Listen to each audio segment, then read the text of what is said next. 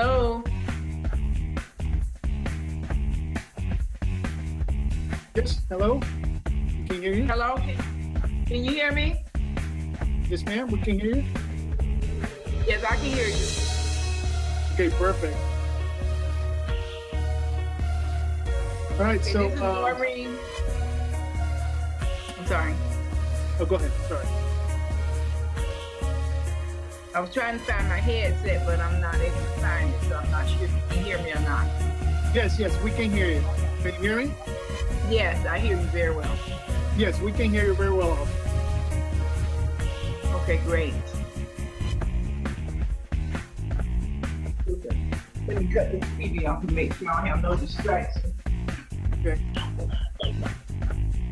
So all audio checks and video checks good from webinar. So I'm going into the background. Okay. Hi. Maureen, your mic is still hot, just letting you know. Okay, let me see how to make it, how to get it. Oh, okay. Oh, this is the first.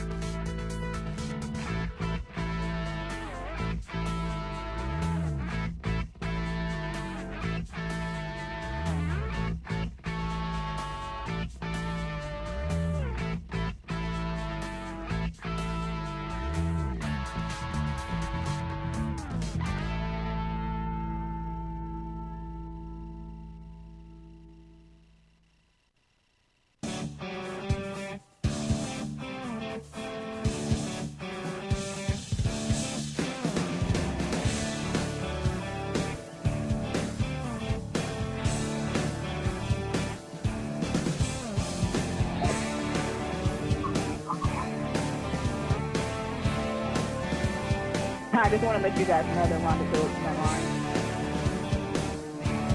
Yes, and Mimi Martinez online as well.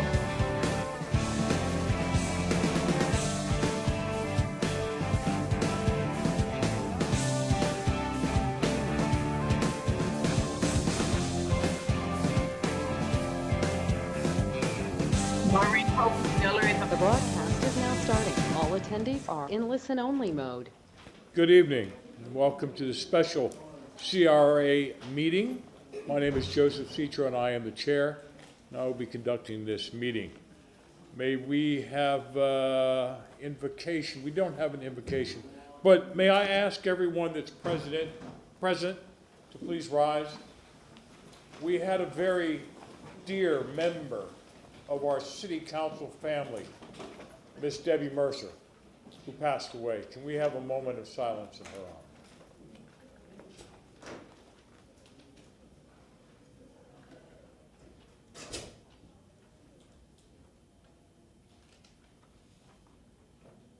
Thank you. Please be seated. Roll call, please. Miranda. Here. Goods. Hurtak. Here. Maniscalco. Here. Vieira. Carlson. Here. And Citro. Here. We have a physical quorum. Thank you very much. Mr. Massey. Since this is a joint meeting of both the CRA and the East Tampa CAC, I believe you have a roster of the CAC members. Could you determine whether we have a physical quorum available for the CAC at this time? Tate. Here. Okay. Cobb. Present. Phillips. Burton. Miller. here. Curry. Few. Johnson. Marshall. Lewis. Martinez. Here. Martinez. Here. James. Here. And Paris. Here. We have a physical quorum. Phillips is here online. Let me just confirm. Do we have a Mr. McCray? Do we have a physical quorum present? Because several members are participating virtually. Ms. Burke said she would be here. Okay. How many members do we have here that are? Currently have 6. Okay, we need to have 7. We have to have 7 We for a only quorum. have 6. Then we will. All right, Okay, we we have have a physical quorum then. Before we start tonight, this is a very different meeting than we normally have, and so I wanted to read to you all some proposed special rules of procedure to see if it was acceptable to both the CRA and to the East Tampa CAC. The purpose of this joint meeting is to allow for an open dialogue between the CRA and the CAC to discuss issues related to community redevelopment efforts in the East Tampa community redevelopment area. While it's been noticed as a special call meeting, this meeting is anticipated to be more of a listening and learning session by both bodies. The chair of the meeting will be the chair of the CRA, Mr. Citro. There has been a roll call, and we have a physical quorum of both bodies as is required by state law and the Attorney General opinions. We will provide for public participation for persons who are not a member of the CAC. At the beginning of the meeting, it's generally limited to 3 minutes per person in accordance with the CRA rules. And that would include participation by members of the public by way of Communication Media Technology, or CMT, if they have pre-registered in accordance with the requirements contained in the notice of this special call meeting. The discussion of the issues by the CRA and CAC will follow the meeting agenda. CRA staff will briefly introduce each item on the meeting agenda. Then the CAC members who wish to address the CRA on that particular agenda item will proceed to the podium on the chambers and address the CRA members here. CRA members may ask questions of both the CAC members who are participating and giving testimony and staff. Staff will be permitted to respond to questions posed by both the CRA and CAC members. CAC members will also be permitted to address the CRA on issues that are not expressly included on the agenda under other items at the end of the agenda. As stated, this is intended to be a discussion, a learning session more akin to a workshop. Therefore, I would recommend official action be limited tonight. However, if the member of the CRA desires to make a motion, I would recommend they do so at the end of the meeting, and really only motions of the CRA board will be considered tonight. This is more for the CAC to provide their input to the CRA board, and then for the CRA board to perhaps take action, but, depending on what the communications transpired tonight.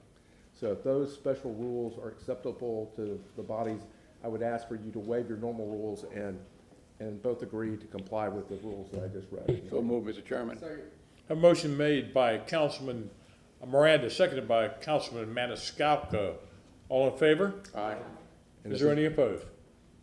Motion carries with Councilman Goods being absent. And do I have concurrence from the CAC members here tonight with those general rules? A motion that. So Then, all in favor? Aye.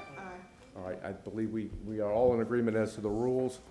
And so I will let Mr. McCray or Ms. Travis introduce the first item, but the first item on the agenda is the East Tampa Strategic Action Plan update and concerns regarding the content of the draft SAP, and then additional requested services by the consultant and payment for those services. So those are Mr. Massey, if I may. Yeah.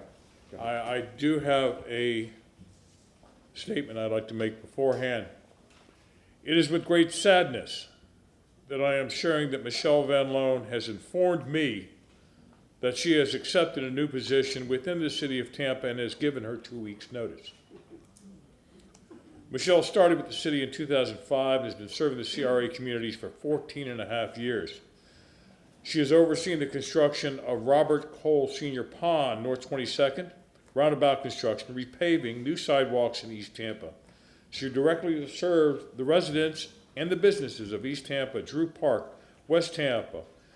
Michelle was instrumental in developing the facade grant and coordinating more than 150 approved grants. Michelle has dedicated herself to our community, her co-workers and staff, and in serving us in the past 2 years as our director. I am appreciative and her support for me and the body of this newly elected CRA board. I know that you would join me in wishing her well in her future endeavors. Ms. Travis, can you please approach the podium? Yes, sir. Good evening, Council. Councilman, would you mind taking the gavel? Because we now have a void within the CRA, I would like to move that Ms. Nicole Travis become the interim CRA director until the future contract is transpired. Back in September? I think it ends in the end Ends of in September. Motion. As a motion. Is there a second? I'd second it. We're going. Any comments on the motion? I'm going to vote no because I think it should be a CRE staff person instead of a city staff person. So we have a whole bunch of CRE staff people that we can choose from. I'll also say while I have the floor is that we need to, the last time it seemed like the city pushed the decision on us, and this time we need to find somebody who meets our criteria, who we can work with, and will work closely with us. So with that, should we take a roll? Thank you. To your point, how long, Mr. Chairman or Nicole or whoever it could be, do you anticipate maybe being an interim? I mean, how long does this body think, that we'll take to September? September. Okay. The contract is transpired. Okay. I believe Mr. Massey had, correct me if I'm wrong, that the service agreement contract, does it run with the fiscal? It runs year? with the fiscal year, and what the contract provides is that currently it provides, the city will provide the CRA director for the CRA. If the CRA is unhappy with the services that are provided by the CRA director, the contract provides that notice would be provided to the city, and then there's a 6-month period for us to try to find someone that is acceptable to the CRA. That's generally what the services agreement provides. So there's probably 6 months or less left in the calendar year, so that probably is what we would need to go and try to find someone for those services outside of the city staff, if that's the desire of the CRA board. I mean, this is taking us back to where we were under the last administration, No, I don't think so. so. I respectfully disagree. So Council Nicole Travis, Administrative Development and Economic Opportunity. One of the reasons I spoke to Councilman Citro earlier once learning of Ms. Van Loan's resignation, but she is moving into my portfolio into a different role. I have extensive background in CRAs and redevelopment. One of the reasons why Mayor Castor recruited me to come to work for the city of Tampa. I don't believe this is taking you back. We're not taking over the director position. I'm simply offering my services and my expertise to fill the gap until council decides at the end of the service level agreement or during that period of time if you want to recruit for a director position or not, if it's working. I am simply offering my services. I think there's a lot of opportunity for us. And I just want to make the point that CRA staff is city staff. And there's a lot, one of the things coming in here, there's a lot of division and territorial stuff. I only look at it as us all working together for the good of the community. And so you've had my commitment from the day that I got confirmed to do that, and you have my commitment to do that until the day I leave. Do you all want to make that vote with one member absent? Or? Please. If I may, and I'm glad two things that I'm glad you brought that up, because we do have a member who's absent who represents most of the CRAs as a district member, number one. Number two, however, your point is well taken, Councilman Carlson, with regards to the issue that we want the CRA person to be with the CRA and not staff. That being said, I mean with Ms. Travis, I'm more than willing to trust her based upon our conversations and whatnot. I think for this short term, I'm fine with it, but I do see your points. Yes, sir. Thank you, Mr. Chair. As if anybody would like to look up the record of Ms. Travis and what she has done with CRAs in the city of Lakeland, please, by all means, do. I had the mayor of Lakeland complain to me because he wanted Ms. Travis back. So, again, I know that Ms. Travis will be the perfect fit for the interim. Anybody else have any comment? Yes, sir. Councilmember Goods is on his way here. Wait till he shows up. I mean, at least on that vote. What do you all want to do? Do you want to vote to see if we'll vote now, or do you want to vote Table now? it until Goods is here. How do we do that? Just go into a recess. We could either go into recess or really, I mean, the first item has really been opened. If you want to allow testimony and then or go we back have public comment. We don't need well, actually, yes, you're right. We're at public Let's have comment. public comment. So why don't we have public comment, and by the time public comment is over, I think Councilman Goods will be here and we'll be prepared to take it back to the Technically, what do we need to do? Table it? table it until Councilman Goods arrives. Do we need to vote on that? I would He's vote the chair on right it, now yes. until he hands the gavel back. Go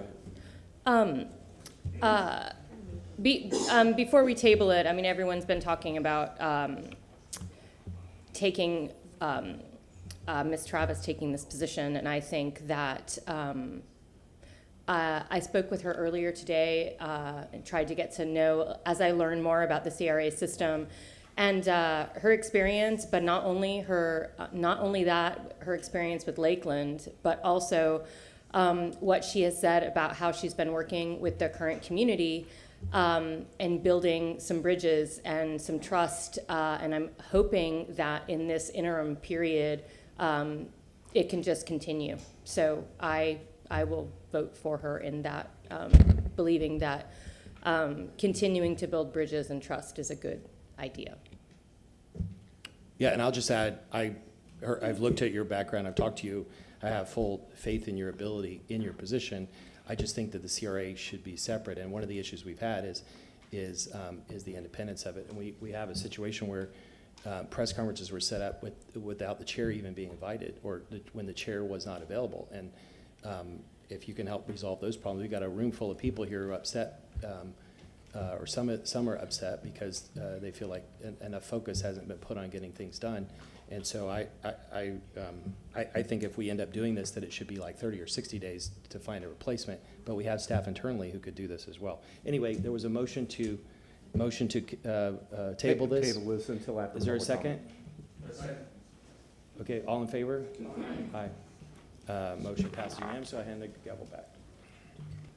Thank you, Councilman.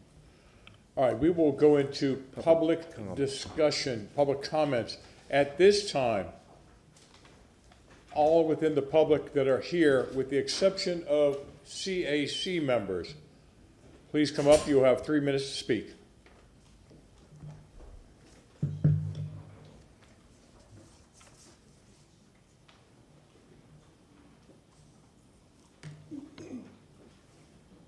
Please approach the podium.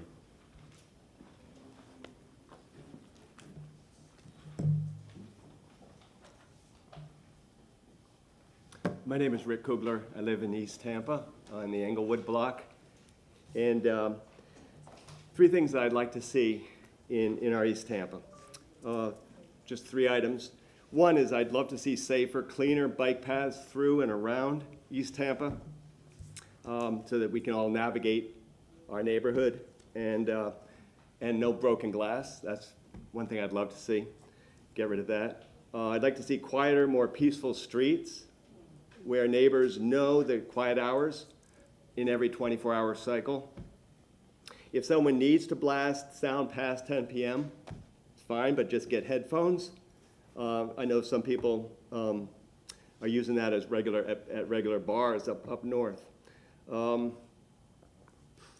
If you can get your own set of personal headphones, and you can be a good neighbor. If someone regularly ignores the slower speed limit in our hood, I think they need to be shown where the racetrack is. There's way too much racing going through our neighborhood, high-speed chases, and it's for fun. That's what a racetrack is for, but not our neighborhood. And the last thing the third thing I think I really would love to see in East Tampa is a strong neighborhood association that serves the people, helps many with their roof problems, helps many with their housing or personal troubles, and not just to serve a few, but to serve as many as possible. And I think that if we can make sure that the neighborhood associations are strong and can spread the money where it needs to be, rather than lining just a few pockets, I think it would be much better for all of us in East Tampa.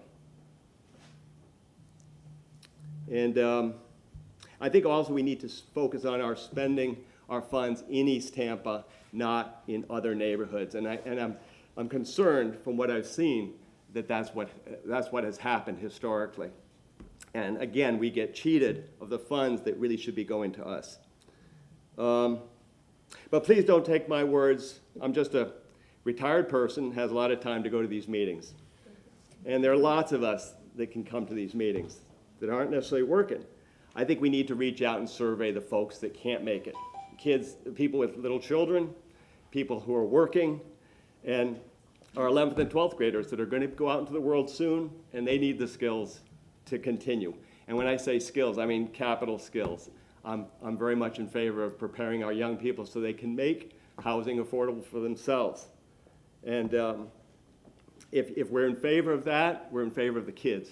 If we're in favor of the kids in East Tampa, giving them the skills they need for the future, then we're in favor of East Tampa. And otherwise, I can't see it any other way than we're just out for ourselves.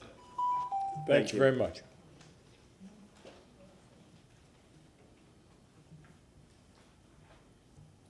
Hello, Diane Ziegler. I live here in East Tampa. I'll be brief. Agenda item number 1, I am definitely in favor of the SAP, the Strategic Action Plan for East Tampa. It looks beautiful, and I've admired the renovations that GAI consultants have done elsewhere. One thing that I need is a functioning neighborhood association for where I live. I'm in the ETBCA, East Tampa Business and Civic Association. We as residents need representation. I haven't been to a meeting yet. I'm still trying to find out if they have public meetings. I remember seeing a news article recently about a roof getting repaired, and I was looking into that article, and I noticed that this man, Robert Gruber, doesn't even live in East Tampa. He lives over near the zoo, the Lowry Park Zoo. I'm not really sure how grant money works in East Tampa, but I guess if money is getting spent elsewhere, outside of the borders of East Tampa, and I think that might need to be addressed. So I'm looking forward to getting together as a neighborhood association and talking about how that works. Thank you. Thank you.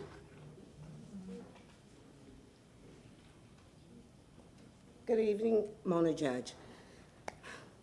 I don't even know where to start with the CRA. I was on the board under Natasha for 2 years, and we don't even really have to be here because most of you guys was here. You know what has been going on. You know that East Tampa haven't gotten anything really done. From the time I was there, I know we got the tree trimming grant, and when we want to change up the tree trimming grant, that's when everything stopped. When we want to say that we want to make sure that contractors inside of East Tampa be able to get these bids, it was a problem. I came in at the end, and I know you, Michelle has resigned, I'm not sure what, but I think what we need to do is, I'm agreeing with Councilman Carson, because it is like our staff really don't make the decisions. I'm not sure where the decision is, if it's coming from the mayor, if it's coming from you guys, but it's definitely not coming from the people we pay to advise us. We can't get anything done. And it is not us. The people know what they want we've had 3 different chairs in the last 4 years, and they all want the same thing. We're not stupid.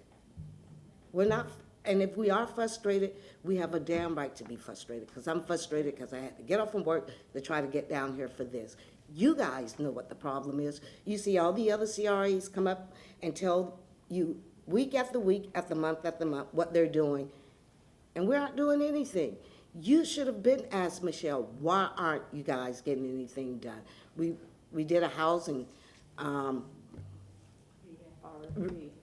housing RFP under Connie, and to this day, it has not gone through. That's just unacceptable. And then you look at us as if we don't know what we're doing.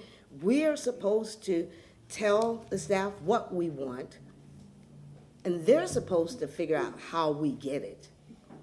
But under Connie, and I think it was Denise Pate, they wrote up the RFP. They presented it to you. And we haven't heard anything. All right, thank you. Thank you very much.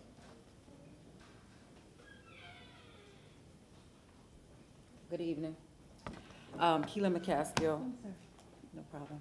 As a volunteer, as a community member, as a realtor, and being a part of this CAC, I'm very concerned with this East Tampa CAC or CRA, whichever acronym. Prior to me sharing the list of concerns, I want to point out that the observations that I've had over the last couple of years demonstrated that we didn't have a director that had the best interest for the people represented in this district. In fact, they seem rather frustrated with the people as opposed to being with the willingness to move forward. And you can fact check that by looking at your CRA updates when they're given. There's a different disposition, there's a different demeanor, there's excitement when sharing the projects as they move forward and the other CRAs that they oversee. But it's different, quite different, when they're discussing East Tampa.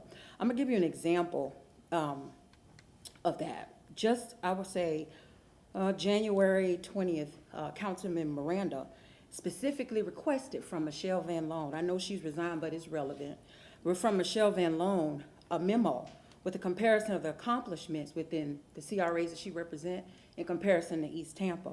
Instead of providing that, she came with an offensive PowerPoint with adjectives describing the people, not what he asked for. He wanted a list of comparison of your accomplishments, what you've done. He wanted to make sure it was spread out between them all the same. The activities, your interests, all of that is different. We still don't have that update, but we saw that aggressive, that racial, disrespectful PowerPoint on last Thursday at your last update.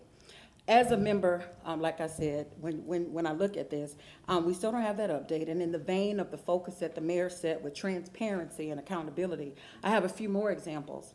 During the last CRA update, Cedric McCray shared that Bloomberg consultations began. This board has asked over and over again to have a consultant, develop a consultant, familiar with affordable housing and that dynamic. Didn't happen. Instead, they presented to you, never to this body, but you can ask them when they get here. This body never knew about Bloomberg until last Thursday. Why would you bring a consultant in when we've asked you multiple times? Councilman Goods has asked from this dais multiple times for a developer consultant. Michelle said urban planner. He said we don't want an urban planner. We want a developer consultant. So my point is, that's an example. Another one was with the infrastructure. The press release was done on April 11th. That means they had already had conversations. The speaker said they had already spoke with the East Tampa CAC. That's huge. $9 million, $7 million going into East Tampa is huge for the small businesses. They could get opportunities available to them. We knew nothing about it. We found out at a press conference. There seems to be, that they get very defensive when we try to bring up concerns instead in a fight to be right versus a fight to do what's right for the community. The last thing is that strategic action plan. Do we have to accept a subpar plan because we in East Tampa? Nobody else has that type of a plan. I asked legal to review the contract, review the 2009 SAP, and review that subpar, unacceptable plan that we received, compare it to the other CACs, see if they would accept that. And the request never made it to legal until I had to send it myself. We don't trust the staff. We didn't trust Michelle. We need somebody to intervene and make sure what we're asking for is moving forward. The next request will be with the media as to why we can't move forward in East Tampa. You guys have opened the door for gentrification on this CRA or CAC staff. Thank you very much.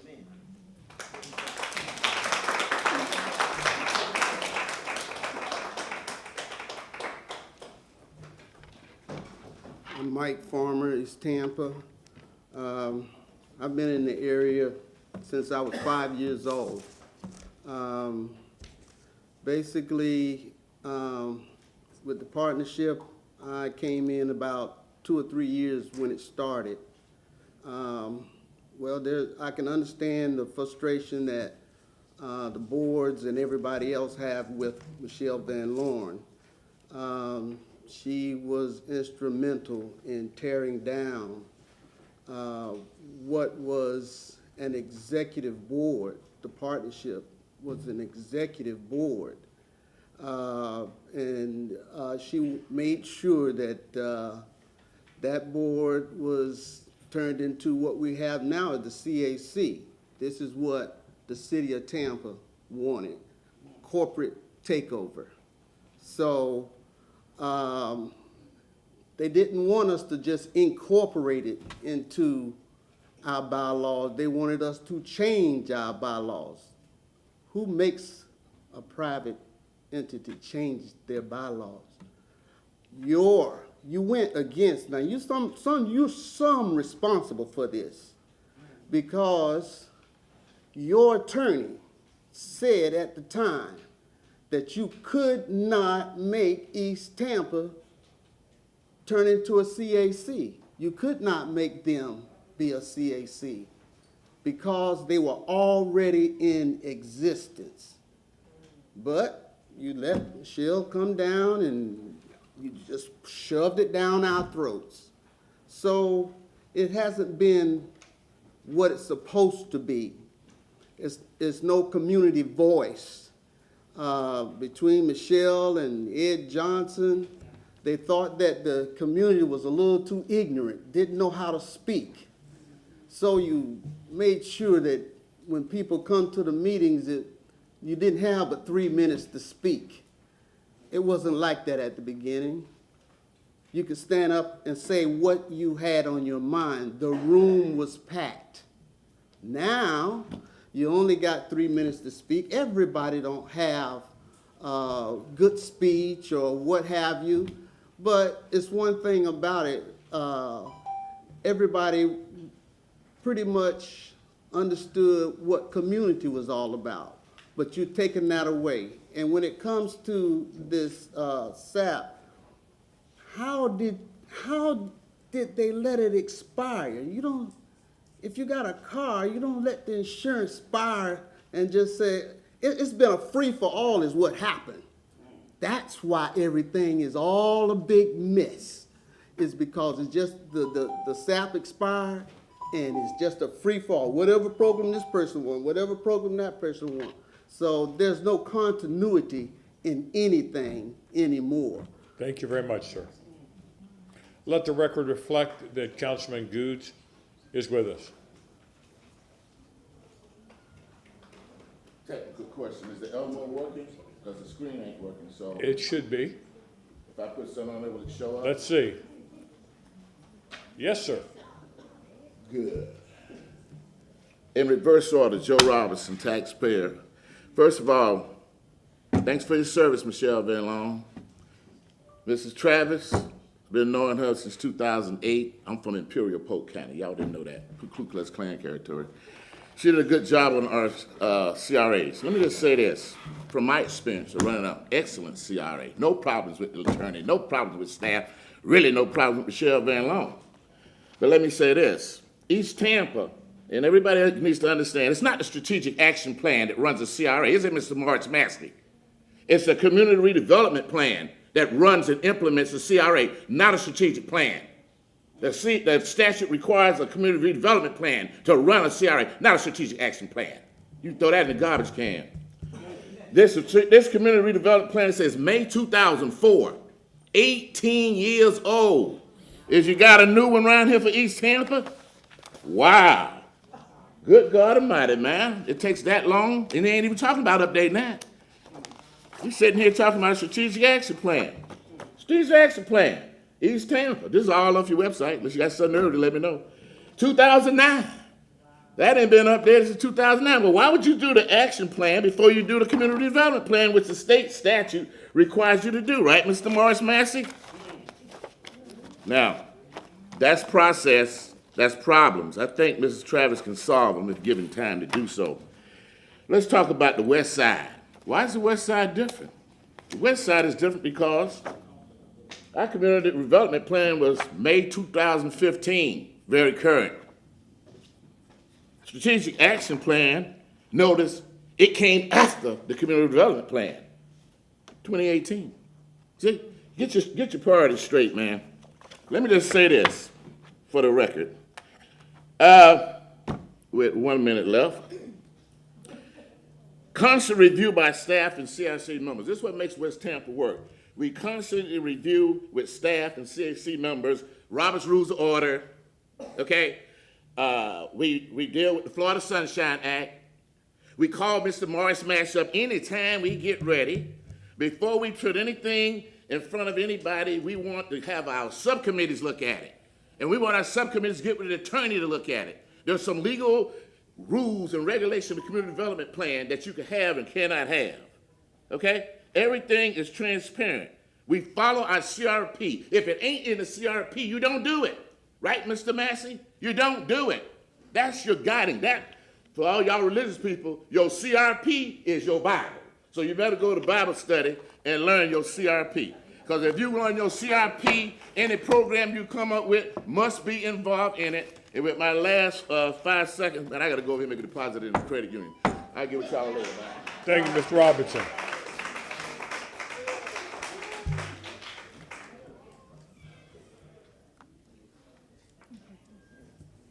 Good afternoon, Allison Hewitt, 4904 32nd Street, third generation East Tampa resident.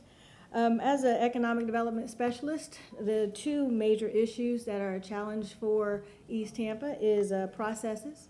As you know and have heard, East Tampa is the largest CRA in the state, one, and two, we have elections every year. So unless there are processes put in place, applications put in place, you have new people who come in every year. And so new people are allowed to say, we're going to create this new system.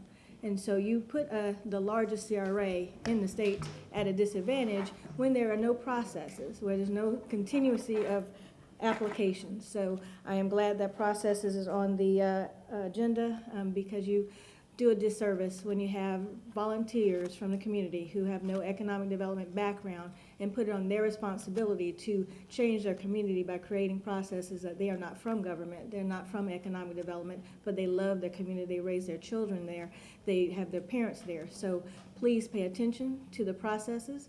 Please do not accept when we say we just do whatever comes from the CAC because the CAC wants things to be done. but they want to have the tools and the support to get things done. Thank you. Thank you.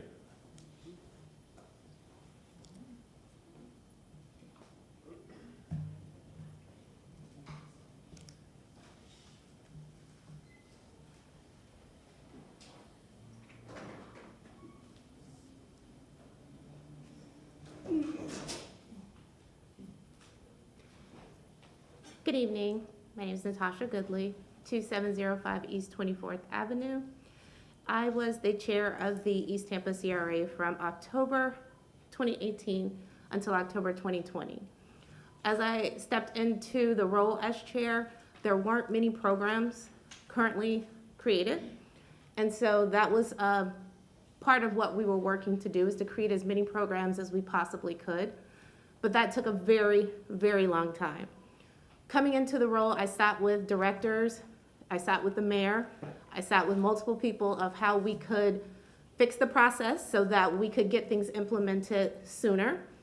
And I was told by the mayor that things that went past a month was a problem, because if we voted, we created a process, we said this is what we wanted, it should be moving forward. But that was always a problem, and that's been a problem, is we will have an idea, vote on it, everyone agrees, and then we give it to staff or whomever to then work on implementing it, and it doesn't get implemented. And so it takes sometimes a year, if not longer, to implement, which holds up the process of spending the dollars. And as you can see, we constantly have a huge rollover of funds because we're not able to spend it fast enough, because everything requires so much time. If we could somehow create a better process so that once the community has said this is what we want, we're able to work on implementation. I know for myself, with the tree trimming grant, that went on for probably a year and a half before it was able to be implemented. And for some of them, I'll be honest, I helped to behind the scenes write, so it's not, I don't know what the holdup is, I'll just be honest, I don't know. But if we could somehow fix that, we can get to the point of being able to spend the dollars the way the community wants in an efficient and effective way. Also, when we create ideas, I notice, and I brought this before you before, is that we get a little pushback with things that we give. And I'll just use this as an example. With the tree lighting, it was mentioned in our CRA meeting that we'd like to see some trees, possibly in lakes and things. And the pushback we got was, we didn't want to put the tree in the lake because we were afraid people were going to jump in the lake trying to touch the tree. So it's like pushback on things where it's like, where is this actually coming from? So if we could really just move forward with our ideas, what the community is saying that they want, so that we could put it all together, I feel like we have the funds, we have the people, we can make it happen. We just don't need the process to be the roadblock as far as making it happen. Thank you. Thank you.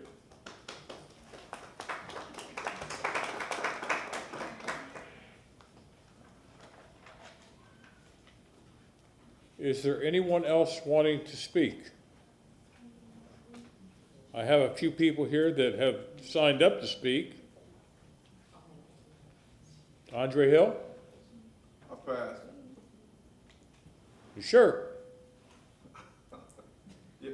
Yeah, my only concern. Come on up to the podium. Please state your name for the record. Yeah, my name is Andre Hill.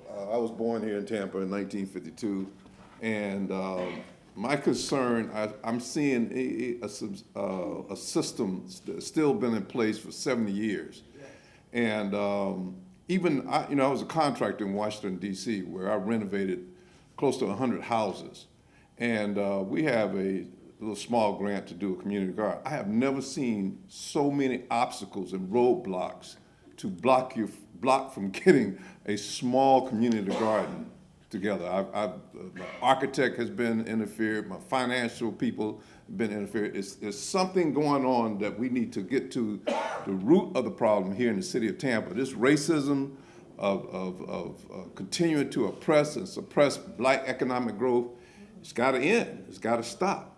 You know, and I can deal with these little obstacles because that's what I do. But the average person, you know, developers that don't understand the mechanics and this racist mechanism that exists in our processing system of filing for permits, you know, drawings and that sort of thing, the city council really seriously need to look at putting a committee together, because people now from all over, I have developers on the West Coast, and they're asking the question, what's wrong with Tampa? How come you can't get anything, you know, black folks can't get anything done there? And so it's systemic, and it needs to be dealt with it. So I made a call and almost had to threaten legal action, you know, to get things moving, and then something mysteriously, after I did that, then some of the permitting process opened up. But we shouldn't have to do that. And so that's my biggest concern. Put together a review committee. Let's get this racism out, because Tampa, this is my home. This is a beautiful city. And I see some ugly heads rising up, developers that intend to corrupt and prohibit the people, and especially the natives of Tampa, from enjoying the prosperity of this beautiful city. Thank you very much. Thank you, Mr. Hill. I also see Miss Connie Burton's name here on the list. Is she, you see her outside? I'm here, but I'm a board member. She's a board member, so she'll be addressing you. I'm sorry. You have your name down here. Yes, sir. I'm sorry, Ms. Burton. I didn't see you back there. Do we have anyone online that wants to speak for public comment? There are no registered speakers. All right. Again, I am going to hand the gavel to Councilman Carlson. Councilman Carlson, we tabled a motion. Do we need the motion again, or just untable it? I think it's appropriate to move forward with restate the motion, and then you can discuss it and vote on it. Councilman Goods, you're not here, and I made a statement that Ms. Van Loan has given her 2-week notice.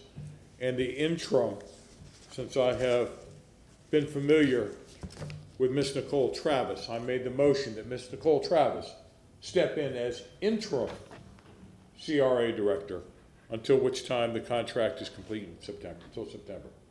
And who was the second? Councilman Miranda. Councilman Miranda. Discussion?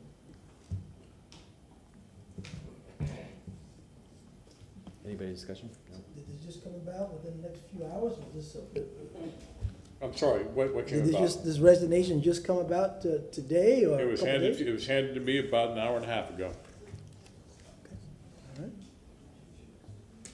Any further questions? All right, any other discussion? Do we do roll call? Roll call, please. Hurtak, Yes. Carlson, No. Maniscalco, Yes. Vieira, Yes. Citro, Yes. Miranda, Yes. and Goods. Yes. Motion carried with Carlson voting no.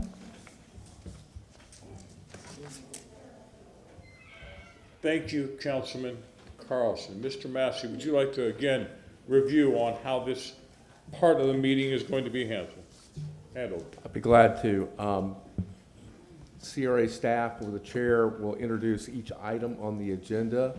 The members of the CAC who would like to address the CRA board will come to the podium and address you all on any issues they have regarding that specific item. At that time, your members of the CRA can ask questions of the members of the CAC. Staff is here to answer questions. Staff will also be allowed to respond. This meeting is more of a listening session than anything else. But if there are motions to be made, I would recommend that we wait till the close of the meeting to make the motions, and those motions be made by the CRA board, because this meeting is really being set up for you all to hear the concerns of the CAC and to respond to those concerns. Thank you very much. The first item on our agenda, we had subsections within that first item, is the East Tampa Strategic Action Plan.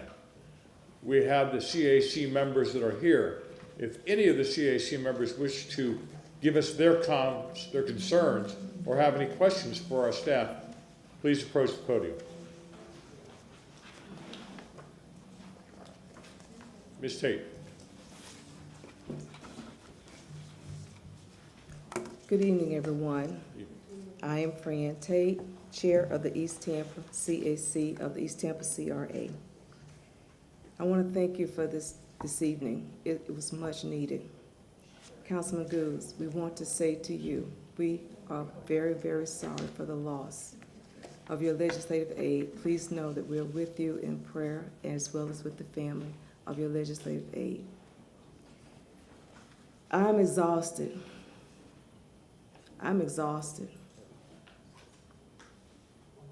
But because I love my community and I'm committed to my community, I want to serve just as well as everyone else that's in this room. We know that we're not architects. We know that we're not planners. We're not redevelopment officials, but we are a group of loving people that want to see East Tampa move forward. I'm in the medical field. I got a pastor. I have an attorney. I have retirees that sit on my board. But that should not make anything that we desire in our community unimportant and overlooked. That should not happen. We need the necessary tools. We have tools. We need staff.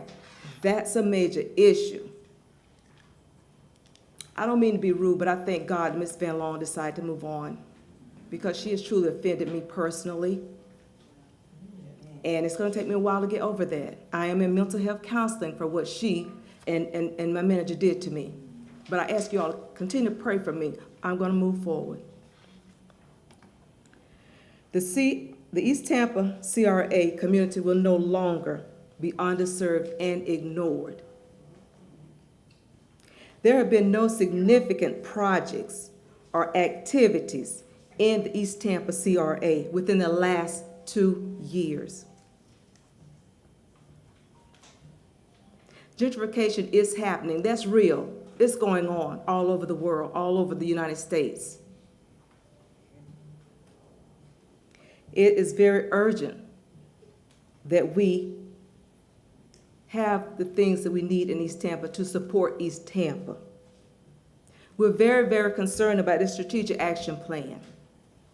And what I did coming on as a board member and being elected as the chair, I chose people in the community that are very well versed in the 8 standing committees that we have. These people understand what they're doing. They know what they're talking about. Please don't ignore them. Extensive delay of implementation of the owner-occupied rehab program. That's been well over the time I got here, a year, 2 years. Where is that program? Where is the RFP so that we can implement it? We want that. We deserve it. We're demanding it. Inability of staff to ensure that meeting agendas and background documents are provided to CAC members within 7 days prior to the meeting. It is the truth, Mr. McCray. We're not getting those. Well, we just started getting them. We have no reason to lie. We're very intentional, we're very sincere. We want our community to thrive. We need those documents within 7 days so that we can have a chance to review them. There's a lack of trust with staff. Example, I'm personally disappointed because of the misrepresentation of the CRA board of the March 1st, 2022 CAC discussion of the draft strategic action plan. The CAC expressed concern that the current draft SAP is not an update of the approved 2009 SAP. That was not relayed to the CRA as we asked staff to do. As you can see from the topics, trust between the community, the CAC, and staff is strained to non-existence. We hope you will assist with the addressing of these issues. We thank you for your time. As I stated, I have standing committee chairs who can expound more on the agenda today, and I ask that you please allow them to do so. Did you have anything that you specifically wanted to say about the strategic action plan? I am going to allow Allison Hewitt. She is very well versed. I want the strategic, I want an update to the 2009 strategic action plan, not a recreated, I don't know, draft. I heard Mr. Robinson, but we're East Tampa. And we paid for a strategic action plan update. But if you look at the contract, it wasn't followed. Any more questions? Yes, sir. Councilman Carlson. Ms. Tate, we have the last three chairs in the room, and I think each of you started with hopes that you could move things forward and try to spend some of this money. I think when we started 3 years ago, there was something like $3 million in the account, and I think there's still $1 million or something in an area that where we all would like to make changes. But all three of you have had similar complaints. Ms. Goodley stood up, Ms. Burton is in the room. Could you tell us, so if you were sitting where we are right now, what are 2 or 3 things or 4 things that you would change right away? What are some action steps that we can take to improve the situation? I would want you to locate that RFP for housing rehab. We have seniors in the community. We have veterans. We have homes that have holes in the roof, holes in the floor. Councilman Goods, we thank you for that thought. We have that RFP. Please, we need that so that we can implement the rehabbing of these homes. You said 3? Yes, please. Okay, that's one. Ms. Goodley, Mr. Massey, this was supposed to be for CAC and CRA board members. Correct. This is only. But unless you all want to waive the rules, that. She's a former chair, so. Then make a motion to waive the rules, please. Motion to waive the rules for the former chair. All in favor, say aye. Aye. Thank you. So for the owner-occupied rehab, we voted, while I was chair, to remove the program from the city because the program had been with the city for 2 years and we didn't have one person utilize any of the funds. We had $500,000 set aside for it. And once we realized that it wasn't being utilized, we decided to try to find a nonprofit that could step in and take the funds and start doing the rehab.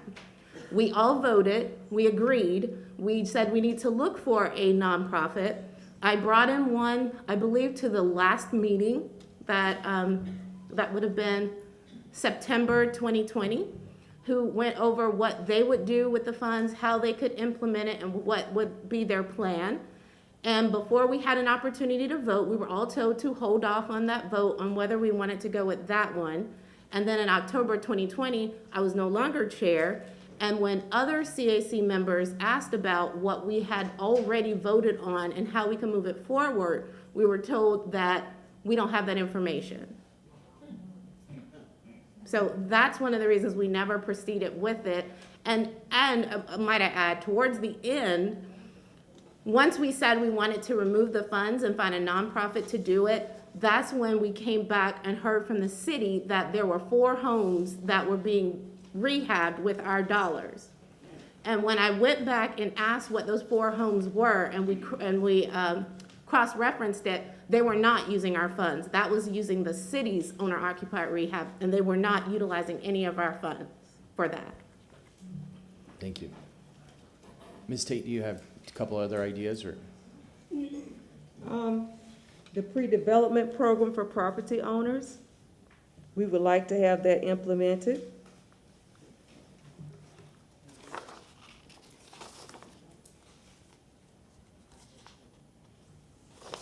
There's just so much more that I could just bounce off the top of my head that needs to be done in East Tampa.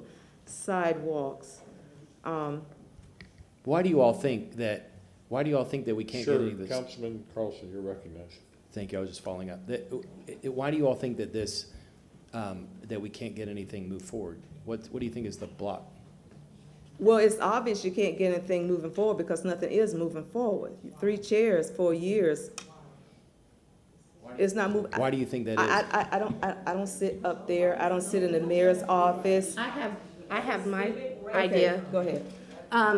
Because when I came on, when I came on as chair, we were spending money where I believe the city should have been spending it. So we were paving roads. We were doing sidewalks. We were doing all the things that in other neighborhoods the city pays for.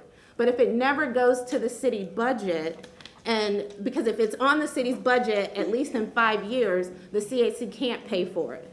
That's the statute. So if it never goes to the city budget, we can always pay for it. So when I came in, we started pulling back the funds from doing that. We paved the last roads. We were like, we're not paving roads anymore. That's the city's job. We're not putting sidewalks in. We're supposed to supplement. We're supposed to add things to our neighborhood. But previously, all we've been doing is what the city should have been doing in our neighborhood. And I think once we brought light to that, that's where all the things that we wanted to do started to slow down tremendously. This is my concern, Mr. Chair. I'll say this and I'll be quiet. This is my concern with continuing to outsource to the city, is that as long as it's part of the T3 program, we're going to get lots of movement. If it's up to the CRA board, the city staff's going to do nothing to implement it. And this is across the board. It's frustrating. Councilman Cross, don't be quiet. Please, speak your mind. Councilman Goode. You know, I'm glad I had a chance to, I'm still here to see this meeting.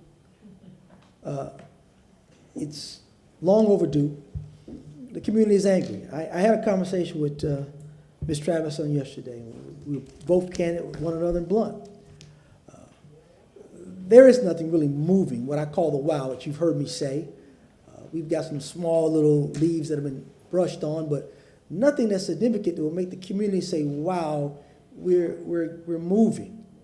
And we talked about that extensively, making sure that we find those wows so people can say, we're part of the process, and that we're not at the bottom, but we move up to be elevated to the top. I think that has been the problem for a lot of the administrations, that until what I call black folks get angry, they say are mad, people pay attention to us and listen to us. And that shouldn't have to be. It shouldn't have to be. But I'm hoping that Ms. Travis, who has the experience and has done some things in black communities where she's come from, will be able to bring some of that experience here to help Mr. McCray to build what we need to build. We have money to build. We have money to do real programs. But just like I told her, I think the process stopped because the city has what they want to get done or what their objectives are versus what the CAC or East Tampa wants, and so we have to wait till our turn or wait till they're ready to work with us. Like I told Ms. Travis, we can't do that anymore. We have to have a team focused strictly on East Tampa to make it really move. And the city can still operate, but we have to have a team somewhere within the city. That way, those projects do get done. We don't have to wait for this RFP to wait so long. We don't have to wait for a certain project that we have been sitting on the shelf forever to get done. The city is a big place. It's getting bigger every day. But we cannot continue as a CAC in East Tampa to always be at the back of the line. We need to be put to the front of the line of some of those other projects to get it moving. That's just my observation of the person who sat on the CAC for East Tampa. I experienced those things of why we can't do this. There's always, well, we can't do this because of this reason. But we'll find a way to do other projects in the city or find a loophole to do things. So we got to find those loopholes in East Tampa to do the same thing that we've been doing in the city. So that's just been my observation over the years and person who sit on that board. So I do understand the frustration. So hopefully with Ms. Travis on board and the board hear the concerns of the board members of the community, we can take these things to the mayor and we can get these things kind of moving the way it needs to move. Thank you, Mr. Chair. May I say one thing, and then I'll defer to Ms. Connie? Yes, Ms. Goodley, go ahead. One of the things that I also noticed as becoming chair is that we were being spoon-fed the budget. So the budget was prepared and brought to us literally the day before our meeting and said, you have to vote on this. So the very first time, we knew no better. We're like, okay, we trust your judgment, we vote. After I went to the CRA conferences and I started talking to other people and they're like, what? You don't write your own budget? So I came back and said, no, we're writing our own budget. We're coming up with where we want our dollars spent. That's how, clear all that out, we'll tell you where we want to put money. So up until that point, we didn't know that we could not say we're not paving this road, not say that we're not putting these sidewalks in, but we want to beautify and do these other things because no one in our training, no one ever told us that.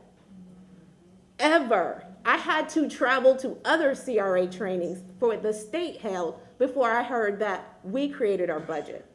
So that's where I learned the power that we had as a CAC and was able to start implementing that and getting those programs created. Because just from what I learned, it was not ever given to us. Ms. Connie. Connie Burton. I really don't know where to start, but I will start from this point. I asked my granddaughter, tell me when she look at the community, what does she see? She said the blue represent all the bad roofs in our community. All the tarps, they're everywhere. And you say, what has been the reason for this? It's based on simple nothing but racism. I'm here every Thursday, and I see how that CRA people are brought up here and how they are presented, and they want to give $25 million to the Strass Center. Oh, culturally enrichment. Now the trolley, $1 million, and they just able to do whatever they want. And we come to our community and to our CRA meeting, it's all no.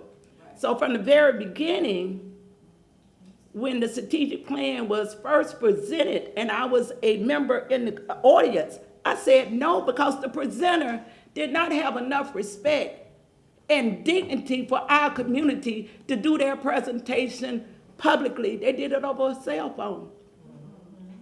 And Ms. Michelle thought it was okay.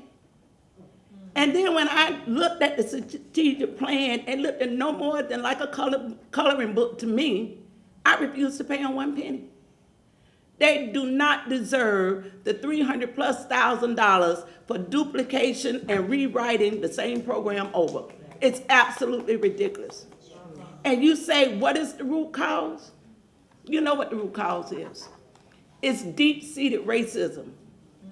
It is a city government that is determined, like hell, to treat us as if we are subpar. And I don't know if this sister here could do the job or not, but all the decisions starts from the top, not her. It's going to be the mayor.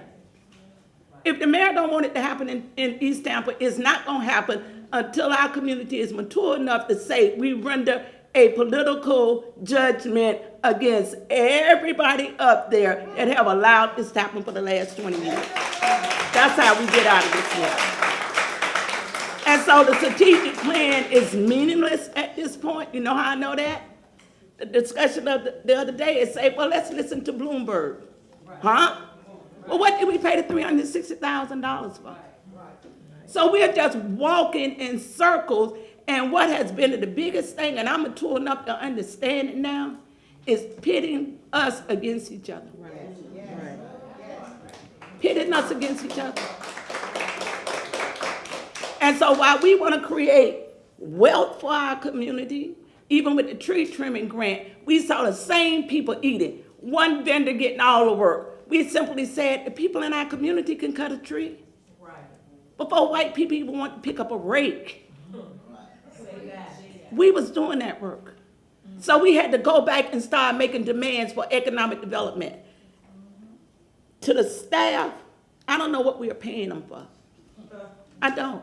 We pay out salary for 5 different individuals, and we're being asked to come up with the plan.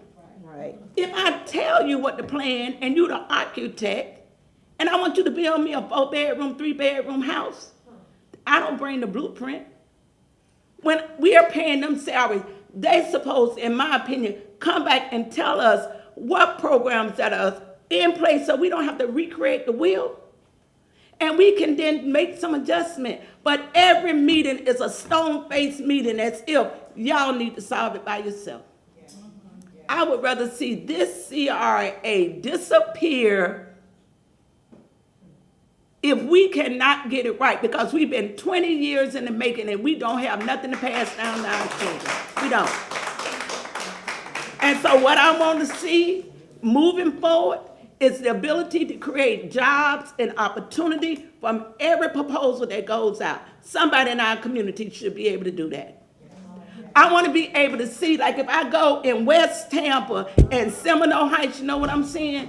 People are able to have accessory dwelling units, creating nothing but generational wealth for that family to continue. We don't do that. We haven't been able to do that.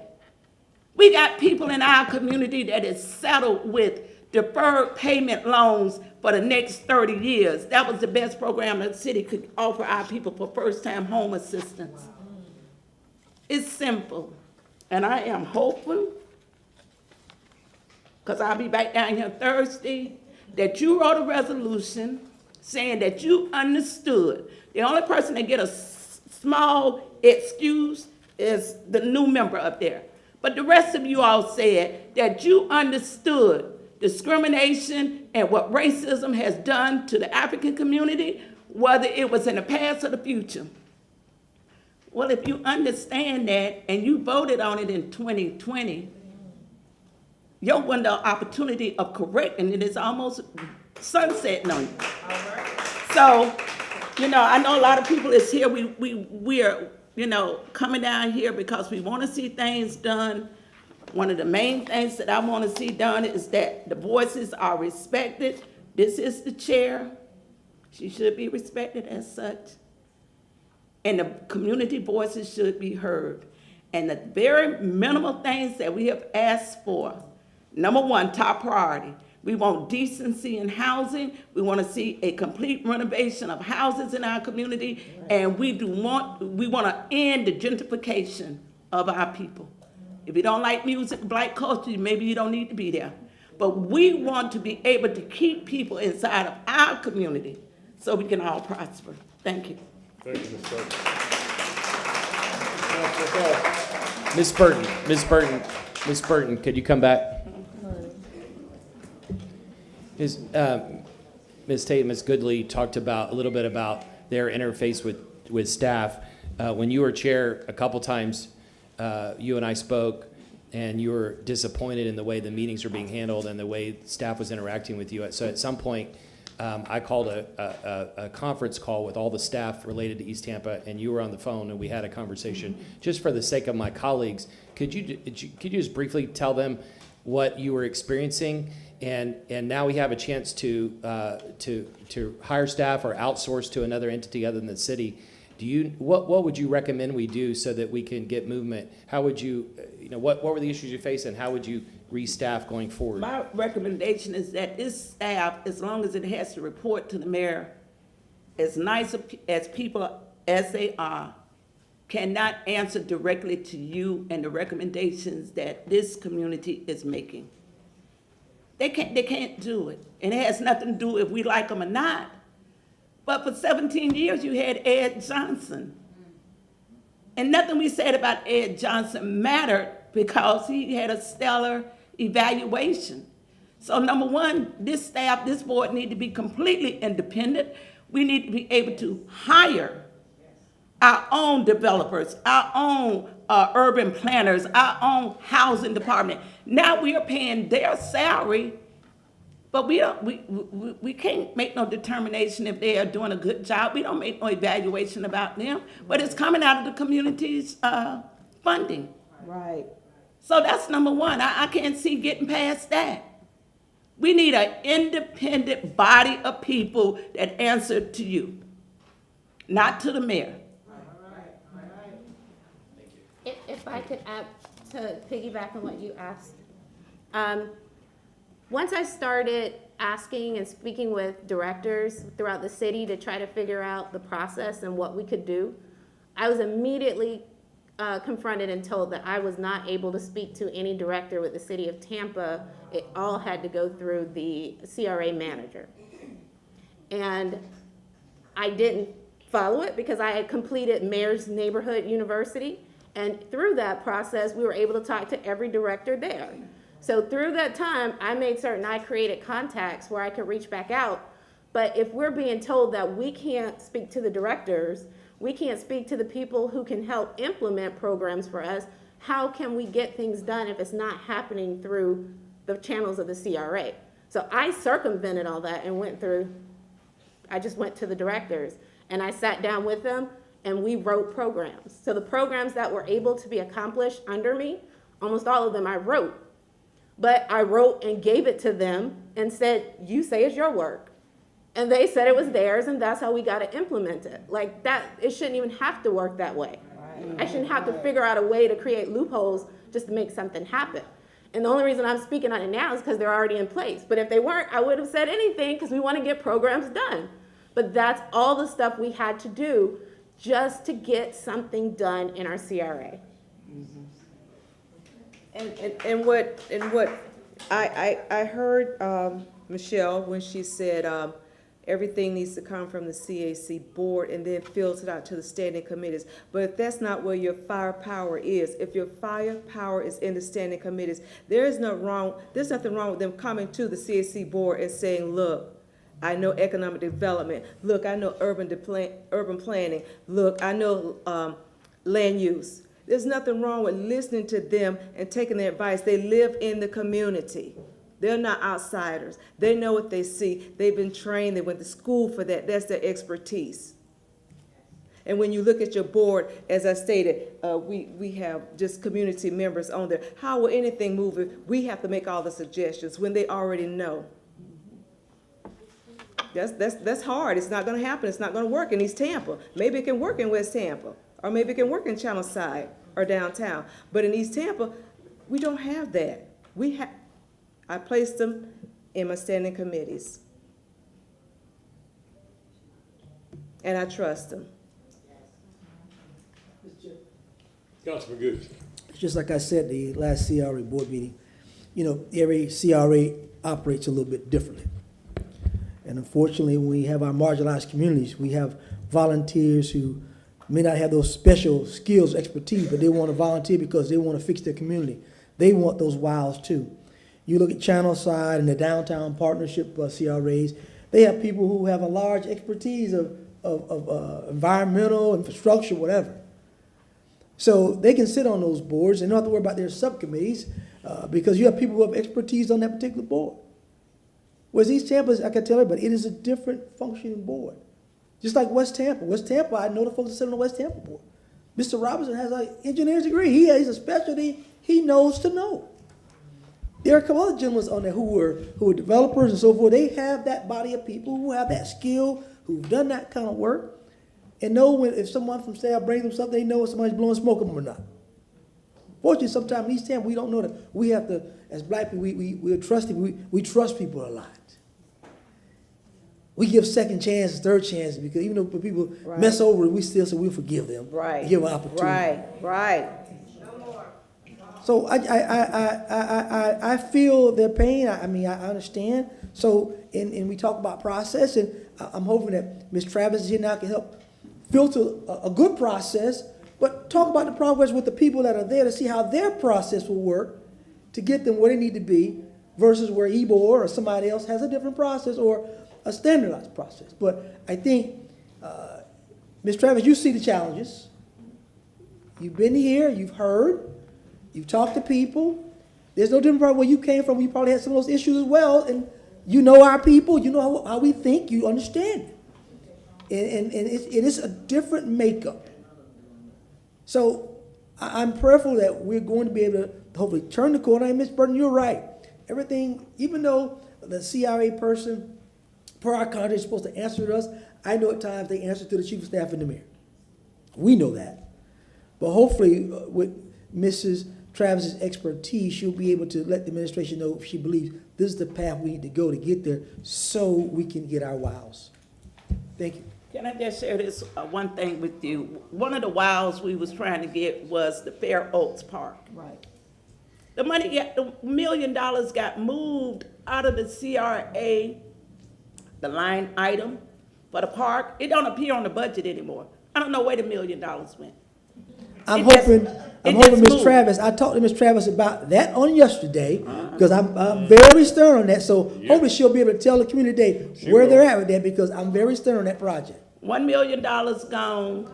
We say we want $2 million for a housing, using this as an example, a housing development concept because working class people can't buy $400,000 homes. Right.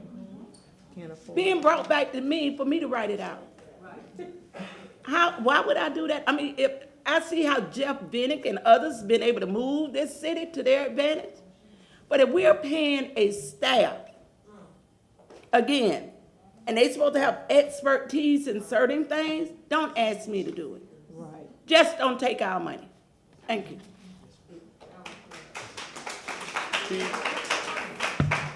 Ms. Travis, I just would like, before you speak, I would like to know, are there any other CAC members that want to speak to the SAP? Yes, sir. Good evening, Jeffrey Johnson, CAC member. A couple of things about the content of the SAP in which we had grievances with.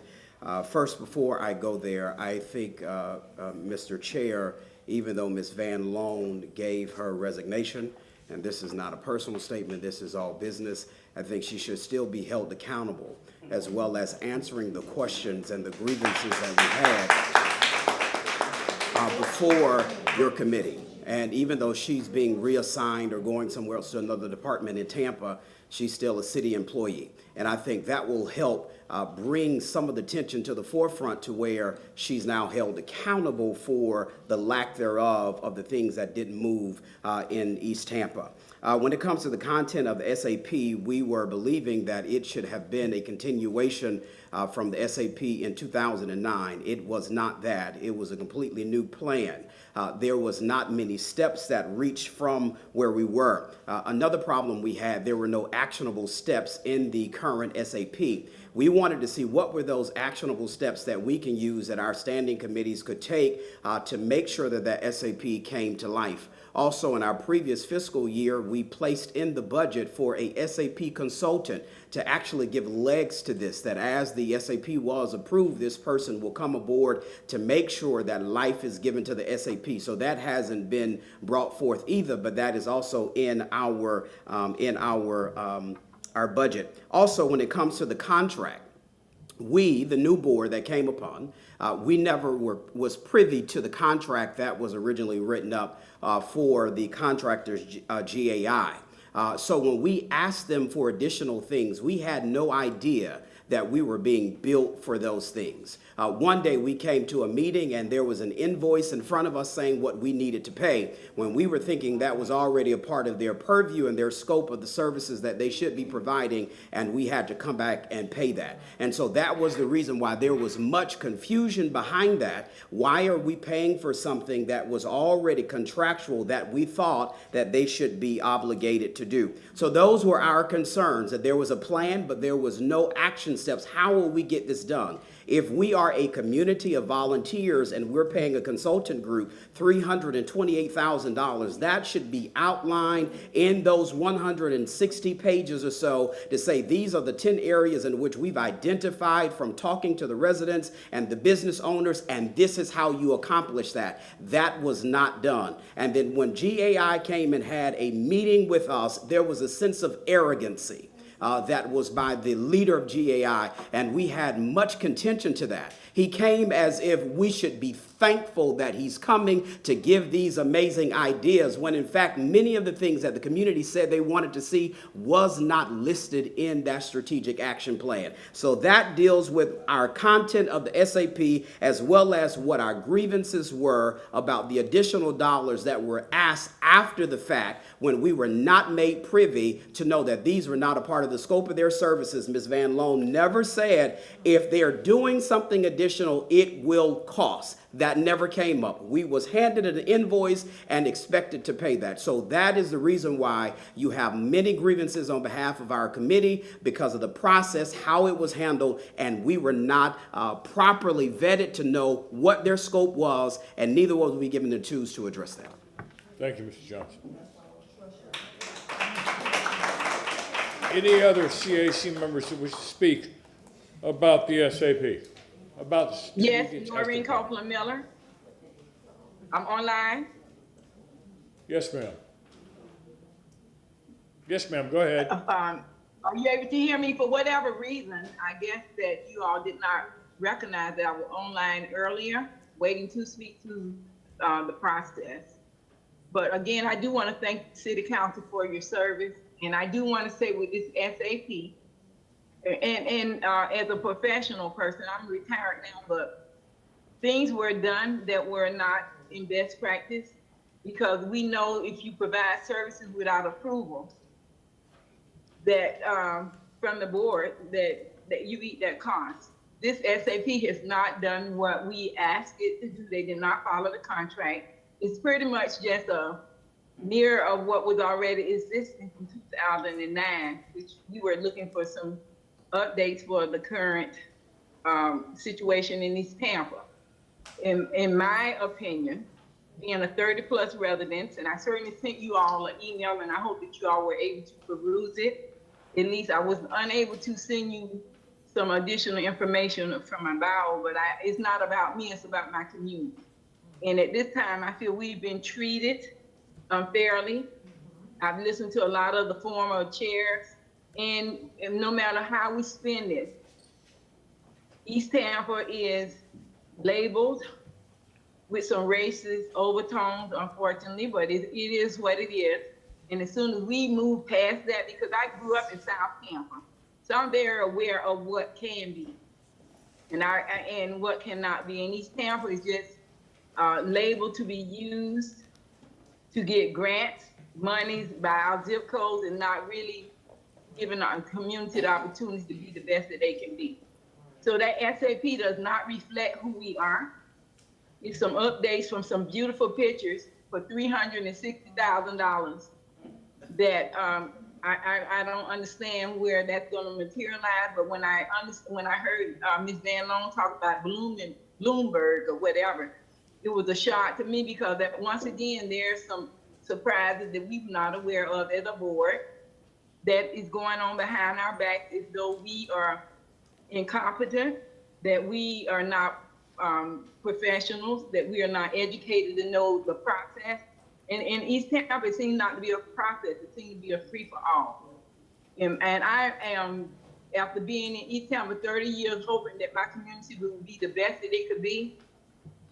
And when she hollered frustration, I am, because it's like, we are frustrated because we're led around by a director that has her own opinion of what we need, of what we deserve. And it's not high expectation from her end, it's low expectation. So I wish her well on her venture, and hopefully she'll be in a community where she fits in, because it's clear to me that when we talk about this SAP, it's not in the best interest of people of color. And thank you so very much for the opportunity to speak. Would you please do me a favor and state your name for the record? My name is Noreen Copeland Miller. Thank you, Ms. 30-plus year of East Tampa resident and a member of the CAC board. Thank you very much. Any other members of the CAC that would like to speak about the strategic action plan?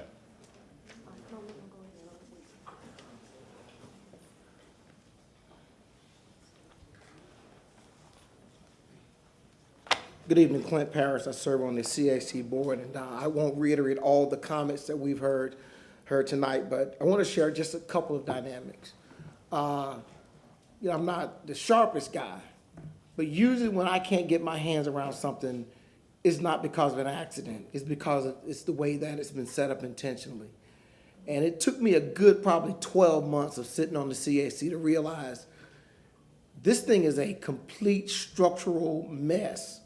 And I don't think that's by accident. There's a lot of money at stake here. A lot of money, and a lot of people making a lot of money from the CAC without the actual services and things that this community needs actually happening. And I throw that back to the CRA board. You all are probably the one most consistent thing here. We saw Ed Johnson leave shortly, probably about 2 years ago now, I think it is. And for almost a year, we were just left almost without clear leadership. And I don't think that was just completely on us, because there are reports being made. And I've heard reports be made to the CRA board, and you all just kind of nod your head and blow along with it without putting the real pressure. Because we're told that our meetings, we're just making recommendations. We're not really deciding stuff. We're just kind of making recommendations, and the real meat gets on the table when it comes to you all. So I think you all need to really take a hard look at how you've handled this CRA over the last couple of years and allowed it to render it to be in the situation it is. It doesn't take a brain surgeon to realize that SAP that we received, and once we finally got the contract to look at it, didn't look like what should have been presented to us. In fact, we asked that a legal opinion be given from the legal department explaining, is the SAP in line with the contract that they were provided to give to us? To date, we've not heard anything about that, but that would be consistent with a lot of things that tend to go into what I call the city's black hole. Things go in, and by the time it's time for something to come out, the people who would know what should be coming out, they're gone, and now you have another group of people who really don't know what should or should not be happening. So what do? They trust good people that they think are serving to give them what they deserve. So I think that's one of the most important things here is we have to create a mechanism of accountability, because that contract was signed by the city, and somebody at the city should have been monitoring the initial draft to say, this is not what we asked for. That's as it pertains to the SAP. I would love to know from a legal opinion if what they presented is what we actually contracted to receive. The other thing is regarding the payment. It just seemed like anybody, anywhere, at any time could yell, hey, come to my street. Hey, come walk with us. Hey, come look at, I think there were some retention ponds. Come look at my retention pond. And they were done. And then we received the bill for it, and we were basically told by Michelle Van Loan, hey, it's the bill, he's done the services, you kind of need to just go ahead and get this thing paid. We've spent, I can't tell you how many meetings to the point, my position was pay the doggone thing, get it out the way so we can talk about real issues that are concerning this community. So I would love to see this CRA board take a hard look at that SAP, look at the contract, and see if you agree that what he produced is what you're really asking to provide. That's as it pertains to the SAP, and I'll come back at an appropriate time in the agenda for other comments. Thank you, Mr. Parrish. Mr. Massey. I do want to respond regarding the SAP, and I did receive written comments, I think, through Ms. Tate about specific concerns that the East Tampa CAC had with the draft SAP. And I did refer it back to CRA staff and to JAI and asked them why there's this disconnect. And a couple things. We have been told by JAI, and number one, we have not paid them the entire amount. We're holding back money still under the contract. So they've not fully performed. We've not paid them for their performance yet. So they're still under contract. We've advised them of the deficiencies that you all have noted, some of which I agree with. They don't comply with the scope of contract. And they have responded that they are revising the draft contract and draft SAP to address your concerns. So until we're not at a point at finding them in default or opining that the SAP is wrong, the SAP is still in draft form. And so they are supposedly addressing those concerns and coming back with revisions to the SAP. Mr. Chair, if I might just make a quick comment. Yes, please, Mr. Parrish. This has the feel of the kind of response we get from city about the issues we asked. We asked for a legal opinion. We didn't ask to coordinate with GAI as to what should be done. We asked for a legal opinion, and nothing has been come forward. And today we didn't hear anything legal about whether or not they're in compliance with that contract. We just asked that we be clear, is what we received consistent with what we contracted for? Now maybe they can fix it and correct it, but the question was for a legal opinion, and I would hope that we'd be able to get one at some point in time. The legal opinion is the contract has not been fully performed and we're holding back money until they have performed under the contract. Thank you. Any other CAC members that wish to speak about the strategic action plan? Hello, my name is Dominique Cobb, Vice Chair of the CAC. My opinion and my comments also reflect the most of the public and also the CAC board. I am making a request, as I did in the previous meeting, to table the SAP until we get an actual feedback from GAI, and then we can make a decision. But in the meantime, speaking of SAP, when I originally joined the board back in 2019, with my background in public policy and administration, I was asked to join this board because of my expertise in a certain amount of areas on this board. While looking for that, unbeknownst to me, a lot of my direction that I have put in with our meetings have come from the Lakeland CRA. So to go back to the beginning of the meeting about Ms. Travis, I did not know that she was the implementer of all those programs I had already been ushering into this, the current CAC. So I am in favor of Ms. Travis working along with us and helping with direction.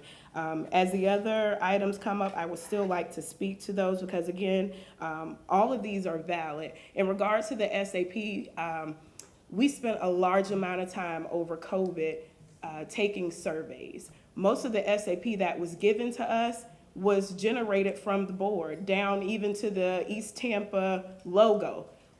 If anything, I would request to get paid for that because that was my intellectual property that was used during that. So I'm not asking for reparations now, but again, the information that was given, the surveys that were taken from the community, I would still like to use that information right now because one thing that we did get from the SAP, there are quite a number of concerns: housing, economic development. And I believe that all those things can be attainable within a certain amount of time. But the issue is that we keep asking you all for help and you're not helping. So what I am asking is that we have our own money to be able to delegate the way we need to. That could be delegated through private entities, that could be delegated through nonprofits that are already working in the area. I hope that Ms. Travis come along and go ahead and work with us to get those things implemented because again, all of us are volunteers. None of us are getting paid. We are not developers. We are people who have reinvested in this area. I could have moved to DC. I could have moved to Riverview. I decided to come back into East Tampa because we are one of the only last areas where the demographic looks like us. And unfortunately, I would like to, unfortunately, the people who live here, their homes are being blown away, their homes are falling apart, and if we don't do our part right now, those homes are going to fall apart and the developer is going to come and redevelop, and they can't move back into that stay-at-home. So again, I hope that the administration we have right now can work with us to not only fix homes, but also usher in multifamily homes, multi-dimensional properties. We know that the planning committee has higher DP in East Tampa. Unfortunately, that's going into a whole nother area of housing. But if I have a housing voucher, I cannot move in East Tampa because I cannot even afford it on a voucher. So these are the things that we need to look at. Unfortunately, this administration has not helped us. So I'm not asking for help. What I'm asking for is the money to do the things that we need to do and the space to do it. Are there any other CAC members that want to speak to? I just wanted to bring one thing to light. The CAC did not initially select the consultant. The process of bringing that consultant on board was actually done by staff and administration. So we were given a list of potential people who applied for the RFP. And then we created a subcommittee that was supposed to meet with them and meet with every one of the applicants and then come back and let us know. One of the individuals said they weren't noticed of any of the meetings, so they didn't attend, and the other one couldn't attend. And we were never, as the chair, I was never made aware that it all happened without any of our CAC members being present to decide what was the best consultant. So we were advised at one meeting that GAI, this is who it is, which created a whole big ruckus because everyone said this was not, we didn't have any insight to this. We can't go to our members and say, how was it? Who was the best one? And it was kind of just poo-pooed. So we kind of went through again, and GAI sat down and said, well, this is what we will do and all this, but we didn't have the opportunity to speak to the other ones. So I just wanted to make it known that we did not select GAI. GAI was selected by city staff and administration, and they were given to us. Ms. Goodley, I'm sorry, you made a comment earlier about going to the Florida FCRA. Is that where you found your knowledge? That was where I found part of my knowledge. Okay, the Florida CRA is excellent, and it's usually held at the Florida League of Cities. I would recommend it to anybody that would like to find out more about CRAs. I don't think this was with the Florida League of Cities. It was a conference that was in Fort Myers. Okay. It was the FC. Okay, yes, that's the FRA, one. excuse me, the FRA. Yes. All right, if we're not going to have any more questions or comments from the CAC concerning the Strategic Action Plan, Ms. Travis, do you want to speak to that?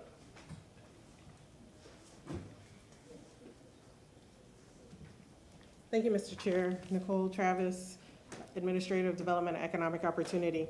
So I have some comments regarding the SAP. I have read the document and I've heard the frustration. My comments really are not just about the SAP. What you hear and see here are people that are frustrated in the process and things not getting done in a manner that is acceptable and in a timeline that's acceptable to them.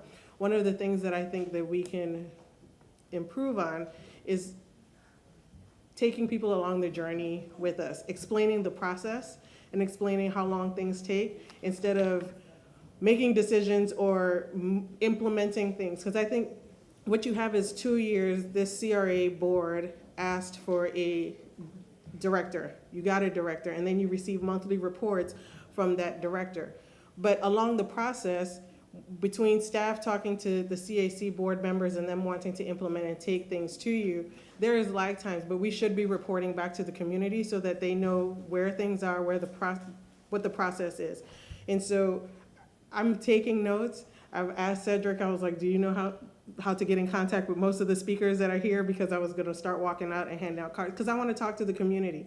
I want to understand what the wants are, how we can implement things together. You can't do development without the community. You absolutely cannot. You have to be boots on the ground. You have to be in the community. It's my life's work. It's my career. That's what I've done, and I plan to do it here as well. And so I hear frustration, but I see a lot of opportunity. I see a lot of familiar faces from when I was in Tampa before, and also some lifelong family friends. So I'm really looking forward to the opportunity, continue to take notes on the other items. There are a lot of things that were said, the accessory dwelling units, you've heard this from the affordable housing perspective and housing crisis. One of the things that staff is bringing back to you in the June workshop is affordable housing in certain areas of the city. Some areas just absolutely do not want it. There are other areas that could use accessory dwelling units, duplexes, triplexes, and that be a way of building generational wealth and also a way of being able to supplement their income by being able to have, be able to rent a piece of property. Those are things that I have already directed staff to work on and things that are already in the works. So a lot of things that you are hearing here, they're great ideas, and I completely look forward to working with the community on moving forward. So thank you. Thank you. Councilman Maniscalco.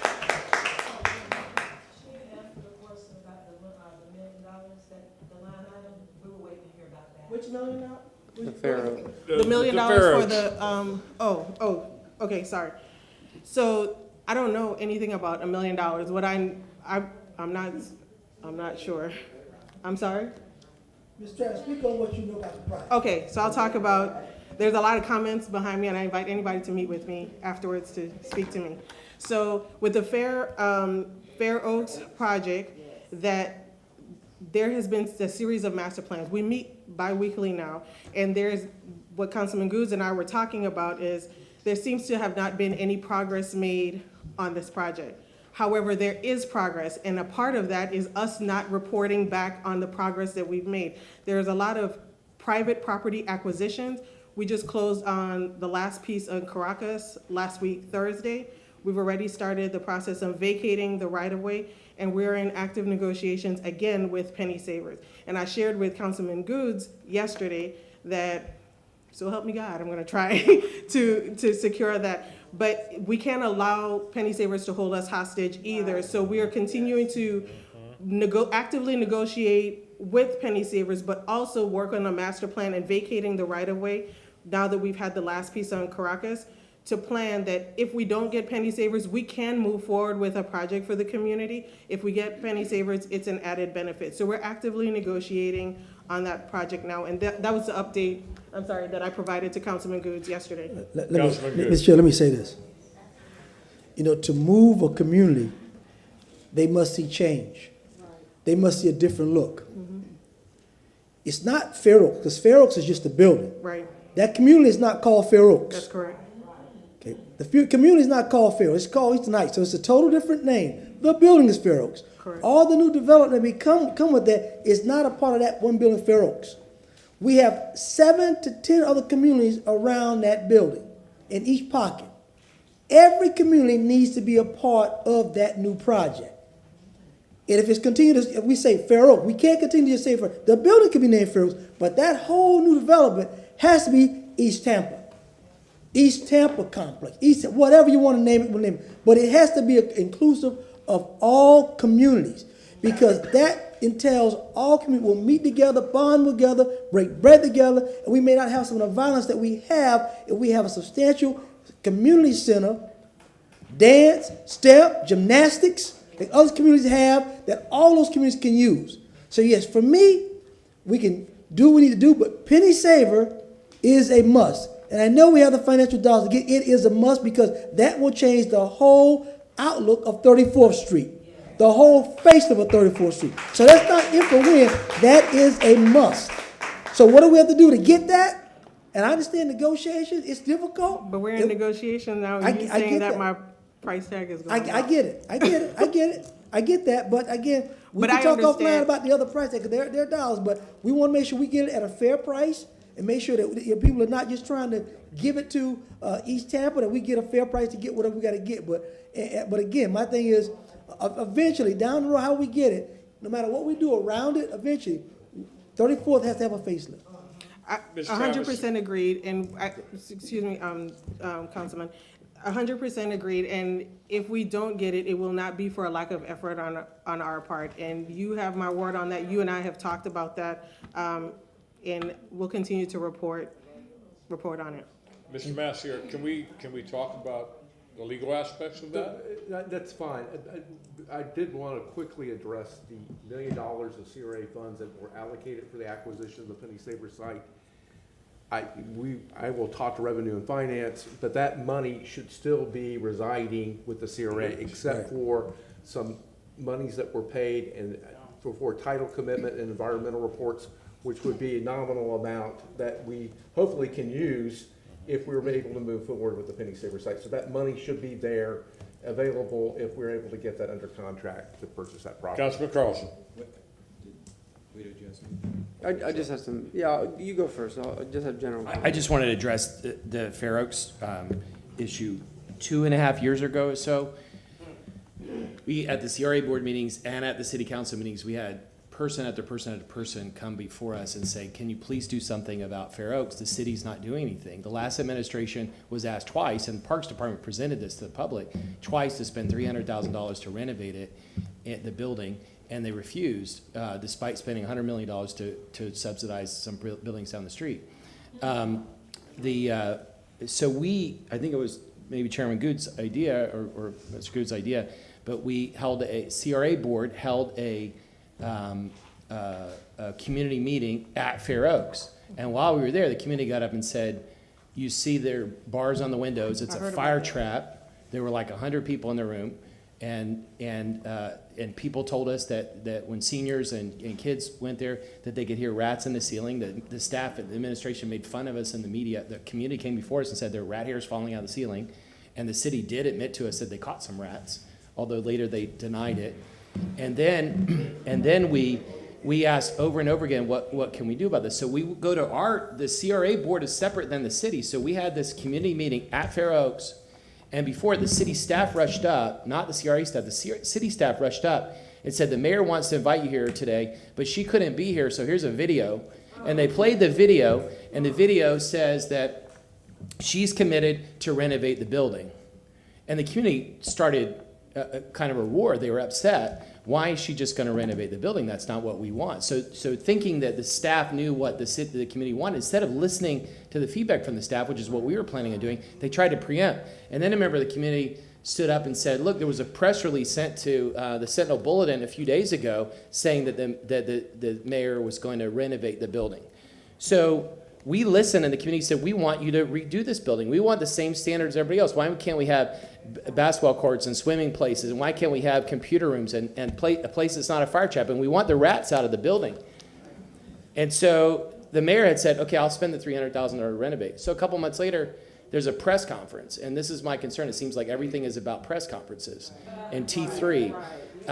So the press conference was, now we're going to spend $18 million on this park. And the community, if the community says, yes, we should spend $18 million on the park, great.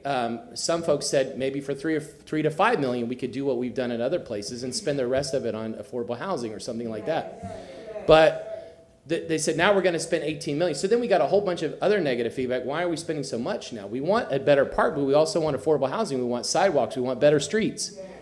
And then what happened is that the CRA puts a little bit of money in, and the CRA is out of it. So the press conferences happen, and CRA board is not invited. Press conferences are set up. The CRA chair is not scheduled to go to the meeting. The community CAC is not invited to come to the meeting. Same thing. Conversely, we some of us have been working on the Jackson House for years, and we said we need to do something about the Jackson House. The mayor made a big announcement with Jeff Fennick to say we're putting in, city's putting in $1 million. Jeff Fennick's going to put in $1 million. Guess what? A few months later, quietly, CRA board gets the bill. And so this is the problem I have, is that we're a separate entity. We're a separate legal entity. We happen to outsource this. If you listen to the community, they're complaining. The complaints they have are mostly about how CRA interfaced with city staff and how things got bogged down. And what do we need to do to move this stuff forward? Is it that we have to offer press conferences and put the T3 logo on everything to make it happen? Or what do we need to do to actually get movement on it? I don't care if I get credit. I don't care if the CRA board gets credit. But why is it that everything is organized around a press conference instead of actually getting results for the community? That's what I understand. Mr. Massey, with the penny saver, where are we at legally on that? Excuse me. Thank you. The current contract has been terminated. Now we have started negotiating with the broker that represents the owner of the building again. And why was the contract terminated? Because the tenant, there is a tenant in the building who refused to move and wanted additional sums above what we contracted for. We offered some additional sums to move them out, which we thought was sufficient, and then they asked for more. And so at that point in time, we terminated the contract. Now, the fact that we terminated the contract does not mean that we cannot come back and renegotiate, but we want to make sure this time when we negotiate the contract that we have a deal worked out with the tenant, so there's no issues with closing the deal. So it wasn't the owner, it was a tenant that reneged on the contract. When we entered into the contract provides, like most real estate contracts, at closing the city would get exclusive possession of the property with no tenants in it, and they agreed that they would not have any tenants in the building. Their tenant then said, well, we have a 20-year lease on the property, and we're not leaving unless we're paid a substantial sum of money. Councilman Goode, did you want to say anything? Yeah, let's just go back a little bit. Mr. Carlson is right on a lot of the situation he's talking about, but I have to give credit to the administration when credit is due. The original plan was for the Al Barnes Park. That's what the community wanted. That's what the seniors wanted, was Al Barnes. All right, that was the original plan. Then Fair Oaks was a few folks, community folks talked about Fair Oaks having some situations. I made a couple of motions about Fair Oaks and Al Barnes. The administration called me and said, listen, for Al Barnes, it may cost way, way too much because of the infrastructure on the ground. Well, you have infrastructure already on 34th Street, and we're going to try to obtain those properties and so forth. And then a compromise was made, so we'll make this mega center with the infrastructure for the dance, step, gymnastics, standalone senior center, upgrade on the football, basketball, court baseball, and the possible small auditorium at the center where Fair Oaks is. And so that was a compound. So to me, that was a win-win for all communities, not just possibly just the seniors, but for our young people, our seniors, our athletes, to have a complete compound center like other areas have. So that was the compromise. So I have to give kudos to the administration for coming to me asking would I go along with leaving Al Barnes and having a bigger place for all of our 13 communities in East Tampa. So of course I said yes. I thought that was a better compromise because now I'm getting more bang for my buck for all of our communities. So that's how that came about. So just as a follow-up to the point of the programming for that, I told you that we are having bi-weekly meetings about the East Tampa Regional, I don't want to call it Fair Oaks, but for that area. And we've talked about going back to the community and figuring out the programming that they want within the facility. What are the needs of the community, not just another basketball court. So we're coming back to the community on that. As you should. Yeah. I would suggest that maybe we go to the CAC and have them have a contest for the naming of this park. Just a thought. Councilman Maniscalco. Just a few general comments. You know, something that I heard from my mother a few months ago that was frustrating was she went over to Highland Pines to see the house that she lived in as a kid before my family moved to West Tampa in 1972, and she took Hillsborough down to 40th and went, you know, her route, and she said, it looks the same. And they moved out of that neighborhood, that area, 50 years ago, but she said it looks the same. All these older buildings on Hillsborough, all these older buildings throughout the community. And I thought about that because my mother also says, being that she's lived here since she left Cuba in 1961, she said it's amazing how Tampa has changed. The Riverwalk and downtown and Seminole Heights and West Tampa and Midtown and all these things. And I told her, I said, since I've been elected, which was 7 years ago, we've had Midtown, Water Street, Armature Works, Julian Lane, the extension of the Riverwalk. I've watched the city flourish. I'm born and raised here, and I've seen so many changes in 37 years. But it seems like some people assume that the city limits end at the interstate at 275. And east of that, till the city limits end, nothing happens. And why is it that so much growth is taking place? Water Street is a massive development. Midtown is a 30-plus acre parcel. Again, everything that's happening in the river. Our real estate market. We have certain parts of the community that want us to stop the building, you know, in South Tampa and whatnot. But yet in East Tampa, it's like the land that time forgot. Right. I don't know what it's going to take, and I'm not blaming you. I'm just looking at the bigger picture. Why is it that black people in black communities or in East Tampa in general can't get what everybody else is getting? Why is it that the middle class flourishes throughout other parts of the city and Tampa grows and we talk about so many people are moving here and housing is unaffordable, but East Tampa is frozen in time? And Mr. Hill, who I know for several years, you know, talked about coming from Washington, D.C. and coming here and the frustration that he gets for a little thing like a community garden. It seems that people, they want to work, they want to watch this community flourish, they want to lift it up, but it's either the political will is not there, the political intentions are focused on other parts of the city instead of this area, which, again, we have the largest CRA in the state, okay? We've had so much happen in the last century in Tampa, urban renewal, all this growth, so many things, and East Tampa is just there, and the people are literally begging just to have a hand up, you know, the quality of housing affordability, sidewalks, roads. I mean, it's what do we have to do to move this forward to get the people what they're asking for? Councilman Miranda. Mr. Chairman, thank you very much, Mr. Maniscalco. I would follow up on what you're saying. In order for us, the audience, and us to find out exactly what you said and how it comes into play, I would like to make a motion at the end regarding the monies that are distributed throughout the city so we can all understand what's going on. So I'll wait until the end. Ms. Burt. Yeah, I just want to say the way I see property being taken away from average African people through code violation. If you're going to look at penny saver, whatever they're calling it now, it don't set to any standard. All right.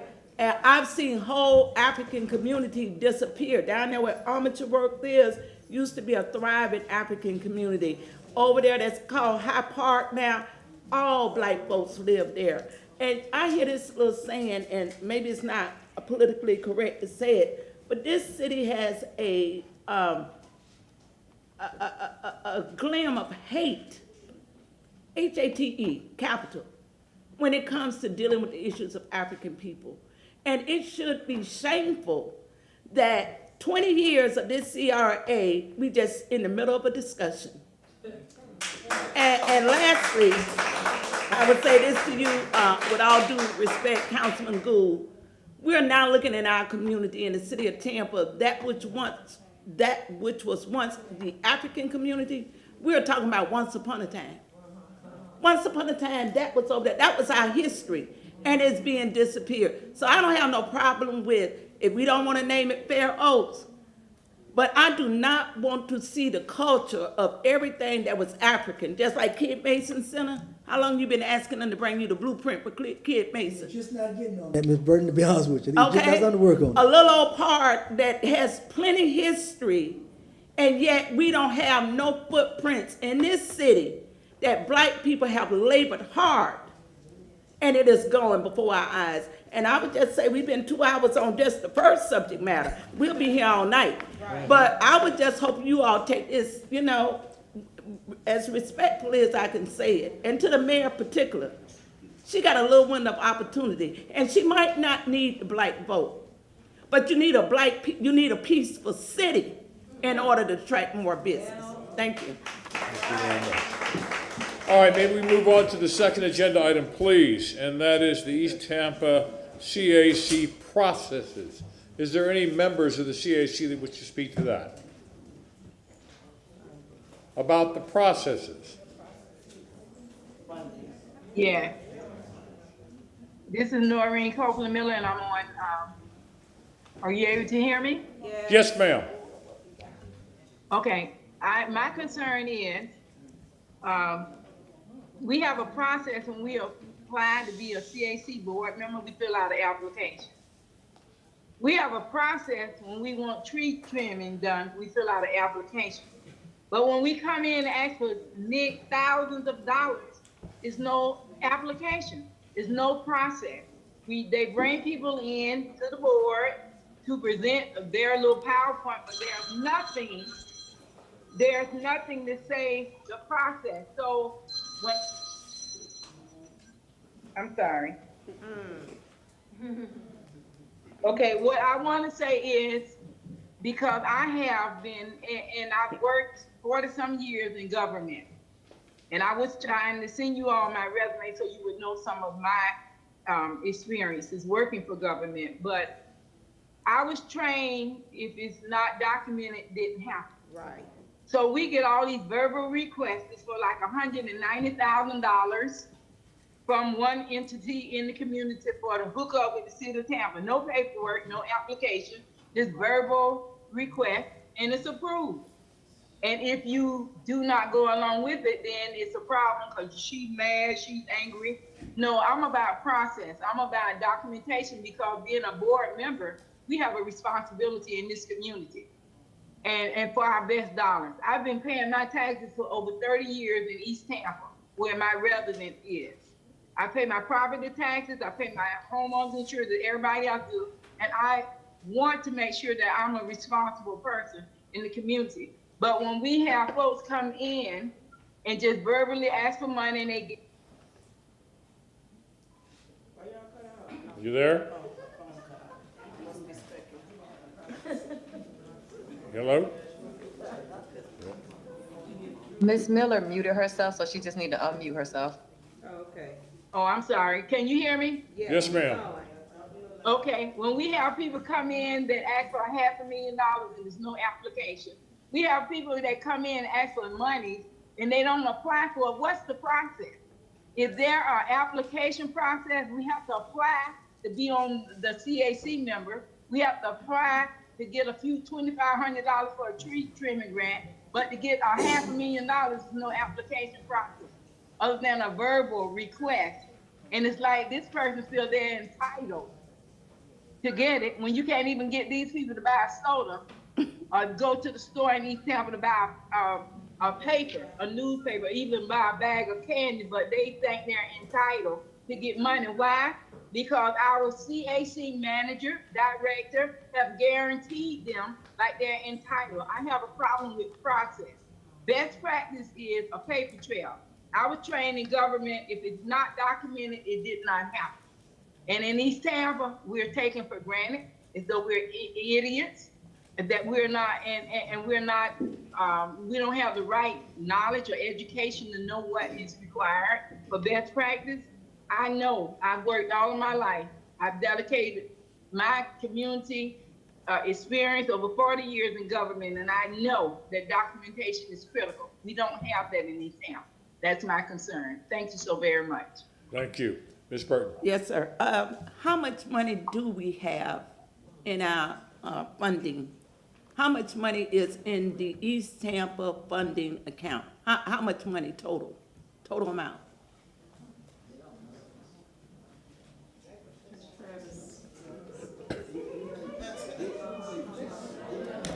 Mr. Carlson, you've got the gavel.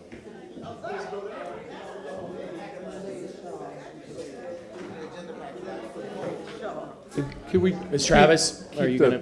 Yeah, right on it. What I'm looking at is a summary report. This was, I think, to Miranda. So what Cedric is telling me is that we have about $6.6 million in the account. I have not been involved with the financing as yet, so. The last time we asked, I think Ms. Van Loan said all of it, but $1 million was allocated. But do you know, Cedric?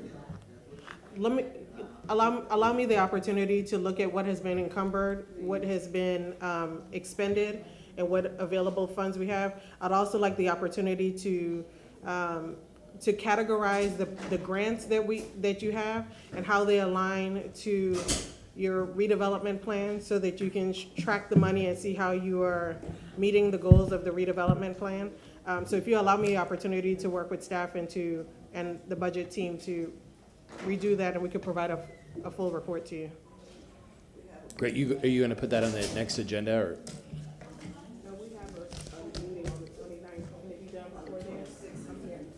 Can we hold the conversation down and just one person at a time, please? Allow me the opportunity to report back to you at the next CRA board meeting. If I have it in time for the CAC meeting, I'll bring it to the CAC meeting as well. Okay. But I'll work with it. I'm a very transparent person, so I'll let you know where I am in the process, and Okay. I'll let the Thank you. CAC know. Thank you. Thank you. And so that's one of the fundamental problems, that there's always supposed to be a carryover.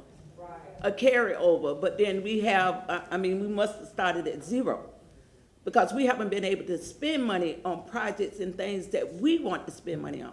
So we need to have a full accounting of all of the resources for our account, and we also would like to see that $1 million that was taken off the table put back into the account.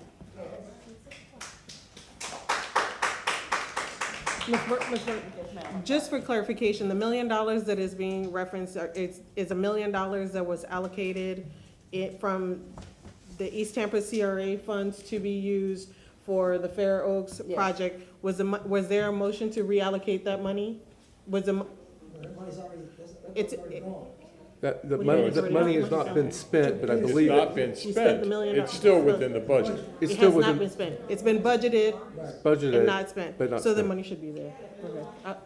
I'll get your answer. Thank you. Councilman Carlson. Ms. Travis, one other thing about the budget. When we started 3 years ago, we asked a lot of questions about the budget and went through in detail to figure out how much money was there and how much we could allocate and spend. And then, and when we thought that all or most of it had been allocated in some way, and then suddenly during COVID, the administration asked us to put in, I think it was $2 million from CRA money toward a COVID relief fund. And we asked, where did that $2 million come from? Not just from the East Tampa, but from all the CRA 8 districts. And we said, where'd that $2 million come from? And the answer was that it was in the interest account. And I've sat on a lot of boards, I've advised a lot of companies, I've never seen somebody hide money in an interest account. And so we made a motion to put that in a different kind of account, and I forgot what we call it, but a reserve fund or something like that. But it should be transparent to the public. If it's in an interest account, people think that it's just interest for that year. They don't think it's a carryover from year to year. And it turns out there was millions of dollars sitting in interest accounts that we didn't know that we could allocate. And so I would ask you, as you go through the budget, to look for anything like that also, that's kind of hidden pockets of money, because it was surprising that suddenly during COVID, $2 million appeared, but none of us have been told that it existed. Okay, I'll definitely look at it. I know that when I was looking at the budget reports, just preparing and looking at some of the past CRA meetings, in your CRA annual report, it shows on interest-bearing accounts how much income you've had for that, and then it's added as a revenue. So I'll make sure that it's all broken down to you where the accounts are. So it is accounted for in your annual report as revenue. And we made a motion to put it into a reserve fund or some other label other than just interest so that we know where it is. Okay. In the CRA records that I have, the East Tampa CAC, excuse me, as of the end of fiscal year 2021, there is $8.5 million, a little over $8.5 million. I'm sorry, give me 1 second. I had it backwards. East Tampa, again, September 21st, a little over $8.5 million. This is at the end of 2021. What do we have now? What do we have now? Well, Tim, so, are you here? So Ms. Tate was asking, what do we have now? Let me go back and work with staff and the budget team to do the accounting. What I will show you is all of what you started the fiscal year with, all of your revenue, and Can we hold it down back there, please? Excuse me. Thank you. Thank you. what I will show you in the account is what we started the fiscal year with, all revenue. So if there are lease payments, interest on the account, what the revenue is, all of your expenses and encumbrances. So any program dollars the CAC or the board has taken action on to encumber that money, so specifically for projects. If you've encumbered that dollar amount, it'll show under encumbrances. I'll show you what that money is and how much available funds are left. One side is West Tampa, the other side is East Tampa. This is West Tampa. Oh. This is, yeah, right here. All right, So- go ahead. So, I'm no, sorry. I was just providing it to Ms. Tate so that you can see what the year-end report was. The budget summaries are also online, but we will do a monthly reporting and accounting and make that a part of our monthly reports to the CAC, not just the East Tampa CRA, but all CACs. Fantastic. Is there any other CAC members that want to talk about the process? Please come forward.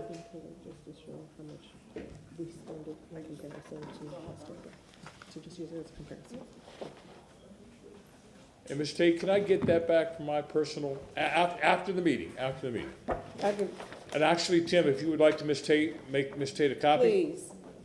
Thank you. Yes, Ms. Cobb. Yes, as far as item number 2, funding and subcommittees, I also want to make into account that the East Tampa CAC can comprise of a very big area. Just over the course of COVID, compared to other areas, which was also brought up in the last CRA meeting, we have had a numerous amount of subcommittee meetings along with the high turnover of board members. And just to reiterate of what others have stated, I do believe at this meeting we do need to take into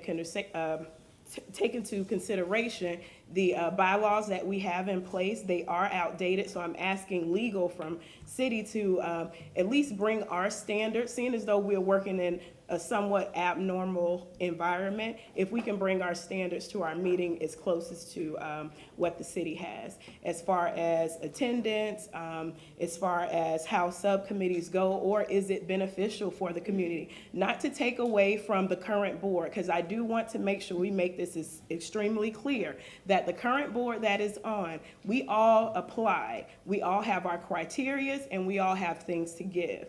Those who applied on subcommittees, that was at the discretion of the chair. Again, the board is what we have an application process, and if you are on a subcommittee, you had the choice to also be on the board. And just a little plug, we do have an opening for board members. So if you have a expertise in the area that we need, please, do you have applications with you right now? Please grab some of those on your way out. But and back to funding. Just like I did in the previous CRA meeting, we had a list of attainable items. From this meeting, I also have a list of attainable items. I hope that we were able to get update from that, but we didn't get it from that last meeting.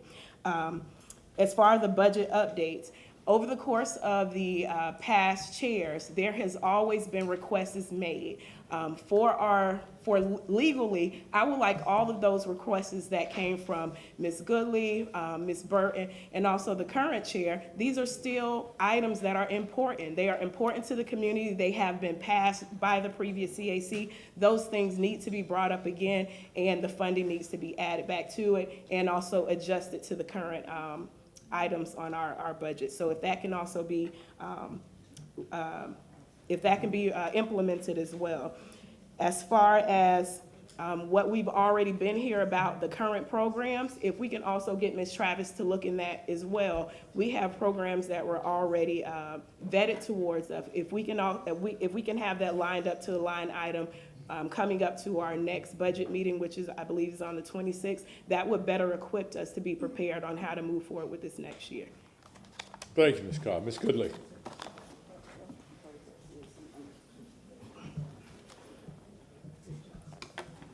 Okay, in regards to the processes, the first is the changing of chairs. As I mentioned earlier, when the chair changes, everything that was voted on previously magically disappears and nothing is implemented, although it was adequately voted upon. The community said this is what we want, but everything stops. So if we could implement in the process that regardless of who the chair is, if we said we want purple whatever, we need to move forward with that. So each time it's like when you have a new chair, we're starting all over, and it takes a long time for a brand new chair to get things moving because everything that was supposed to happen stopped happening. The other thing is oversight. In regards to spending of funds, one of the things that I noticed when I became chair was that we were spending large amounts of money on some frivolous things. Like I said, we were paving roads, doing things that the city should be doing, but even for instance, we were spending money with the SBDC to provide business consulting services for East Tampa residents, and we found out that they weren't doing anything different from us than they were already doing. And so once we started asking questions about this, we realized that nothing was happening except for a welcome packet being sent out when a new business registered. And whether they sent the packet back or anything, that was all up to them, but we were paying $35,000 towards that. And again, so once we cut that, the other thing was a newsletter. We had a newsletter that was going out 4 times a year. I liked the idea of a newsletter, but we were paying $85,000 for 4 newsletters. And that's a lot of funding. So that was another thing that we cut. And it wasn't that we cut it because we didn't like the idea of a newsletter. It's 4 newsletters doesn't cost $85,000. And so we were noticing huge amounts of money that was just constantly, and again, remember, we didn't create our budget. We got our budget handed to us, and people were previously just approving it. So we started pulling all those things back. The other thing I was going to mention was the interest, because we learned about that during COVID. And East Tampa, we actually voted and talked about creating our own program to help our businesses with our own money. And we went through the whole process. I sat down, I wrote, I did things, and mentioned it at the meeting. And before we could vote on it, we were stopped because the city had a program that they wanted to implement and said that the city was going to use our interest for this. And they wanted $500,000 to $1 million of our interest to do it. And the program that I shared and we all agreed on, we were told we could not do, but that the city's program would get money in the hands of businesses by May. And this was at the April 2020 meeting. I know for a fact that I have clients who were still waiting to get their rent paid on their business in October of 2020. So the money did not go out in May, as you all know. The program had to be revamped several times. I said from the beginning that no businesses were going to be able to meet the criteria. The criteria started off at 5 years, then it went to 3 years. It just was not anything conducive to businesses, and that all you're doing is limiting the amount that businesses are able to access. And now I find out later that the reason it was the way it was is because there were some grant money in, but it was only like $300,000 in grant money when you're talking about millions of other. We could have easily pulled that out and done it the way we wanted to. But again, another example of how we said, this is what we want to do to get the hands of funds in our businesses' hands, and we were told no. Even with the fact of paying for utilities. At first, it was just electric and water. And I pushed back and said, why is it not including all utilities? I was told that legally we could not pay it. And I pushed back and said, utilities includes phone, utilities includes internet. Why are we paying water, where we know goes back to the city of Tampa, and paying electric, which is TECO, which is pretty much the city of Tampa, but any other utility would be ignored. And so eventually, again, we got to where we agreed to pay that. So also with marketing, we realized that none of our programs were being marketed, and so we decided that we wanted to bring on a marketing person. So we voted, and it was approved that we would hire a marketing person, but we got pushback because we were told the city of Tampa's marketing department is supposed to be marketing our programs, and they can do it. The city of Tampa has not promoted one of our programs yet, and I don't think they promote most of the CRA programs. So here we had a solution, and we had the funding, but we still weren't able to implement that. So part of the process I'm asking for is more oversight, because we can see it and we can call it out to you, but if you all are also looking at what's happening and what's going on, you all can also provide that oversight. Because just as was stated, I believe by Mr. Hill, I'm not sure who said it, but we're told we just make recommendations and it's up to you all to make the final decisions. But we've been making recommendations that go nowhere. So that's my 2 cents on the processes. Councilwoman Hurtado. Actually, I have a question. I have a quick question that it's about something you just mentioned at the top of your comments on how every single time within 2 years your chair keeps turning over. But I notice that you aren't on the CAC anymore. So is there a reason that former chairs don't stay on as a requirement for 2 more years? It's never been anything that's in our bylaws that the former chair remains on.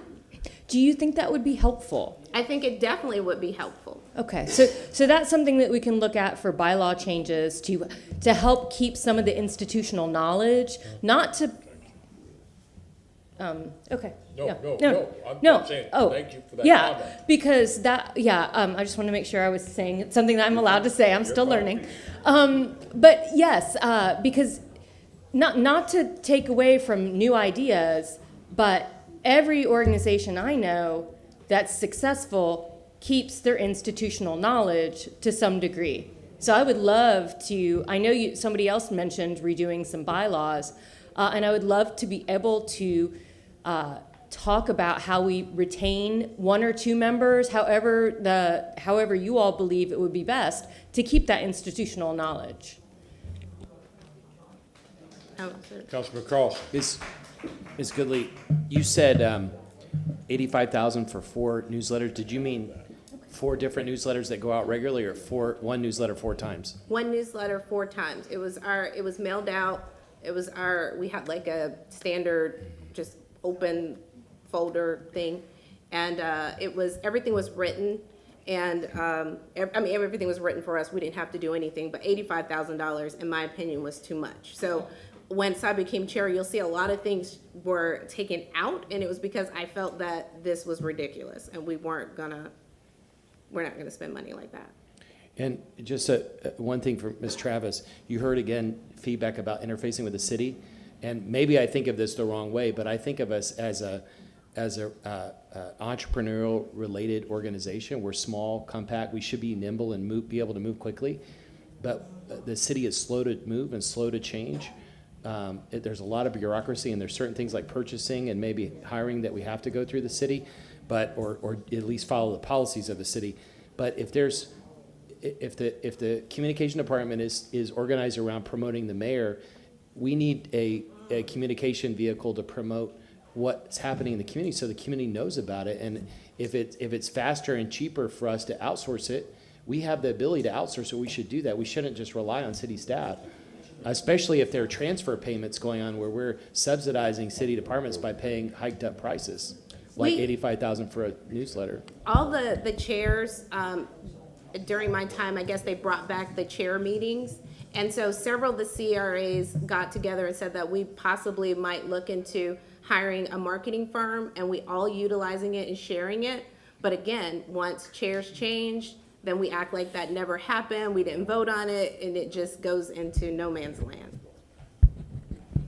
Councilman Vieira. Thank you, sir. And I wanted to commend our colleague, Councilwoman Hurtak, who said that you were just learning. I wanted to commend you for the work that you did. I saw with our Secretary of Agriculture of Silver Road. So if you're just, and this gets to the bottom of really one of the things I'm going to say, which is that I think all 7 of us who are here have a real passion for East Hampton, for making sure that communities that have been left behind for too long are no longer left behind.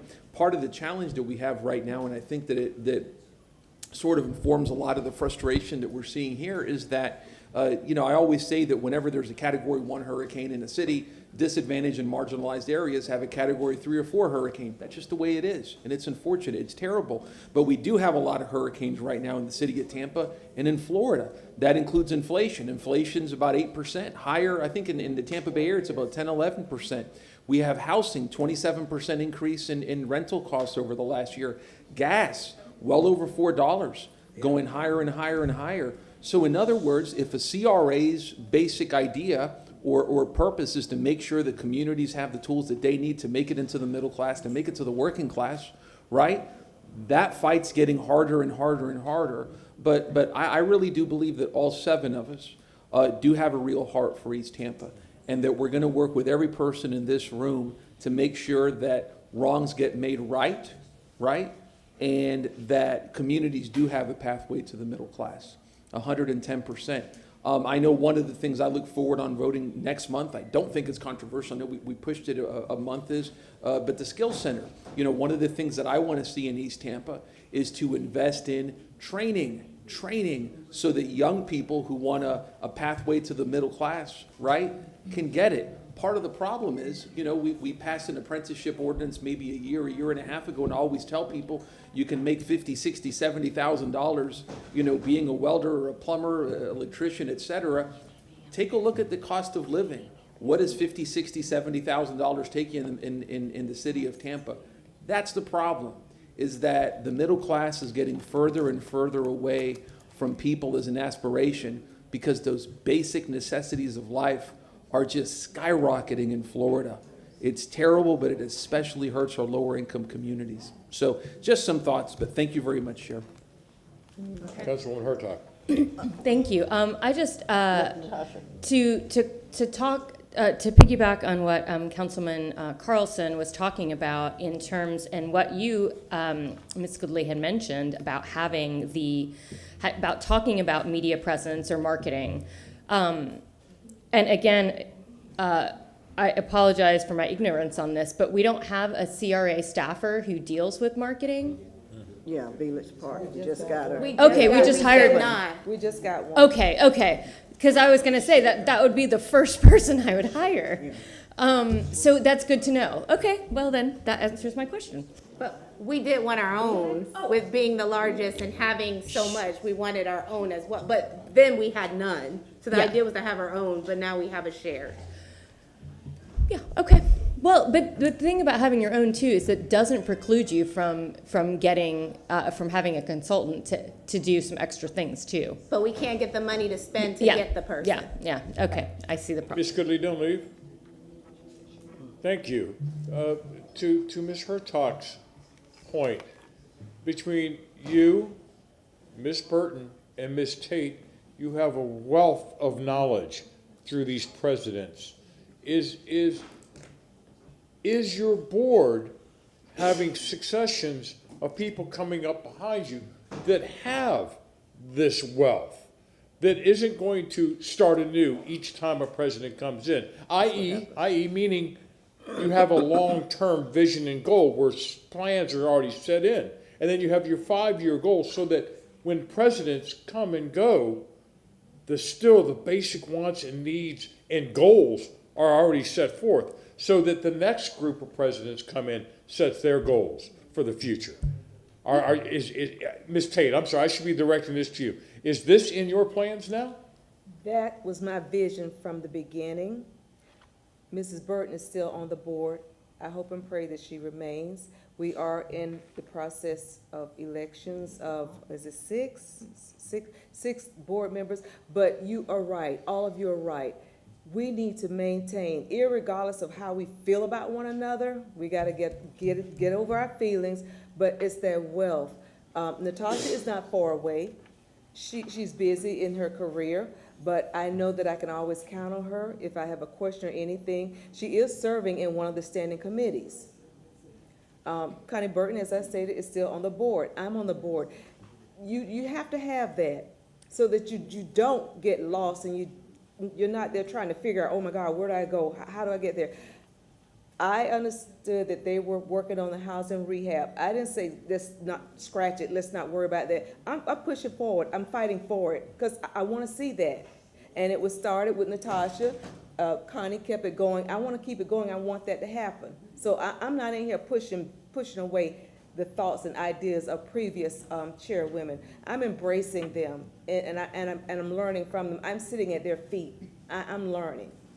So it's that mentorship program that when you first come on the board, you should be learning from the people that have been there. Most definitely. And that way keep that knowledge going. But it's difficult because if you're chair for a year, as I mentioned, the tree trimming grant took 1.5 years.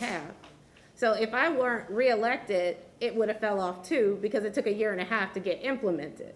So even if you have ideas of 2, 3, 4 years in advance, if you don't get reelected as chair, nothing gets pushed through. So again, that's the process that needs to be changed. Or unless the whole CAC board gets together and say, this is our plan for 5 years, this is our plan for 10 years, this is our short-term goals.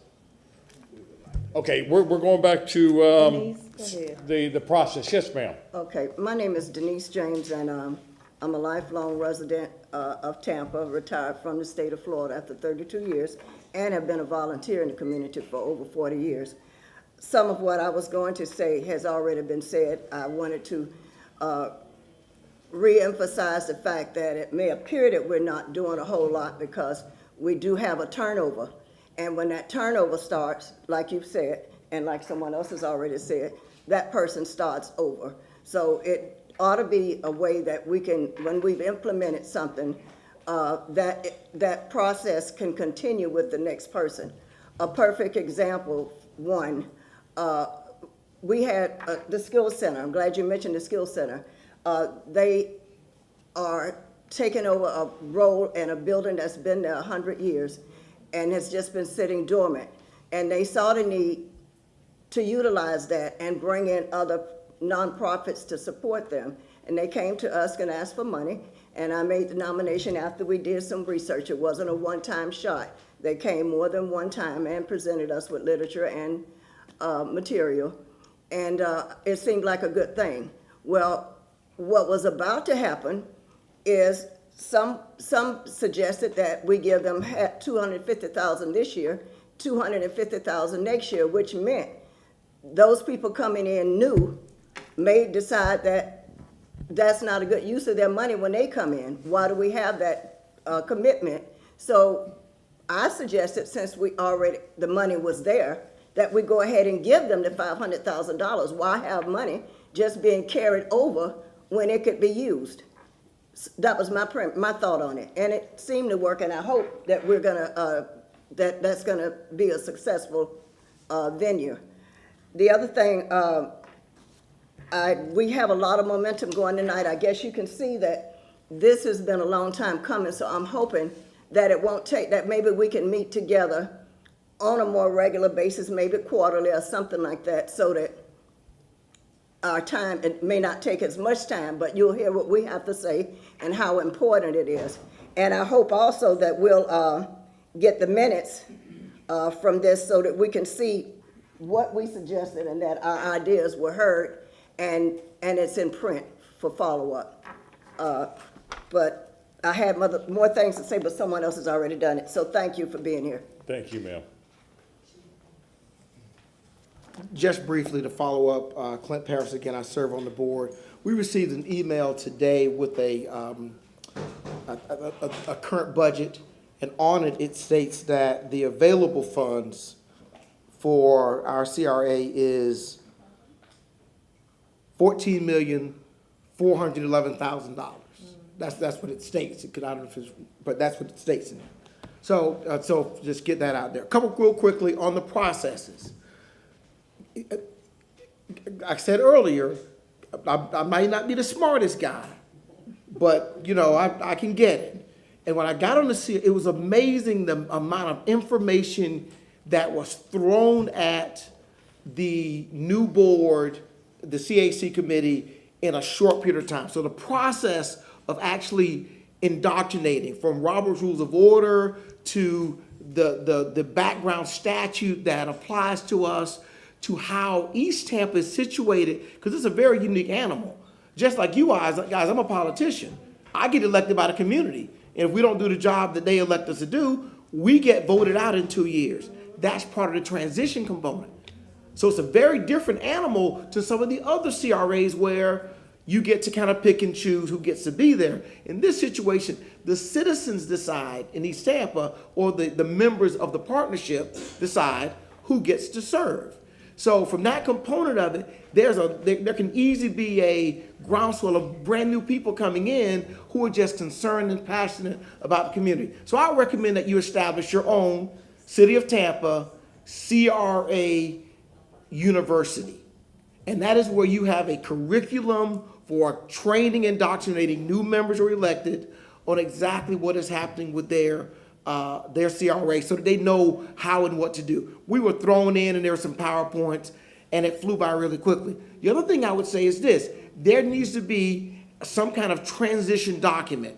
I would say a binder, a packet that says, here are the projects and things that are in the books, and this is where they are. And so you can look at that and see when you start hearing the reports, so you can come up to speed. We kind of sat dormant when the gentleman that left, Johnson, when Ed Johnson left, and then shortly thereafter, there was some turnover in staff. And so we were kind of in no man's land, because the people coming to try to tell us what was going on, they didn't have any knowledge either. They were basically standing up, you know, saying, so I think that that's a significant component from a policy and procedure standard. Every now and again, like the Skills Center, we get an unusual request that seems to come out of left field. It kind of comes out of nowhere, but everybody sitting there knows this is something good for the community.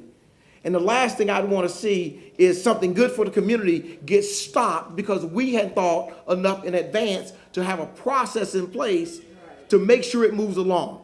We need to anticipate some of these larger items. Got $14 million there. People are going to come trying to get that money. That's just the reality of it. They're coming, and they're going to come hard, and they're coming at you all, they're coming at us to try to get some of that money. We need to anticipate large dollar requests coming, and if we're going to have a different process for how we look at those compared to the much smaller requests that come through. So from a policy and procedure standard, I think we need to really look at, I'm asking you all, you have the power to direct staff, to implement a more comprehensive approach to how information is passed along and how we go about making our decisions. Thank you. Thank you. Councilwoman Hurtag. I'm sorry, Mr. Paris? Yes. Again, you talked about, this goes back to this retaining institutional knowledge. And I know that you're considering looking at bylaws. Do you think, I'm sorry, we don't have bylaws. oh, so you want to create some bylaws? We don't have bylaws. We've been told bylaws wouldn't apply. We fall under the same guidelines that you all fall under. The bylaws apply to the partnership, which is the underlying organization that existed before the CRA even came into place. So so these underlying rules, they're the ones that require you to elect people every 2 years. Can we hear from Mr. Massey very quickly? Yeah, and this goes to Mr. Paris's point, and I think Mr. Goods will also weigh in. East Tampa, let me. You can do it. Let me dial it back. The CACs are a creature of CRA policy. They are not mandated by law, but the CRA decided that they want to form these committees in each of the community redevelopment areas so they would get community input on how the CRA funds were spent in that area. Most of the CACs are set up where there are representatives, groups that send automatically members to it. So you have some continuity because you've got, for instance, in downtown, the Downtown Partnership that sends somebody. In Drew Park, you have Hillsborough Community College and the Aviation Authority have designated seats. In West Tampa and some of the other CRAs, neighborhood groups have a designated seat on the CAC. East Tampa and Ybor are the two outliers from that. By your policy, in East Tampa, the partnership serves, the board of directors of the partnership serves as the CAC. And so you all have, by your policy and rules, basically said, okay, whoever is the board of directors of the partnership is going to act as the East Tampa CAC. And the rules that they follow under, I think about half their board rolls off, they have votes every year, and about half of the positions are open every year, which has led to this large turnover. So so part of this, I guess, is, we have, because the partnership is a separate legal entity, not a City of Tampa entity, we have not dictated to the partnership how they make those elections. What they do is they submit their board of directors' names to you all, and if you all have any concerns with those names, then you voice those concerns. But otherwise, we have basically acceded to whoever they have elected as their members of their board and whoever they have elected as their chair. And so that is how the history of East Tampa has worked out. And so that is some of the issues that you're hearing about the turnover. Yes. I just want to kind of lay that out. Yes. Mr. Chair, this is Noreen Copeland Miller, if I may speak. Asking for permission to speak. Yes, ma'am, please, go ahead. Okay, as I look at the East Tampa Community Revitalization Partnership, the ETCRP, we have bylaws.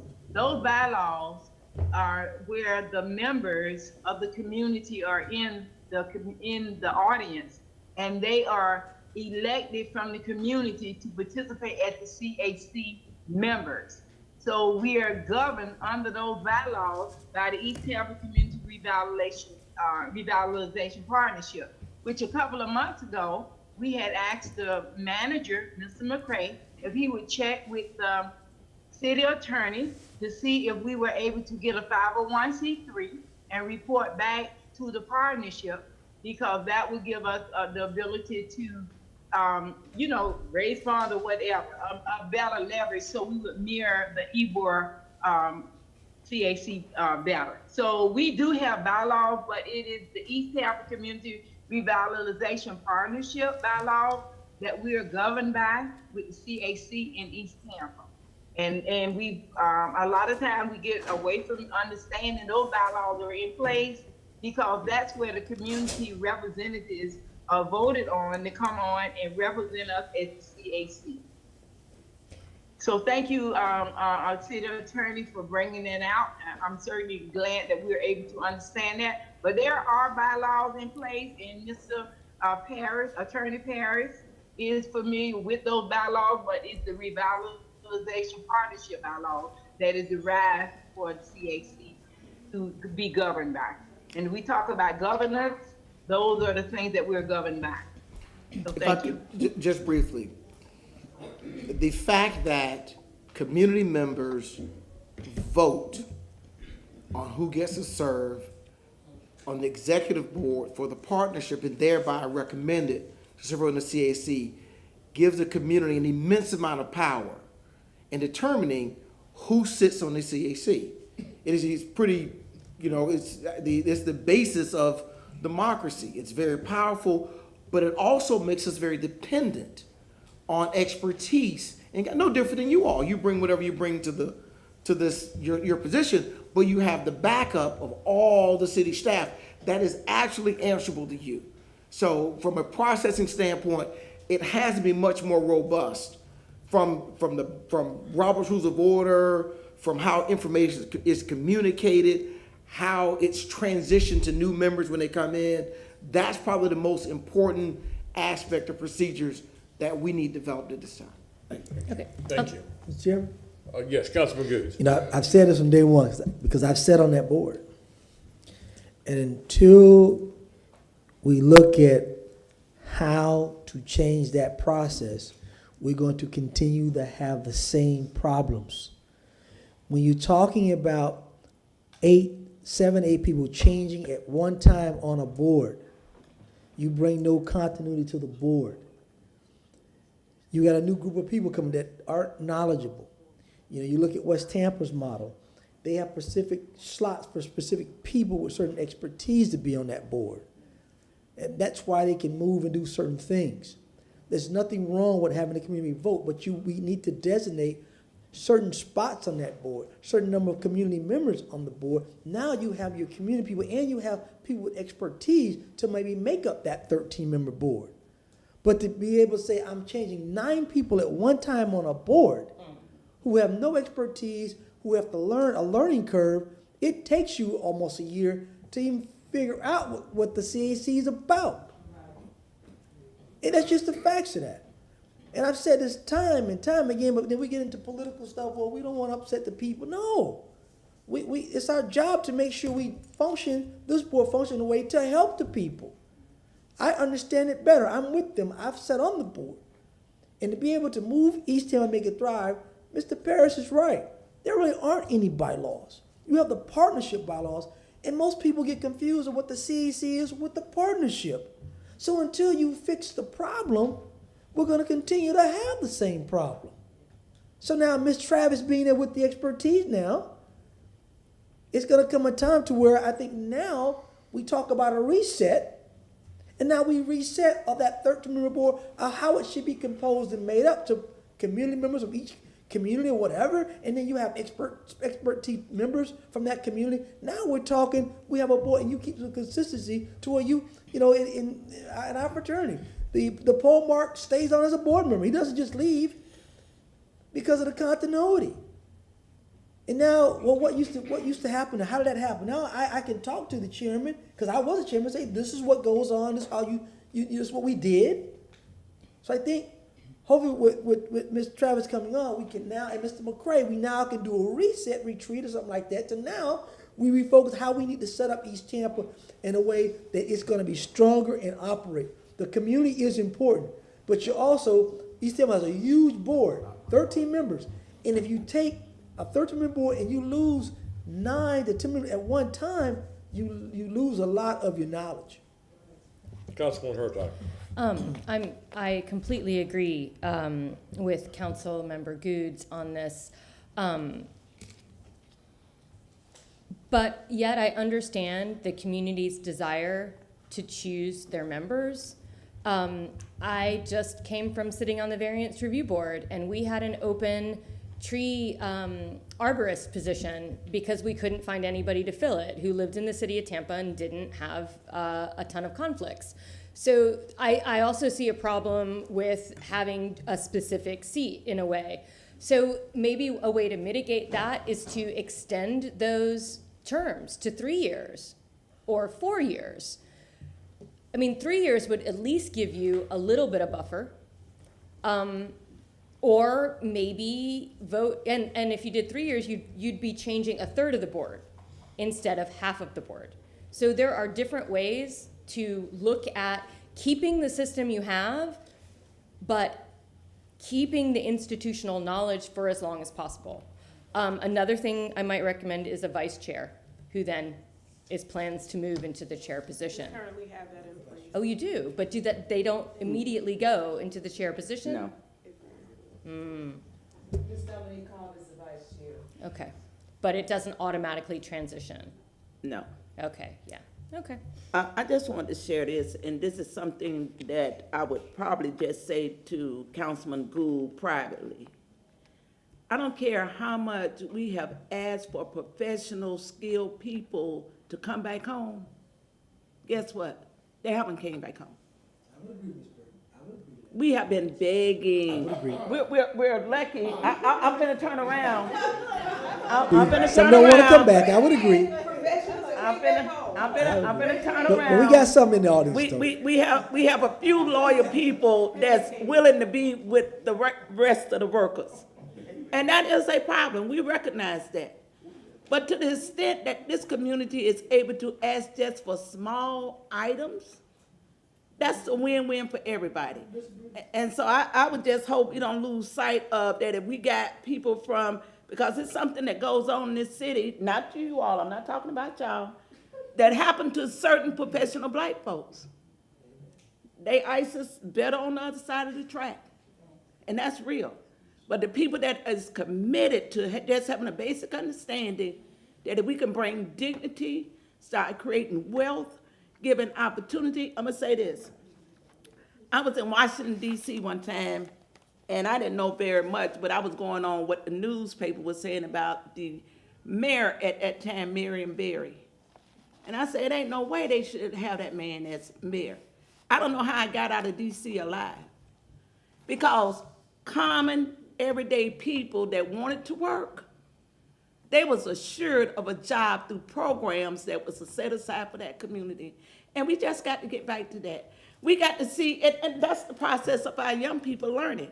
When they could see professional black folks in the community or people that want to be on the right side of history coming back into the community to assist them. Right now, we just got a bundle of hopelessness. And it don't matter how many police officers we call out there, it has not been able to solve the problem. Thank you. Councilman Carlson.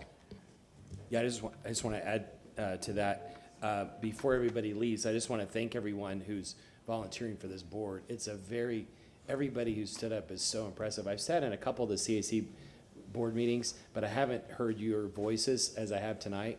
And obviously, we've got a lot of very talented professionals with deep expertise. And thank you all for putting in your time tonight and at the CIC meetings. And it makes it doubly, triply frustrating that we haven't been able to deliver for you. And I apologize for that. But also, if any of you want to meet individually, I think you can't meet together because of sunshine, just like we can't meet together. But if any of you want to meet individually, I would love to get to know any of you better and hear more about what your ideas are. I'm only one of 7, so you'll have to meet with the other 6 also, but we'd love to hear more about your ideas. Thank you. Ms. Travis. Hi there. Ms. Burton said they were in a cloud of hopelessness, and I would hope that that's not true. And so, you know, let me just say this for redevelopment work is hard. It's difficult and it takes a long time. But if you have a plan and you have a commitment from the community and for the people that are implementing boots on the ground to do the work, it will happen. It takes time and it takes patience. But it's going to take us developing a relationship with each other of trust and open communication. We're not gonna be able to do, staff does not have all of the ideas. We do not have all of the ideas. The people in the community are the ones that have the ideas because they know what their grandkids are going through, they know what the neighbor is going through and the needs are in the community. It's incumbent on us to be able to listen, get the information and figure out how we can get to yes, how we can get programs in place and how we can make change. And so I am hopeful. I'm looking forward to working with the community. The governance piece is a big part of it. It's a big part of the transition. I've done it before. I think we can do it again, where you put the bylaws in place and you can have that continuity of service and the wealth of knowledge that comes along with holding that chair position. What I would suggest is a few months out, probably having a retreat of some sort with the CAC members and the partnership members, and just putting in a different environment, just getting out of our normal environment and putting some paper on the wall, Post-its, and kind of brainstorming some of this stuff. What worked, what didn't work, how we can move forward. And then developing a policy and plan and recommendations to come before, for the CAC to consider and to come back to the CRA board to consider, approve, and adopt. There's a lot of massaging and trust that needs to be reestablished here. And the community is willing to do the work. The administration is willing to do the work. I'm willing to do the work.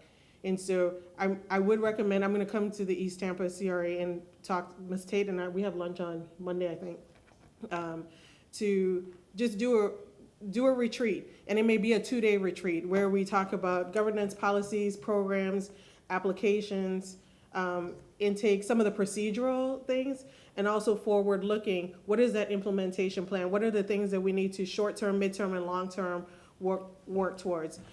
So I'll leave you with that. Thank you. Councilman Maniscalco. Ms. Travis, we appreciate your words and also your reputation and everything that Councilmember Citro mentioned at the beginning. You know, when we discussed you in this interim position until the end of September, you know, this community has been waiting not decades, I think generations. And we just need to move forward. We're talking about equity. The rest of the city flourishes, or a lot of the city flourishes, but East Tampa stays behind, and it's very frustrating. We are hearing the community. We need to implement these ideas and new policies. You will have my support. We need to stop wasting time. I think you're the right person at the right time. I have faith in you. Your reputation speaks for itself. You were very successful in other cities, in Lakeland. I want you to bring those ideas here. I believe in you, and I know that we can get things going, but we have to end this frustration. The community is begging when they shouldn't have to beg. Right. Because the rest of the city, it's working out for them, but here we are, frozen in time, instead of moving forward. So you have my support. This community has my support, and I would hope that the other 6 council members can help move everything forward. Thank you. Thank you. I just want to echo. Councilman Miranda. And you know, from what I've said here and listened, and I wrote down, I don't know if I'll be able to read it because I wrote it, but I wrote everything when everyone said, and to get the ideas and memorize what's happening. And there's been so many individuals came up with great ideas. And I don't know, there's a disconnect. It's like a car that's got a new engine and the battery won't start it. So everything is new in the car, but we don't have a battery. And I'm putting things into perspective into what I gathered from the conversation. I certainly believe in Ms. Travis. She has done, in my short period of time in knowing her, but her reputation in Lakeland was stellar. It was just superb. And I think she's going to do the job that what all of you are looking for. I see a lot of ideas, but I see also conflict among some of the ideas. Not all of them, but some, very few of them. And I think going forward, it's got to happen. You cannot stay still and let somebody else flourish, because you're not going up, you're going down then. No matter who you are, where you come from, you've got to have the same opportunity and the same things done. So I want to have close eyes with Mrs. Nicole Travis to make sure that the information we get is 100% correct, and that you get the same report from her that we get that's 100% correct.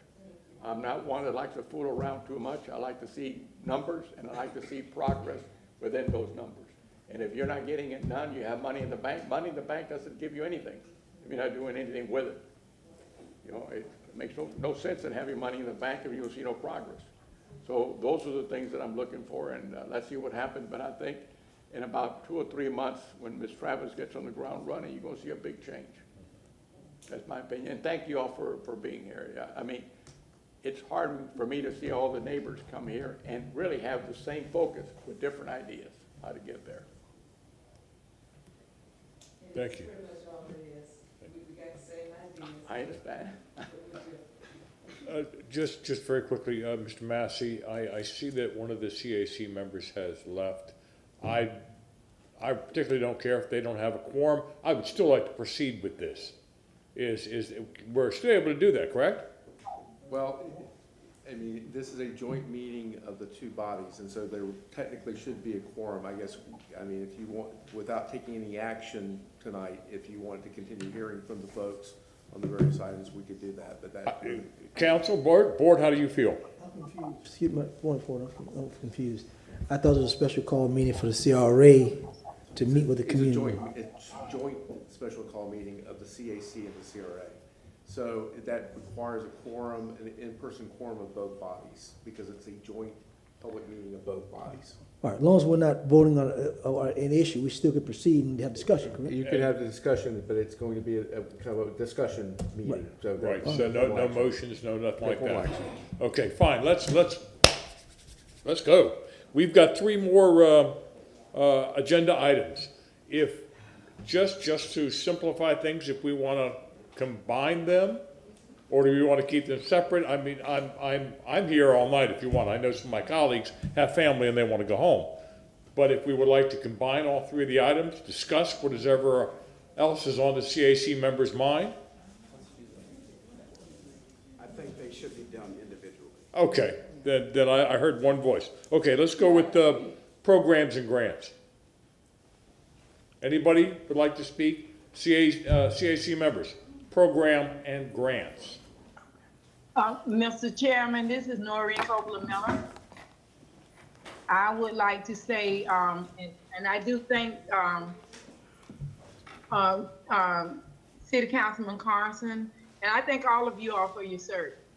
I just want to say that I would like for the city attorney to look at a process for application when we disperse dollars to different organizations.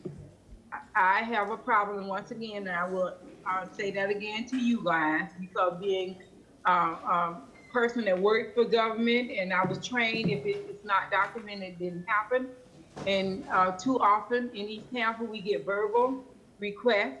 There's no application, and dollars, thousands of dollars are dispersed to organizations, and there's no paper trail. So my thing is, if I would like for the city attorney to look at that process and make sure that we are following best practices and making sure that we are accountable for the best use of our dollars, especially my tax dollars that I pay for my home and all of that in East Tampa. So that is my thing, and I have nothing, it's nothing personal for the Skills Center, for any of those organizations. I just want what is best for our community. We deserve to be treated as any community in Tampa. I was raised in South Tampa with Whaley's Market and all of those many years ago, but we could, they flourished. East Tampa is seen to be stuck in a loop because we cannot agree on anything, because it's those that we're being used as pawns in a process to get grant dollars for our zip codes, to get bond dollars for all of these things, but none of it benefiting the East Tampa community. The Skills Center, I have nothing against them. I have a lot of respect for the services that Mr. Ward and Mr. Ariado provide, but Celeste Roberts and Michelle Van Loan were at a meeting last year at the Hillsborough County Budget Committee, and they never shared their position with that with us until 2 months ago. So I just have a problem with honesty, with integrity, and with really doing the things that we need to do to move our community forward. We're not here to whatever is going on in East Tampa. I have a problem with that, and I really want the city attorney to look into the processes going on in East Tampa and follow the dollars, so we can see what's really going on in East Tampa. But I'm very uncomfortable with the dollars that are being dispersed from 4 houses, $190,000, and we come back and ask for $500,000 to $500,000, then you got somebody coming back asking for $3 million. What is going on in East Tampa? Are we being pimped out because we are not worthy of deserving as any other community in this city? I have a problem with that. And I want to be a person that take you at full value. But right now I am concerned that our community is being deceived, lied to, and just not being treated fairly. So that is my thing. So I really want the city attorney to look in and follow the money and see what's really going on in East Tampa, because we are not following back best practices.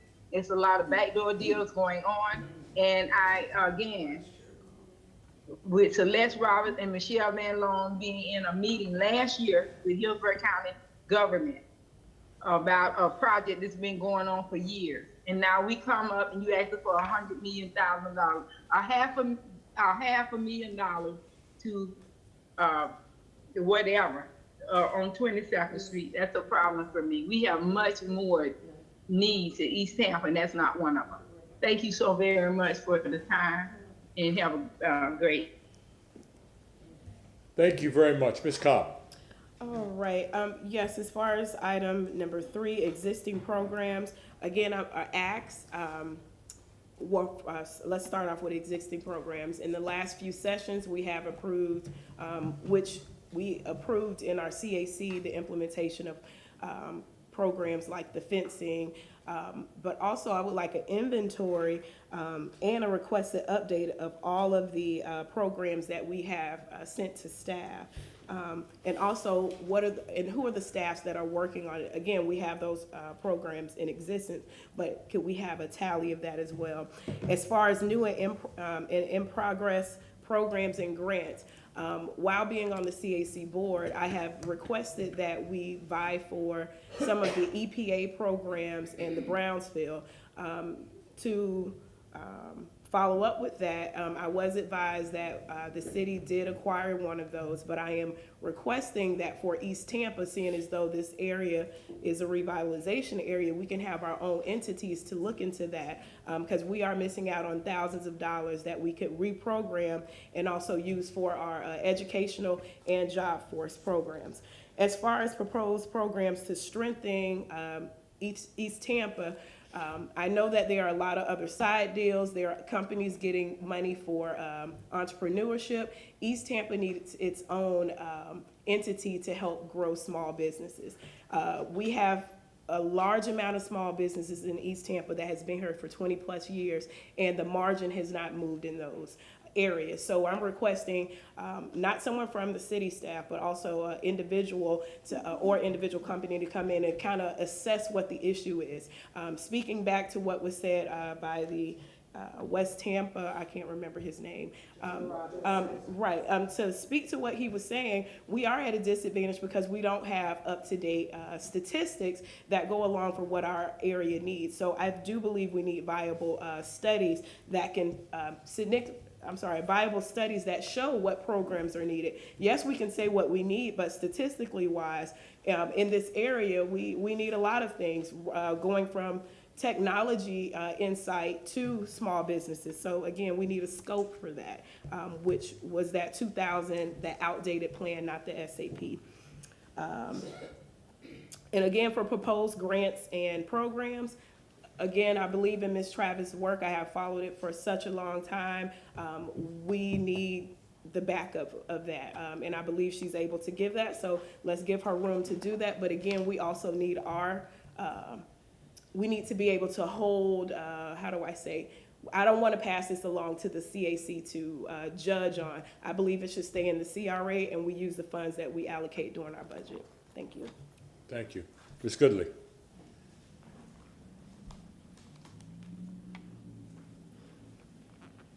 So as you heard, what Dominique went over were the programs that we have. But for years, we had no programs happening. And this is not to lay blame, because I know some of you weren't there, but no one ever said anything from the CRA board of how there are absolutely no programs happening in East Tampa. When I became chair, we started to work to create programs and put things together. But like I said, for such a long time, we had nothing. Now, I've learned how development happens, and that's not happening. Because when you want to build a big park on the river or anything else, you acquire land, you package it up, you shop it to big developers, you tell people this is the city's vision, and this is what we'd like to see happen. And then other people start saying, developers, and everyone says, hey, I could do that, I could do this. That's not happening for East Tampa. No one's putting together a plan saying, we would like to see a shopping plaza here, and this is the land that we have, and who would like to come in and do it. That's how development happens. That's not what's happening in East Tampa. As we all know, we are in a food desert. Our grocery stores are only on the outskirts of our neighborhood. We don't have anything within our community, which was one of the driving forces for me when becoming chair, was to try to bring a grocery store. And unfortunately, the process that I went through to try to get this grocery store is something that a paid person working for the city should have been doing. As everyone knows, the CAC is a volunteer position, but I got with a developer, did a ride-along with them. I pulled the demographics for the city and the area. I found out what could we even, did we even have the demographics to bring in a Publix? And then what would they say? That's not what a volunteer is supposed to be doing. Right. That is what a paid staff member should have been doing, but it had never been done. And the staff didn't even know we met the requirements for a grocery store. The demographics we had, but the look we didn't have, because they said it looked too bad. You've got boarded up buildings, you've got garbage sitting on the side of the road, you've got to clean it up, you've got overgrowth. And so that's changed the focus of trying to clean it up, when how else, if we were actually packaging this for development ideas, all of that would have taken place. But all of that should have been happening from the city. Now, I'm just hearing that the fences grant has just gotten approved, but that is something that came up when I was chair. I haven't been chair since October 2020. There is no way that a program that I put together is being implemented in 2022. And it's just to have fences for businesses, to put a fence up so that if you got junk, we don't want to see it. And as a matter of fact, that was hand in hand with the tree trimming grant. That just tells you how long it takes for things to happen. I gave up on it. I didn't think it was ever going to happen. So just hearing that, I'm like, oh my God, make certain it's the one that I'm thinking it is. It's the same grant. Lastly, we had a task force together for the environmental pond on 26 and 26 because we wanted to create some development there. I haven't gotten anything about another meeting. There's nothing else happening. It just fell off and disappeared, and nothing else is happening with it. We wanted to actually utilize the property probably for some type of development, even possibly for a grocery store. And the only reason it was brought up as a grocery store is because when I did the ride-along with the developer, he said this is an ideal location, maybe not for Publix, but this would be an ideal location for a grocery store if you went ahead and did some of the things needed for the environmental pond. Now, we were told, oh, we can't build on it because it's connected to the system and we need this. And then we discovered all of that was false because that pond is steps from my home. And that pond has been dry for probably the first 8 years that I've lived there. And it's so dry that a fire broke out there and the fire department had to come and put it out. No water. After we started the meeting and after I started pushing for development at that location, then the city brought out crews to start working on that area, and they pulled out so many tons of garbage that it literally took days of dump trucks just taking away garbage from that environmental pond. After removing hundreds of tons of garbage, now there's water in it. So what does that tell anyone? That retention pond is not needed. Because if it was needed, you would have known for the past 8, possibly 20 years that it wasn't even working because it had 100 tons of garbage in it. So we could build something there for the community. And we own the adjacent property that's on 22nd Street. So the idea is you now have frontage and you still have a large amount of property. That's the largest retention pond in Tampa. And it has the largest land around the retention pond that we all know now serves no purpose because it's been blocked up for years. So these are just some of the programs. We need you all to say, hey, we know you all need a grocery store. Let's help package this the same way you would package how the Julian B. Lane Park was packaged, the same way some of the stuff in the Riverwalk was packaged. Package our things, send it out to developers, and let's get something coming in. Because right now, the only way we can get development is if a private person buys a private building and puts their own private business in it. And that's not how you get development that we need in our location. Thank you. Thank you. Councilman Goose. You know, that so-called retention pond, environmental pond is 11.2. With our land that we have is almost 14. Almost 14. I remember motioning that twice on that issue.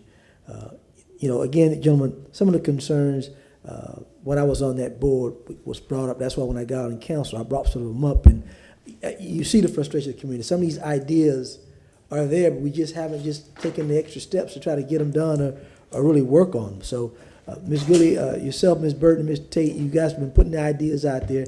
We got to do a better job of really getting them done. So hopefully with Ms. Travis and Mr. McCray now we can kind of push the envelope and really get it sealed. Thank you. Or maybe have the meeting. We haven't met in probably 2.5 to 3 years. Yeah, there was a USF task team. force. Yeah, it was a USF task force on that.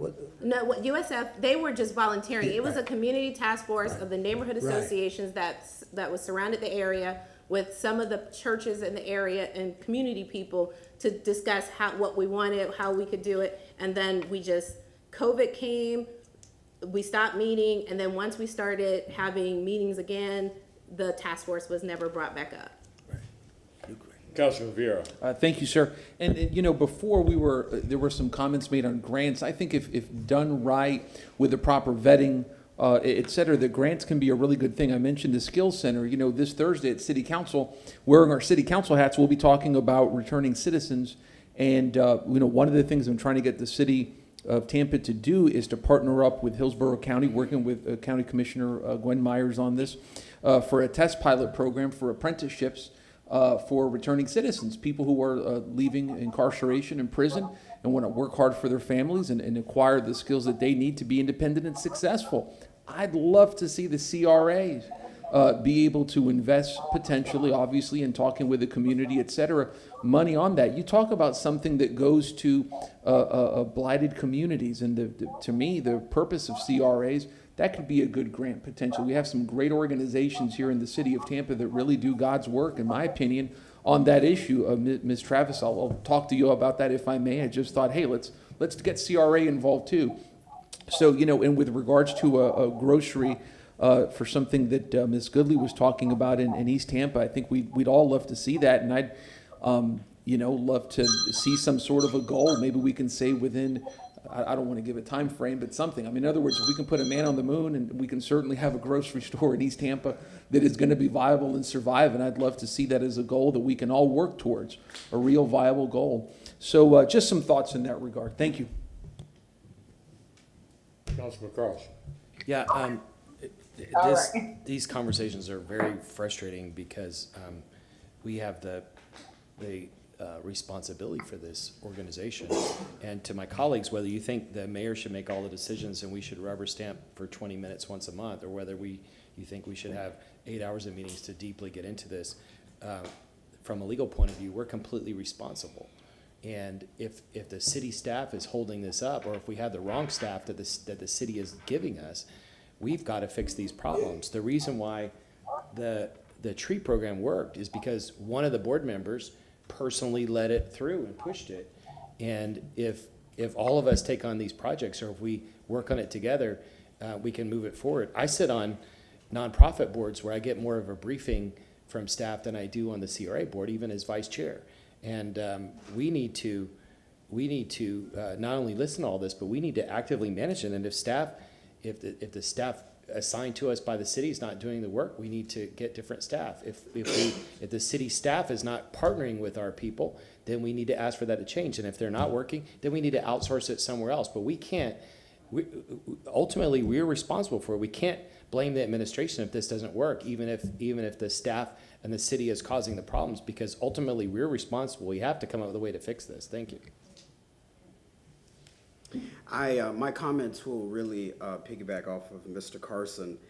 I think that there has been a lack of programming in East Tampa because there hasn't been enough administrative support. What I mean by that is all of the programming that should take place is wrapped around having an RFP. And then we will hear someone say, well, who's going to write the RFP? If we're waiting on city staff, that does not happen. I keep hearing Ms. Travis' name. She's only one person. It would be great to hear about the level of support that she will receive to make sure that the action items that we're putting forth, they actually have legs to them. So I think we will have more programming in East Tampa if we had administrative support to write up those programs. For an example, I brought to our board at the beginning of last year about our East Tampa Youth Leadership Academy. That was only successful because I learned and researched how to write an RFP.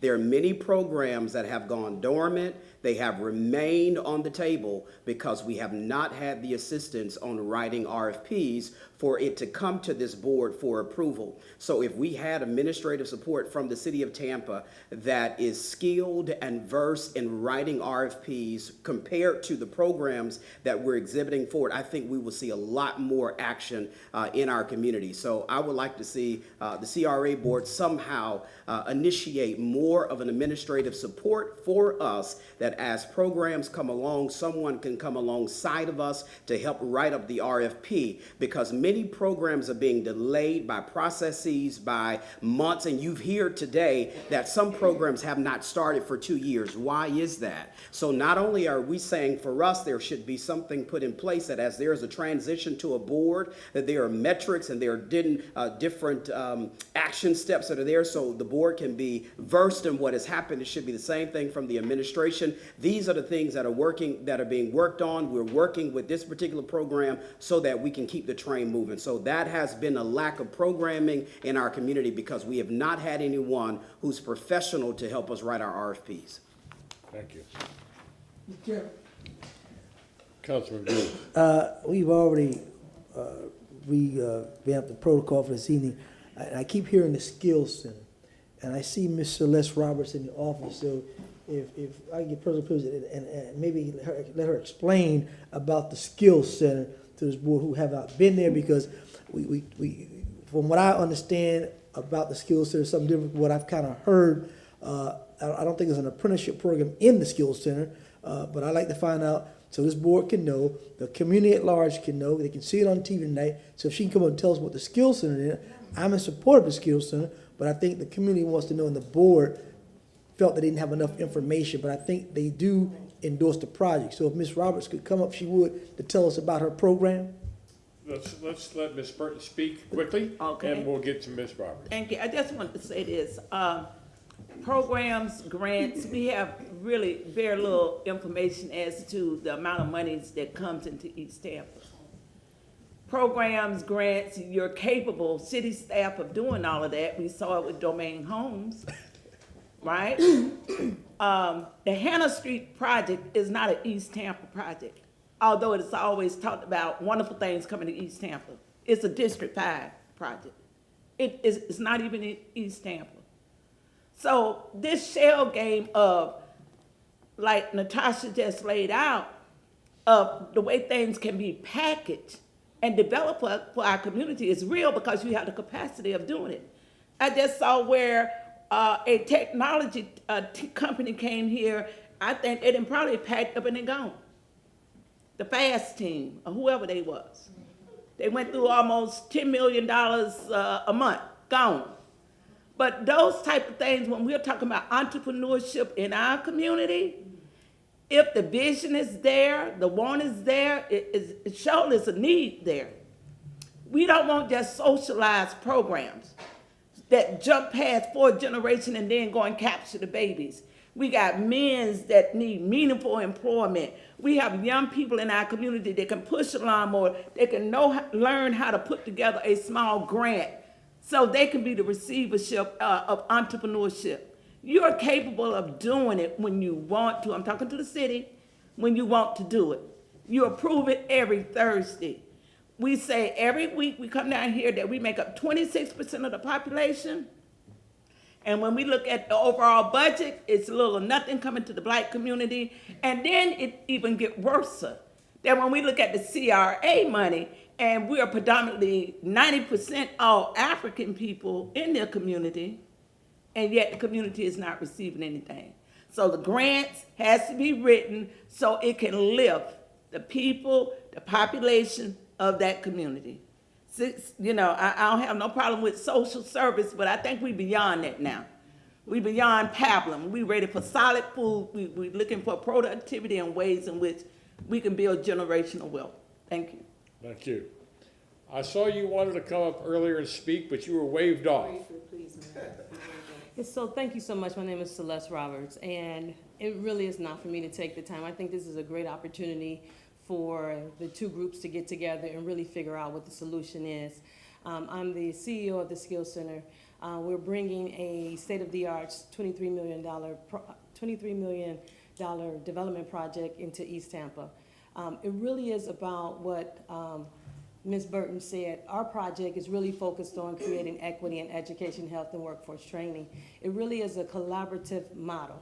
It's not that we do all things. It's that we look at the resources that's in our community. We bring them to bear on a common goal, and that common goal is our young people, middle school, high school, and young adults. How do we help people have upward economic mobility?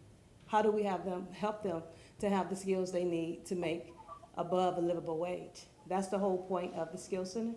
I will say that I did go through this process, and so I have a very unique experience myself. And I will just simply say this.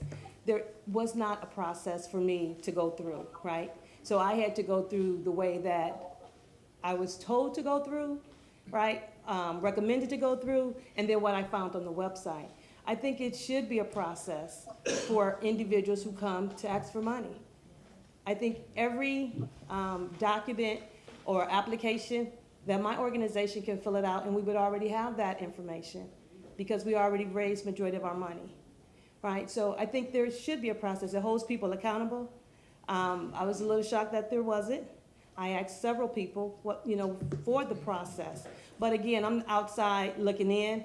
My goal is to go through and to ask for what I need for this project and bring this project to bear. But I thank you all for the opportunity just to share what the Skills Center is. I look forward to working with East Tampa CRA, and the CRA board. Again, I think this was a great opportunity, and I hope that what the residents have shared, that you all really do take it into consideration, because I think it can be done. East Tampa is a very special place, and we need to be able to showcase the advantages or what's good about East Tampa. I always hear about the negative, but what is good about East Tampa? We need to really focus on that. Thank you. Thank you. Any other CAC members wanting to speak about the programs and grants? Yes, Mr. Chairman, this is Noreen Coppola Miller. Yes, ma'am. And I want to say, from my experience with the Skills Center, with my grandchildren, having been I've supported them financially, engaging my grandchildren in that process, that's fine. My thing is, we never received the application from the Skills Center for $500,000. And she put in, the presentation was like she was directed, or they were directed from Hillsborough County government to come and ask the East Tampa CRA for $500,000. And I spoke with my county commissioner, and that was never the case. I have no problem with supporting the Skills Center, but I just think that $500,000 is unreasonable. I think that that is not one of the great needs in East Tampa. We have a lot of youth programs going on, ongoing programs that are free, as they parade as a nonprofit. organization. If you go on their website and Google or look at the Skill Center, you will see that there's fees for youth to participate. It's not free as they portray. My thing is, I would like for the city attorney to look into the application process for how they were even considered or what the process is. We have to do an application to be a CAC board member. We have to do an application to get a tree grant done. But there's no application process to ask for thousands of dollars from our organization. It's a problem for me because, again, I've been in East Town for 30 plus years, pay my taxes in the CRA dollars, the TIF dollars. My dollars are there, but I still can't get a sidewalk in front of my home. And I watch the people from the nursing home riding in the streets on scooters, pushing their wheelchairs down the street, but then we're going to give, as they portray themselves to be a nonprofit organization, $500,000. We have on Lake in 22nd, as you all call it, the Gator building, the blue and orange building, whatever, that we purchased. And when that was projected out a plan for how to make that work for the community as an incubator for small businesses, that wasn't received well. But for some reason, we are open to giving the Skill Center $500,000 without an application. I have a problem with that. I will ask the city attorney to look into that process, follow the dollars, and see what's really going on in East Tampa.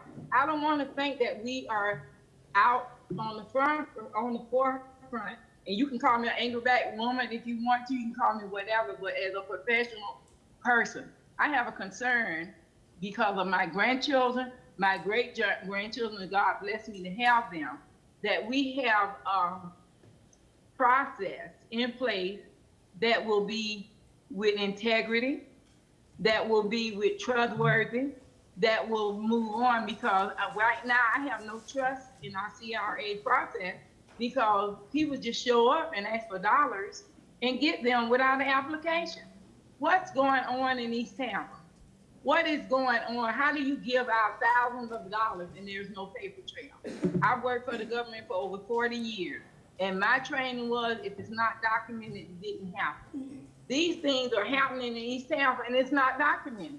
And I don't mind standing alone for what's right, because that's who I am. Because when I worked all of my life, 2 and 3 jobs to be a mother, a wife, and a grandmother, to make sure that we are treated fairly. In East Tampa, that's not happening right now, and I have a problem with that. So I do ask that you all, please consider what's going on in East Tampa and follow the trail and make sure that we have a process in place that is accountable. If we talk about transparency, we talk about accountability, let's be real about it, not just talk about it. And that's not happening in East Tampa. We're treated so differently.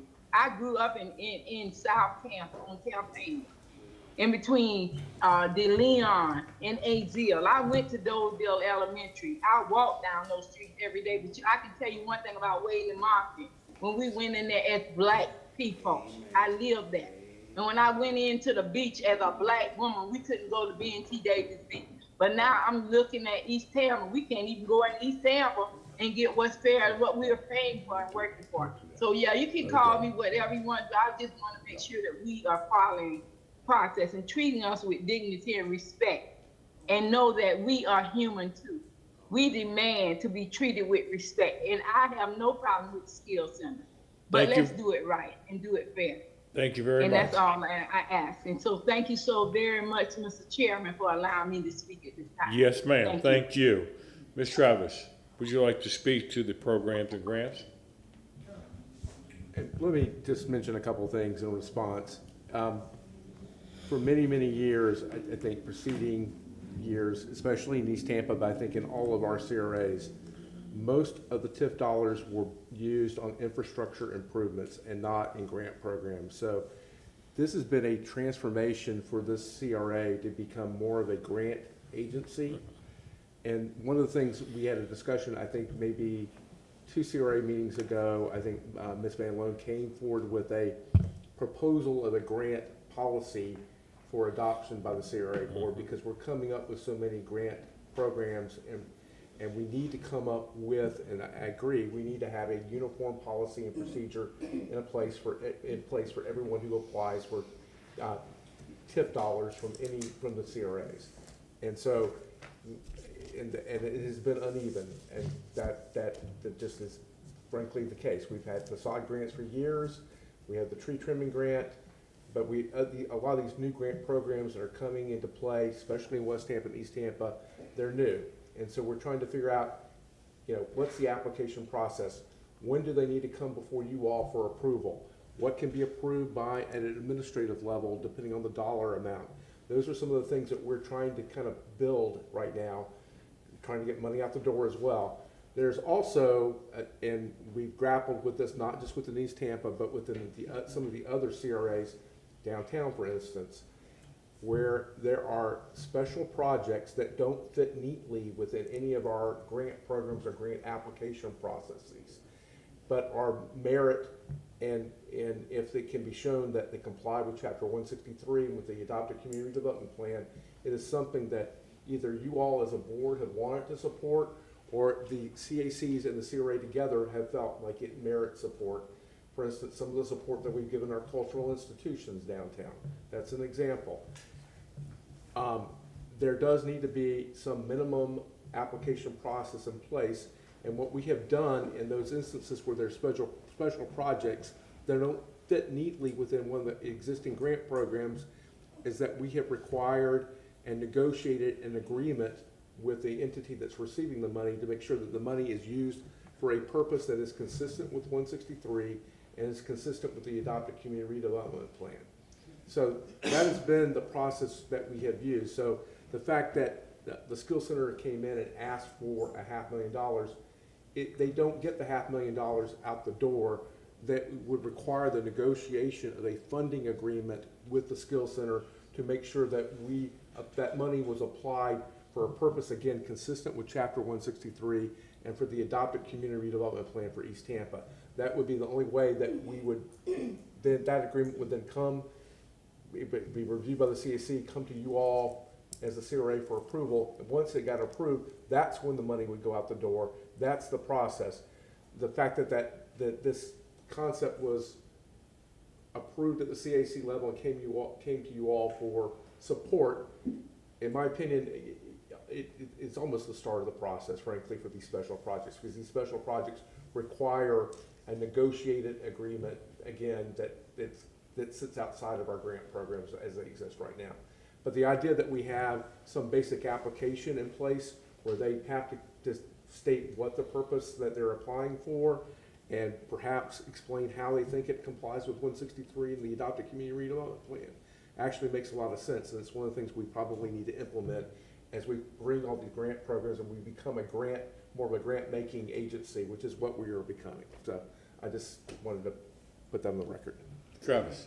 Sure. So when you have CRAs that's been in existence for a long time, the earlier years of the CRA is usually done in laying the foundation. You do the infrastructure works, and this is investment that private developers don't really spend the money on. So you've laid the foundation. East Tampa has done that for years. We have done all of the infrastructure work and really priming the real estate and priming the pump for investment to come into the community. Now shifting to a grant-oriented program is to meet the needs of the community for the people that are there. And so you have programs that are in place that have been adopted and approved. It is my recommendation that that should be done at an administrative level. You already approved the program. There's no reason why staff should be reporting on that in the CAC meeting. You have a budgeted amount. It's a program that's approved. Unless it stays inside those parameters, we could just keep moving and focus on the next program. The development agreement or the funding agreement that Attorney Morris was talking about. I almost messed up your last name, but what he's talking about is my philosophy, pay for performance, right? So you have the needs of the CRA that needs to be met. To codify it into an agreement that makes sure that the entity that's receiving the money has performed and met the metrics or met the requirements of that money, and then that's how the money is expended. So as you do redevelopment and these larger projects, you will not have a cut and dry application to meet that need. However, Mr. McCray and I were talking off the side to have a cover sheet application to just say, you know, here are check boxes of the things that are high level. What's the requirements in the community redevelopment plan? Have it met, which box does it check? What are they asking for funding for? What are they hoping to do with that? It's a cover page that the community can understand at a one-shot glance, but it's not gonna have all the backup documentation that you need. That's up to staff, that's our requirement to get that information out of the requesting entity to be able to present that to you. So I think we can achieve that in putting that cover page so that everyone understands how it meets the needs of the community, what exactly they're asking for funding for, and you know, what's the timeline on that so we know which fiscal year to budget for. So, Councilman Carls. Yeah, I think number one on that sheet should be, where does the idea come from? In the case of the Skill Center, I don't know where the idea came from, but across these districts, what I've observed is that the biggest complaints we get are when the city puts cost onto the CAC. We hear back from the CAC, why did the city hand us this cost? We didn't agree to this. We didn't want this. Why did the city? And it's things that maybe we need, but you heard feedback. The public doesn't want CRA money spent on things the city should otherwise pay for, and they also don't want the city just hand the bill to the CRA. Like in the case of the Jackson House, I think we all agree that the Jackson House should be preserved. We allocated the $1 million, I think, but in that case, nothing's happening. And so the next thing I'd recommend is we have to hold the city accountable also. We've allocated money through one of the districts to Tampa Union Station, but because the building is owned by the city told us the other day, we're gonna wait till 2024, which just happens to be after the election. You know, so everything now, watch guys, in the next few months, everything is gonna be pushed to after 2024. And we have the staff. If the city won't allow us to change their building, then maybe we should just take the money back and say, okay, you guys fix your own building. I mean, we sit as city council, but we always also sit as CRA. We're offering to do that. The Jackson House, we put in $2 million, but nothing's happening on it. The thing's about to fall down. but that's not resting on the city side for us to. And then the other example is he mentioned the Strat Center. You know, we CRA put in 25%, and the public is the private sector is matching it with the four times our money putting in for a city-owned facility. So it was investment money. The city then came in and said, after a year of it coming before us almost every month, the city came to us and said, we're gonna delay this for another month, which embarrassed the Strat Center. Strat Center is a facility that has programs for everybody throughout the city, and they have training programs for kids, all kinds of great programs, free programs, and they want to add more free programs and open up the riverfront.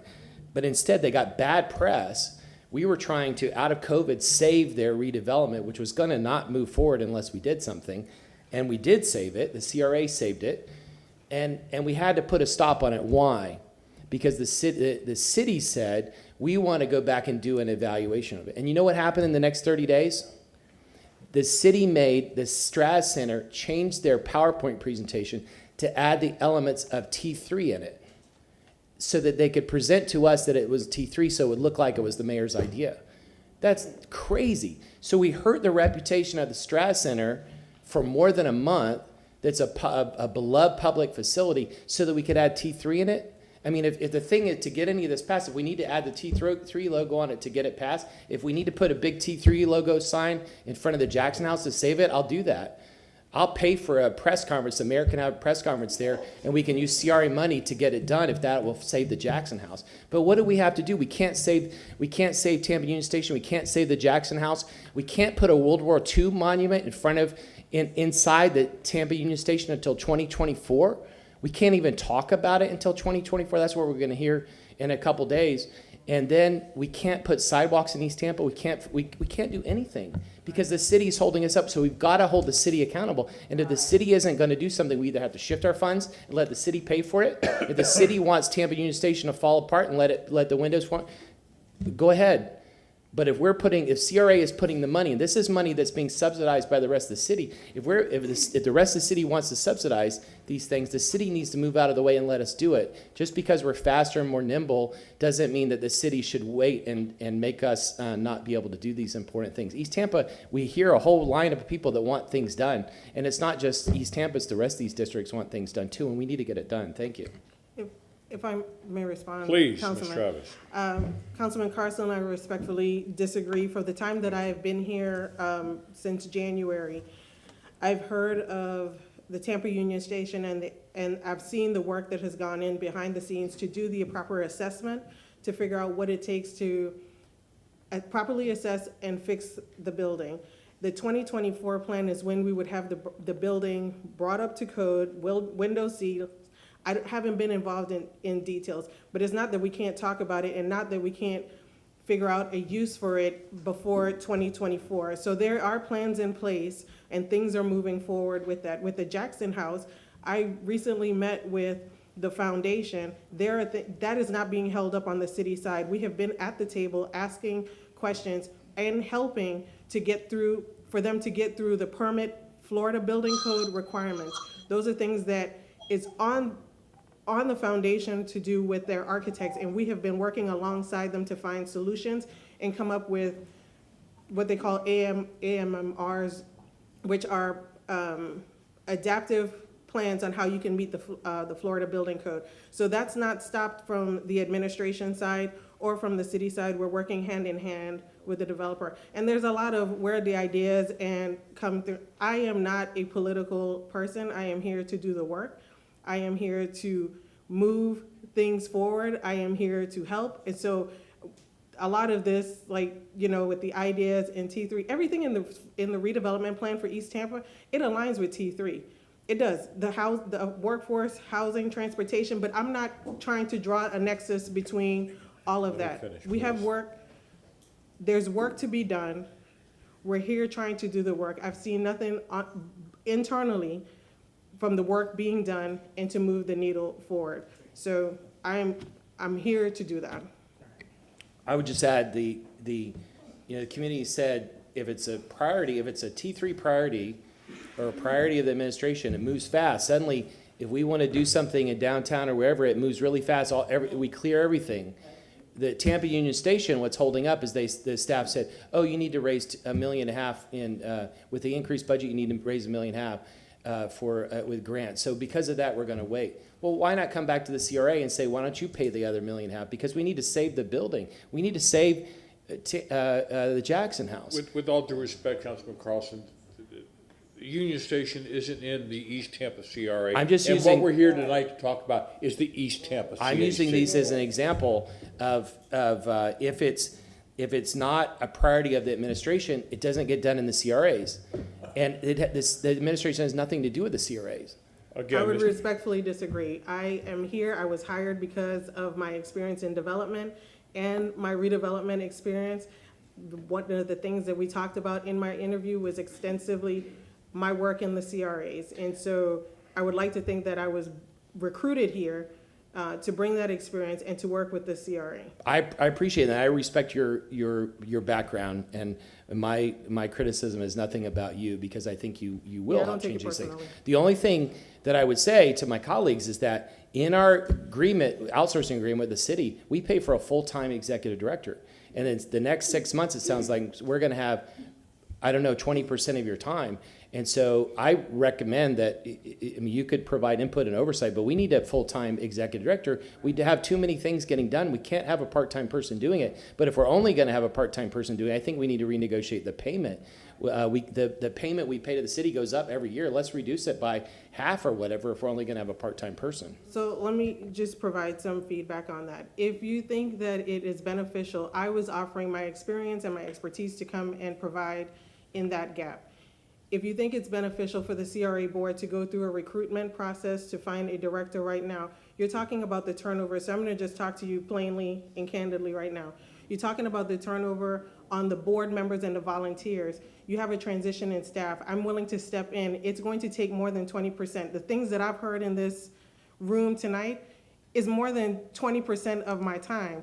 The administration has committed to giving me another person to help me do the work in East Tampa and to get the work done in the CRAs and other things to move forward in the community. And so, Are we making a decision that she's gonna be this forever, or are we? No, this was interim. I understand that, but it's a 6-month interim, so why are we gonna do that? That's not forever.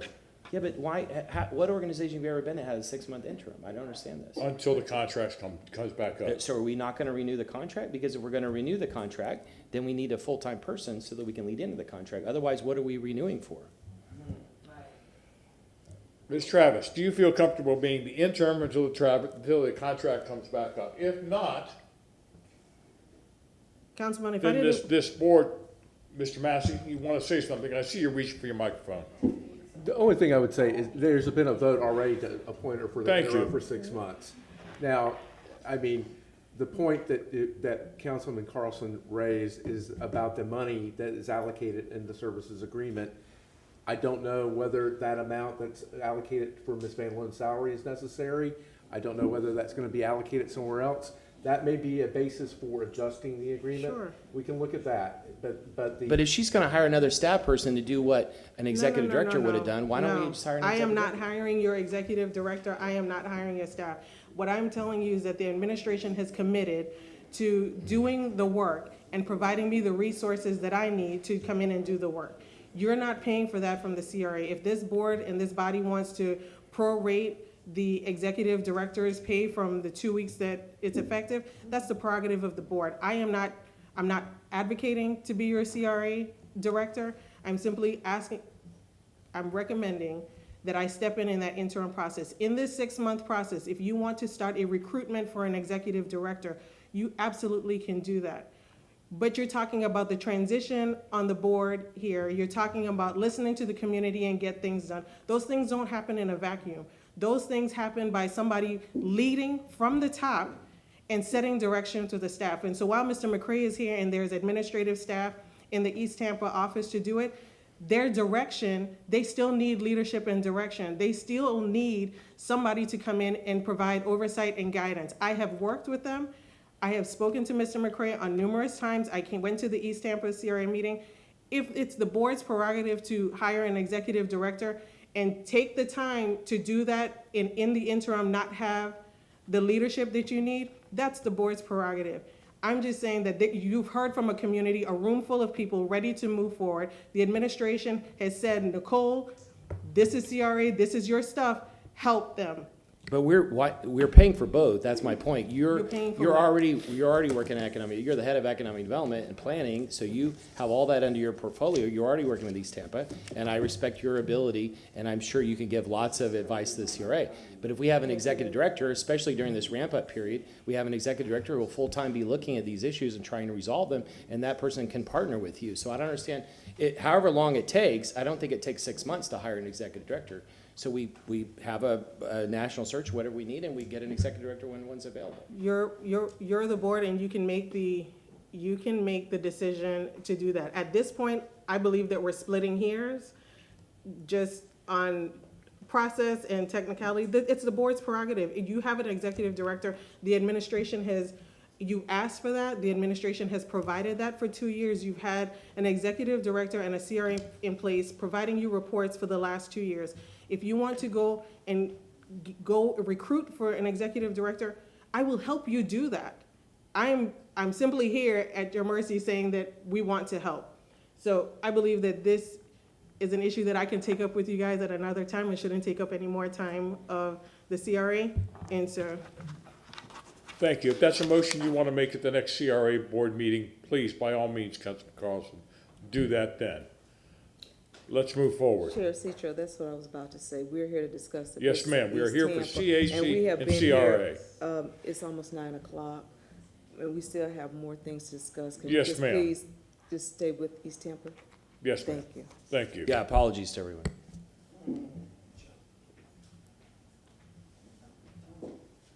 Thank you.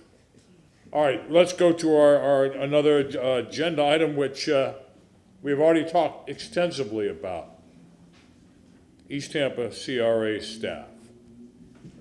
Who would like to speak on that? Just for a brief, again, Clint Parrish, CAC board member. On the issue of staffing, first, we need to appreciate the dynamics of where the CAC was for pretty much the last year or so. I think Cedric may be the longest tenured person we have on our staff that's worked. Well, Eva predates him. And the staff, it's finally gotten filled out of almost every meeting. A new person has come on that can take on some of the responsibilities. So we think that we're getting closer to the staffing level that can address the needs of the community. It didn't appear that when I came on, though, it had the same level of staffing. I think we had Eva, Ed Johnson, and there was a young man that came and went pretty quickly. But it doesn't seem like the staffing has been at the level it has been or needed to be for a community of that size and a CRA of that size. So that's one of the things I'd like to point out as it relates to staffing. Now, that staffing is at a big disadvantage because, again, most of those folks come with very little institutional knowledge of that community. And East Tampa is a tough community. It's a proud community. It's a community that's demanding results. And so I think it's incumbent upon the CRA board to be very diligent in overseeing that staff and making sure they're taking care of the things that we need. Now, we're trying at our level by asking for reports and things of that nature. But I think there's an additional burden on this board to be very critical of the reports that you receive, of the information that's being provided to you, and the information that's not being provided to you, to pick up on those things and ask the right questions. A couple of things that we have on the table that we've asked for that we think will embellish or help us to serve the community better. One is we asked for a housing consultant, somebody to come into East Tampa to help us with figuring out what is the best way that we can assist in supporting the housing needs in that community. A professional, an expert in that field. Now, we have people serving with us that have some real estate and experience and things of that nature, but a true professional consultant that is reporting to us on how we can best impact the housing needs in East Tampa. We also asked for a SAP consultant. If you've taken the time to look at that SAP, and more importantly, when it gets corrected and gets to the place that it needs to be, it's a very complicated document. And it's going to need somebody who can correlate between what we're deciding to do and what it's directing us would be best beneficial to the community. So we've asked for an SAP consultant to be also, once it's adopted, to be provided so that we can make sure we are now moving the community along in the way that we've planned and strategically put in place and paid for this report to be provided to us. One of the other things that we need is information is key, and we've asked for a communications director. Somebody can assist us with how communications are distributed. You talked earlier about an advertising person. That's sales.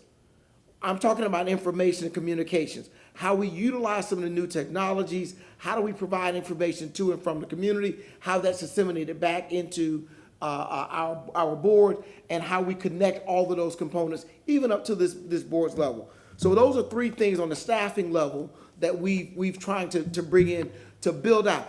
East Tampa is almost like its own city, and it really should be staffed out so that it has the best chance to achieve the goals that we're setting out to get rid of the blight that the CRA was created to do.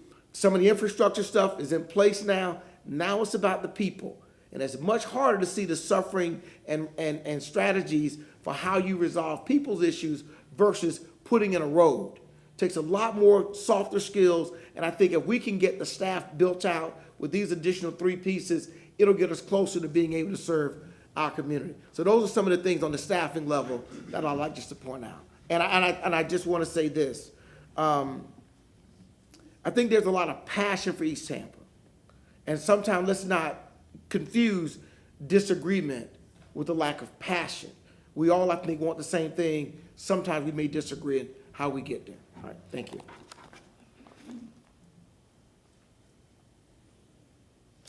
To be clear, those three things that he just referenced, we voted on as a board and that was approved. That goes back to the administrative processes to where we need city staff to help us seek out the consultants that we've already approved for. So those three items have already been approved in our budget. We just need to know how do we hire them and what process we need to take in order to get them. Thank you. Ms. Goodley?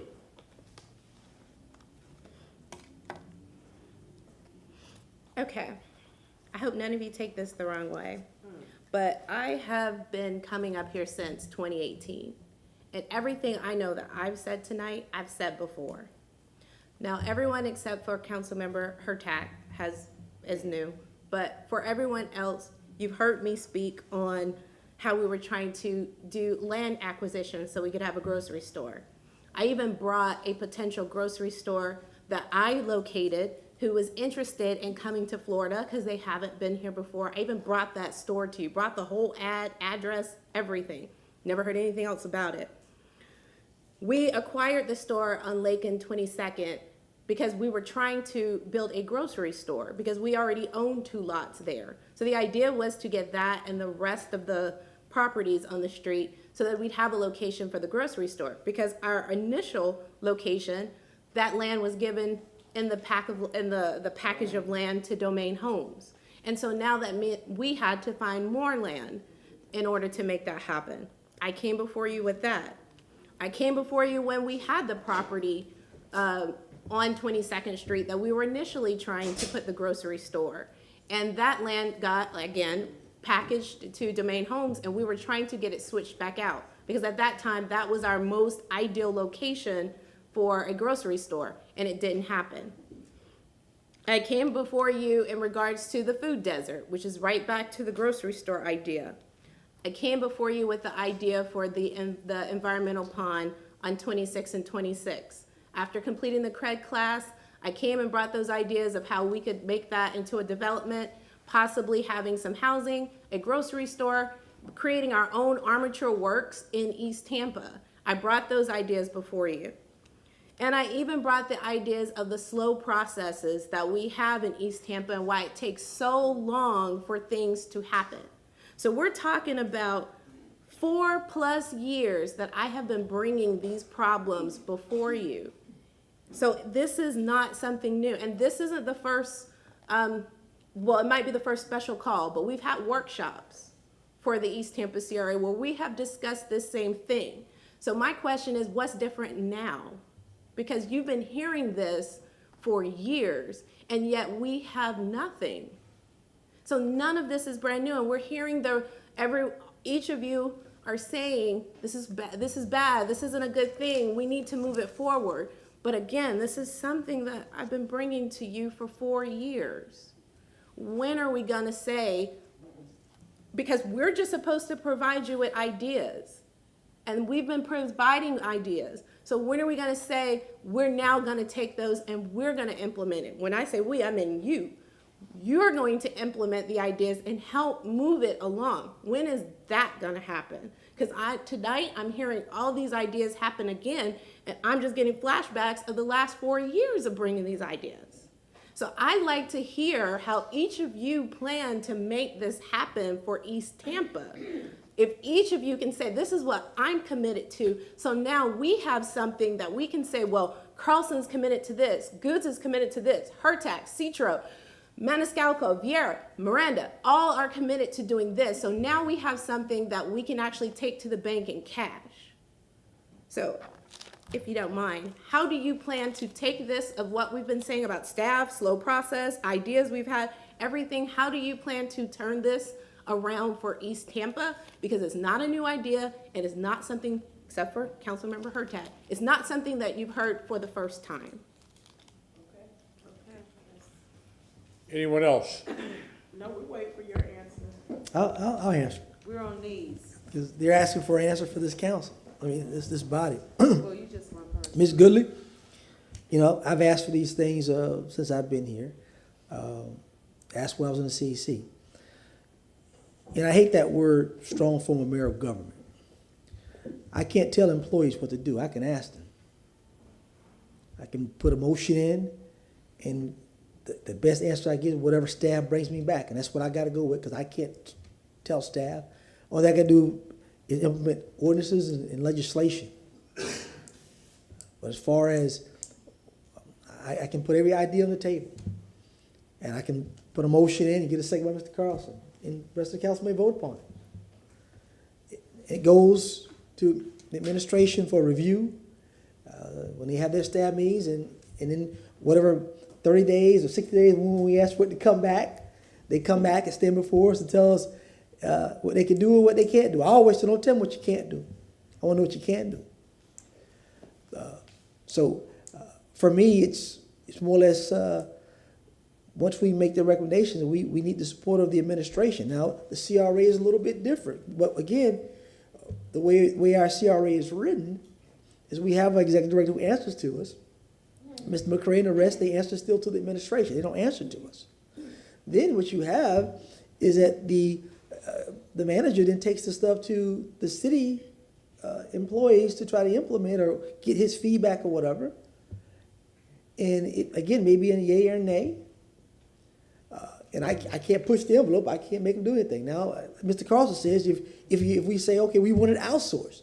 So if we outsource, that means there's more money that's going to come out your CRA budget versus the city help if they want to do it. The city help to get it done, which, the lawyer's fees, they don't have to worry about paying that. You have to worry about paying other permitting or different things. But if we say we're going to outsource this project, that means that we got to foot the bill on everything. Maybe some projects we need to do that. I don't know. I mean, I think that's something we have to look at down the road. Maybe some projects we have to look at saying it has to be outsourced, or maybe the city's too busy because they got other things going and they can't get that done for us as fast as you want it done. That's the best I can tell you from what I've seen being a councilman here. So it frustrates me sometimes, but I'm up front. Everybody knows me. I'm vocal. I'm up front. I'm going to tell you the way it is. I only can do what I can do and ask what I can ask. So that's my take on it. I'm going to continue to make motions and continue to get their answers and hope they can get the job done. Councilman Carlson. Yeah, the long discussion that I was having that seemed like I wasn't talking about East Tampa is trying to really address the systemic issue that I think is facing us, is that CRA is a separate entity from the city, but we can't do anything without the city's approval. And even the executive director and staff we have, they all are city employees and they report to the city. In the last administration, the head of economic development was also the head of CRA, and the CRA meetings lasted a half hour, and the CRAs were subsidies for developers that the administration wanted to develop. And and also, by the way, I've attended 2 or 3 of your CIC meetings, but then we got our hands slapped by the lawyers who said, you guys can't attend those meetings. How are we supposed to do anything if we can't attend the meetings and can't listen to anything? All we hear is short updates every month, and the executive director would update us each 15 minutes every month. So what I'm going to do in the next meeting is I'm going to propose getting a full-time executive director. And we need absolutely to rely on Ms. Travis' unique experience and successes, but we need a full-time person to look over this. It's our duty in the way we're using this money, and we can't have a situation like this. I think we've got great staff members assigned, but they need direction and they need to be able to work with you all.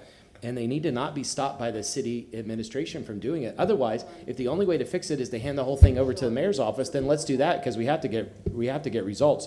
One last idea that I would suggest, and I don't know if Morris would let us do this, but what if we are 7 of us and there are 8 CRE districts? What if each of us took one of them and said, we'll attend the meetings and listen and be the liaison back to the board? I don't know if that's possible, but we obviously, if this CRA board is going to be responsible for the CRE districts and money, we have to be more involved, and we have to get a lot more information. We can't rely completely on staff, and we definitely can't rely on the city. Thank you. The issue, just to address it, with you all attending CAC meetings, we have an adopted policy about how that's supposed to be done. But part of the issue is if more than one of you attends a CAC meeting, then there is a risk of this becoming a violation of sunshine, because then you are basically conducting CRA business or discussing issues that would come before you as a body, and you can't have 2 of you discussing that outside of a noticed meeting of the CRA. Could we each be responsible for one? One of us had to be responsible for two. But if we each could be responsible for one, then we can attend and we can have a liaison who would advocate like Mr. Goods did for the tree program. We could look at tweaking your policy, perhaps, as long as it's only one of you that attends. And I'd have to look at the sunshine laws and make sure we're not running afoul of that, but that's something we could look at. What your policy now says is that one of you, not more than one, but one of you can attend a CAC meeting. You're supposed to publicly announce that and announce the reason why you're attending the CAC meeting, and you're usually there for a specific purpose or reason, and then you leave the CAC meeting. Also, part of this, the structure of all of this, is that the CACs are supposed to operate as kind of an advisory committee to you all, and I understand that you want to make sure you understand what the CACs are saying, and that's communicated to you, and that's part of your concern. But you also want to make sure the CACs are allowed to independently kind of formulate policies and proposals that come before you. I think that's part of the idea, that it's a community-based kind of up from the community kind of concept, and not something that's pushed down from the CRA board.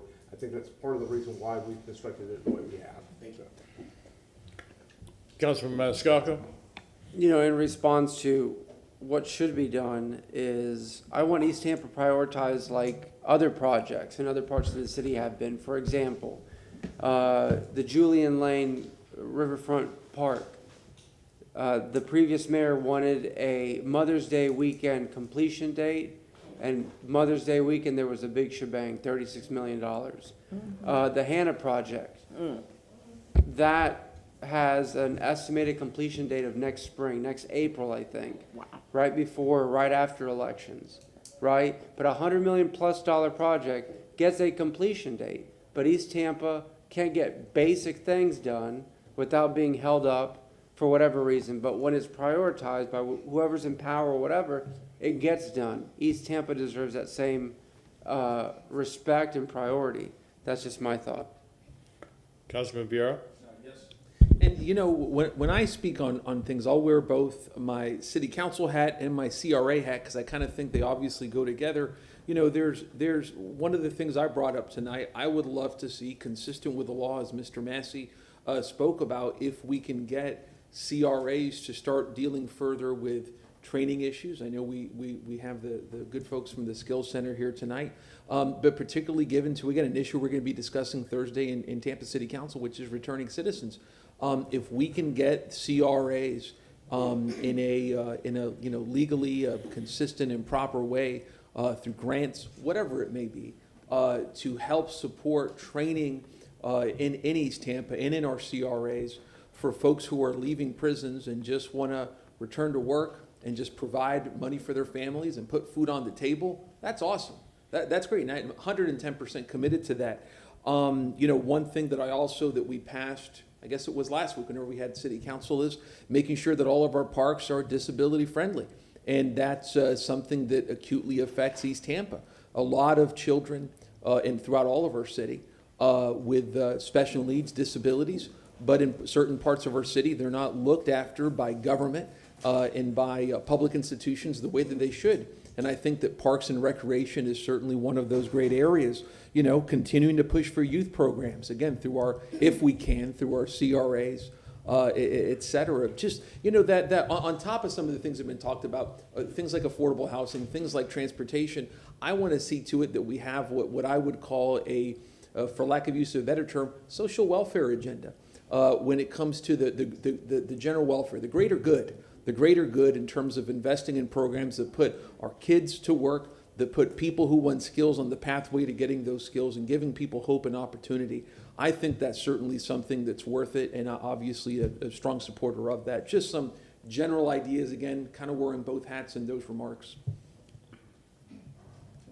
Councilman Miranda? Thank you. I have a different idea than most maybe. I have never been to a CAC meeting. And the East, very simple, the way I look at it may be different, may be totally wrong. But I don't want to be a sitting council member and a community development review sitting here and listen to the CRA when I've already been there, and not because of me, but this is my feeling personally. If I sit there as an elected official, somebody may say, or I wonder what he's interested in. Maybe we want to vote that way. I don't want to change anyone's idea. This is your baby. This is what you want to do in your neighborhood, and I'm all for it.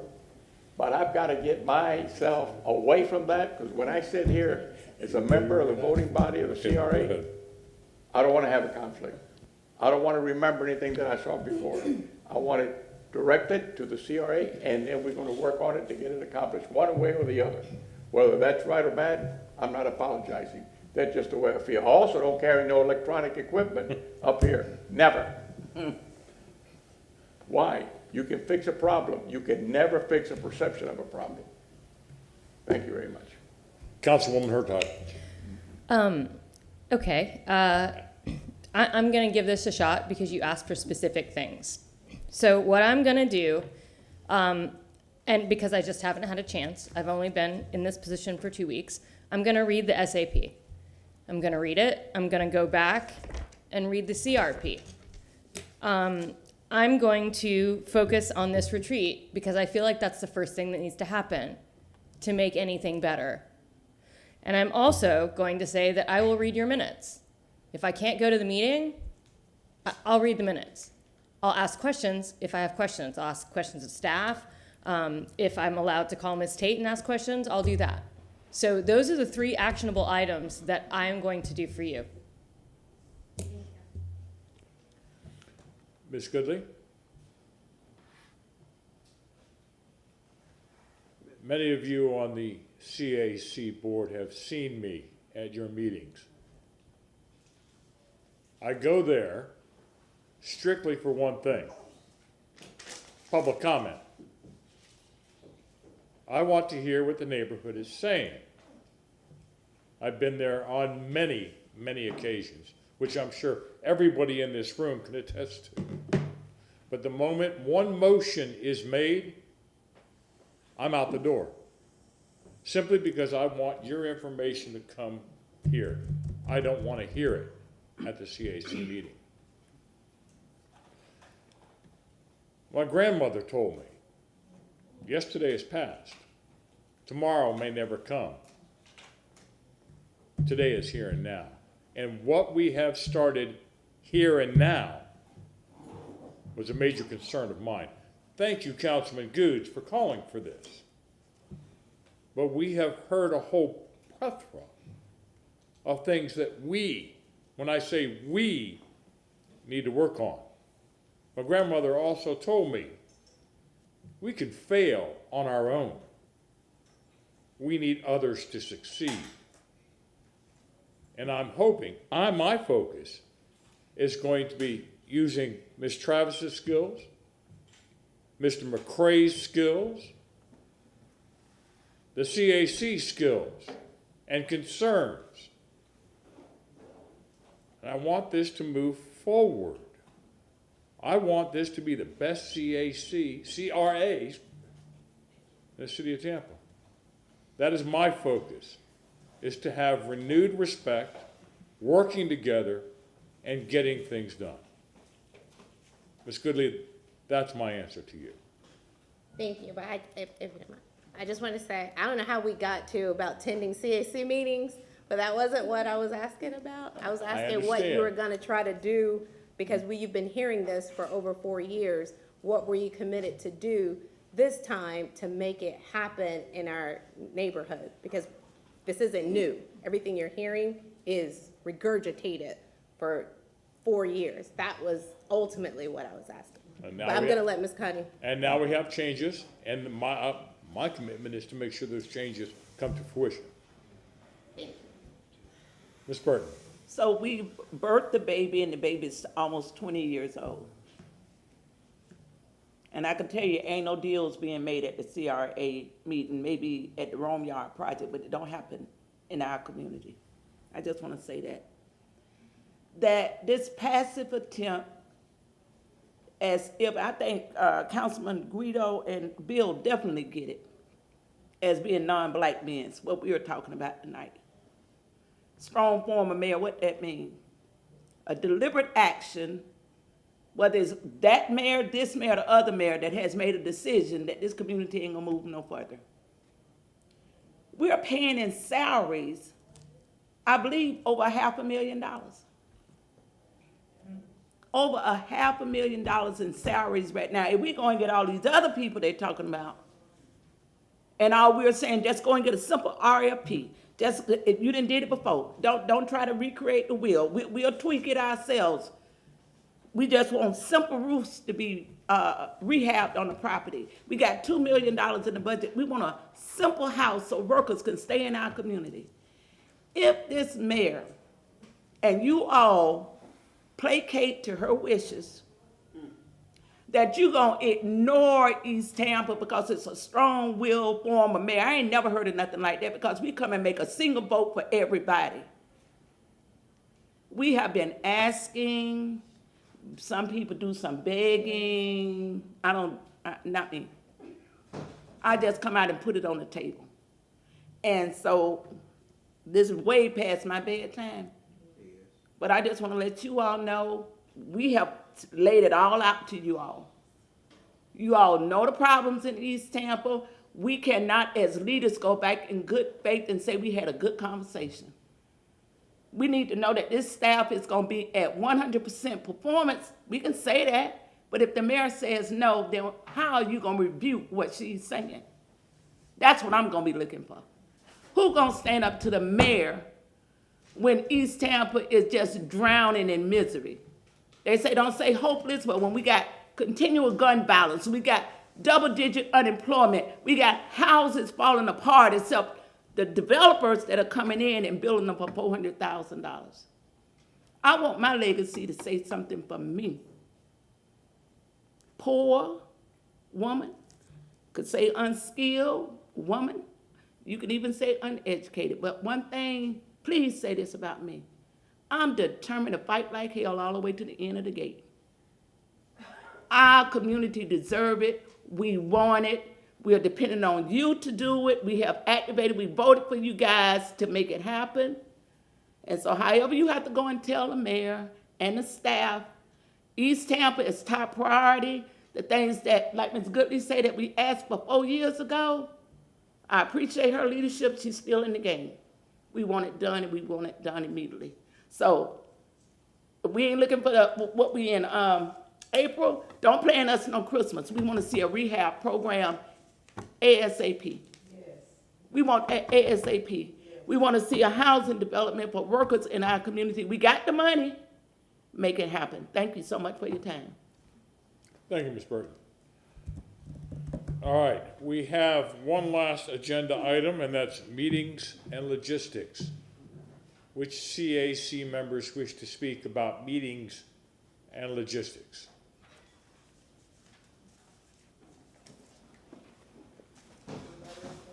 I know the hour is late, so I'll just make it really quick. When I came on the CAC, the accommodations were horrendous. I think somebody took their iPhone and put it on a table in the middle of the room, and everybody tried to yell and scream and hear what was happening. I mean, it was just a complete disregard and disrespect for what the city can provide. And it is the epitome of some of the other things you see. I think, if I'm not correct, if I'm wrong, Councilman Goods, looked at it, and it looks like a movie production that's happening in that room now. But it didn't happen until he really stomped and yelled and kicked, demanding that we get the appropriate cameras in the room, microphones on all the tables, that the screen would be set up, and then all the staff that you need to make that thing operate. We need that kind of effort applied to all the other things that we need. So the Reagan Park location, from my perspective, is a great location. The meeting room accommodates people. They attend. I think we could use a podium for people to come to and stand at when they come and speak. Right now it's a table, but for what we had when we first started out, and that's 18 years later, it's just the epitome of, I think, what can be done if the energy and effort is put behind getting things at a different level. So the meeting, as far as I'm concerned, we do have some, the Jazzy seniors want their room, but besides that, the accommodation for the meeting, I think, is more than adequate. Thank you. Thank you, Mr. Parrish. Anyone else?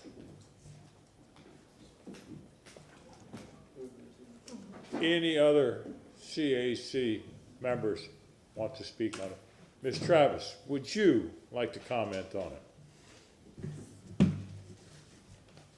On meetings and locations, I went to Reagan Park, and I have to agree with Attorney Paris that there was a lot of staff effort, IT, that was putting together the microphones, and it was really a production outside my expertise. But I was just talking to Mr. McCray that we definitely can try to reconfigure the room, make sure that there's a podium there, and make sure that logistically the meeting space functions for the CAC. Also, when we talk about doing retreats, we just need to make sure that we're supporting our volunteers so that they could do the work in the community. So no changes to that, as much as we can try to accommodate. There will be a podium in place at the next meeting. One question I would just like to throw out to some of the CAC members.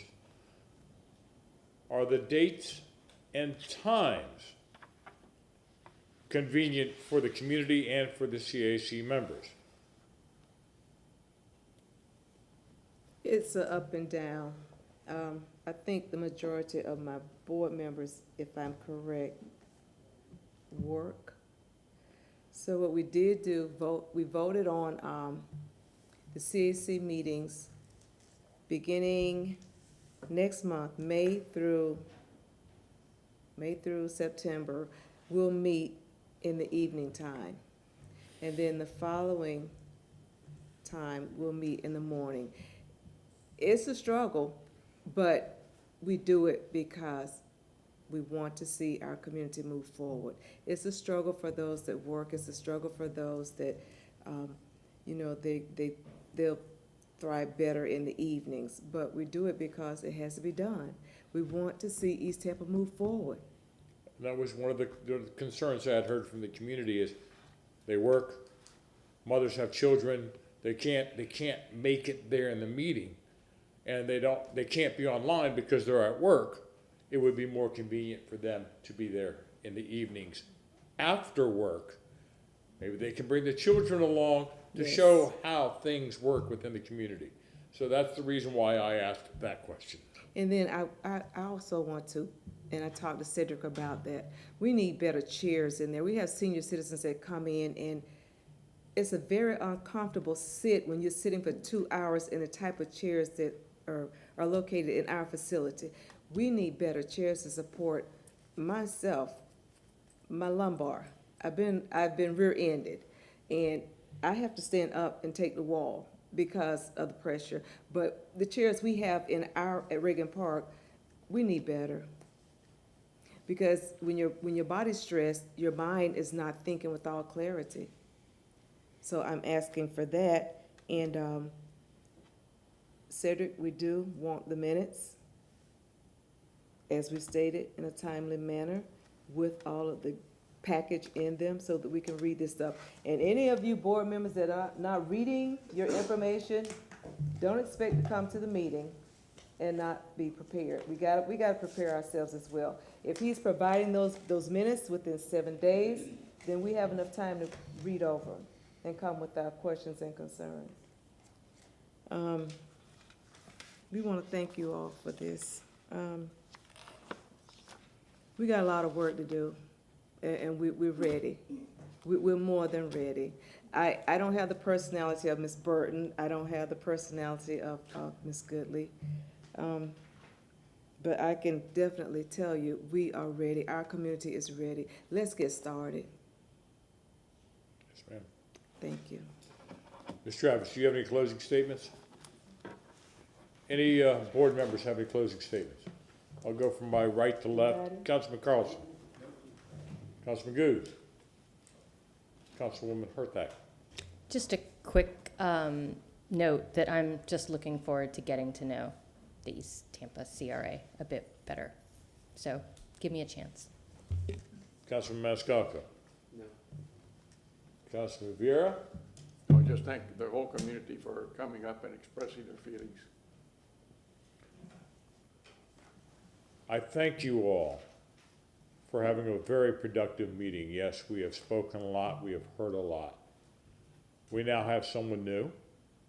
We have someone also that's been here for quite a while that knows the community. Again, let's work together. Together we can solve a lot of things. I look forward at our next CRA board meeting to hearing some wonderful things come back. Move to receive and file. Motion by Councilman Maniscalco, seconded by Miranda. All in favor say aye. Aye. Any opposed? We are adjourned.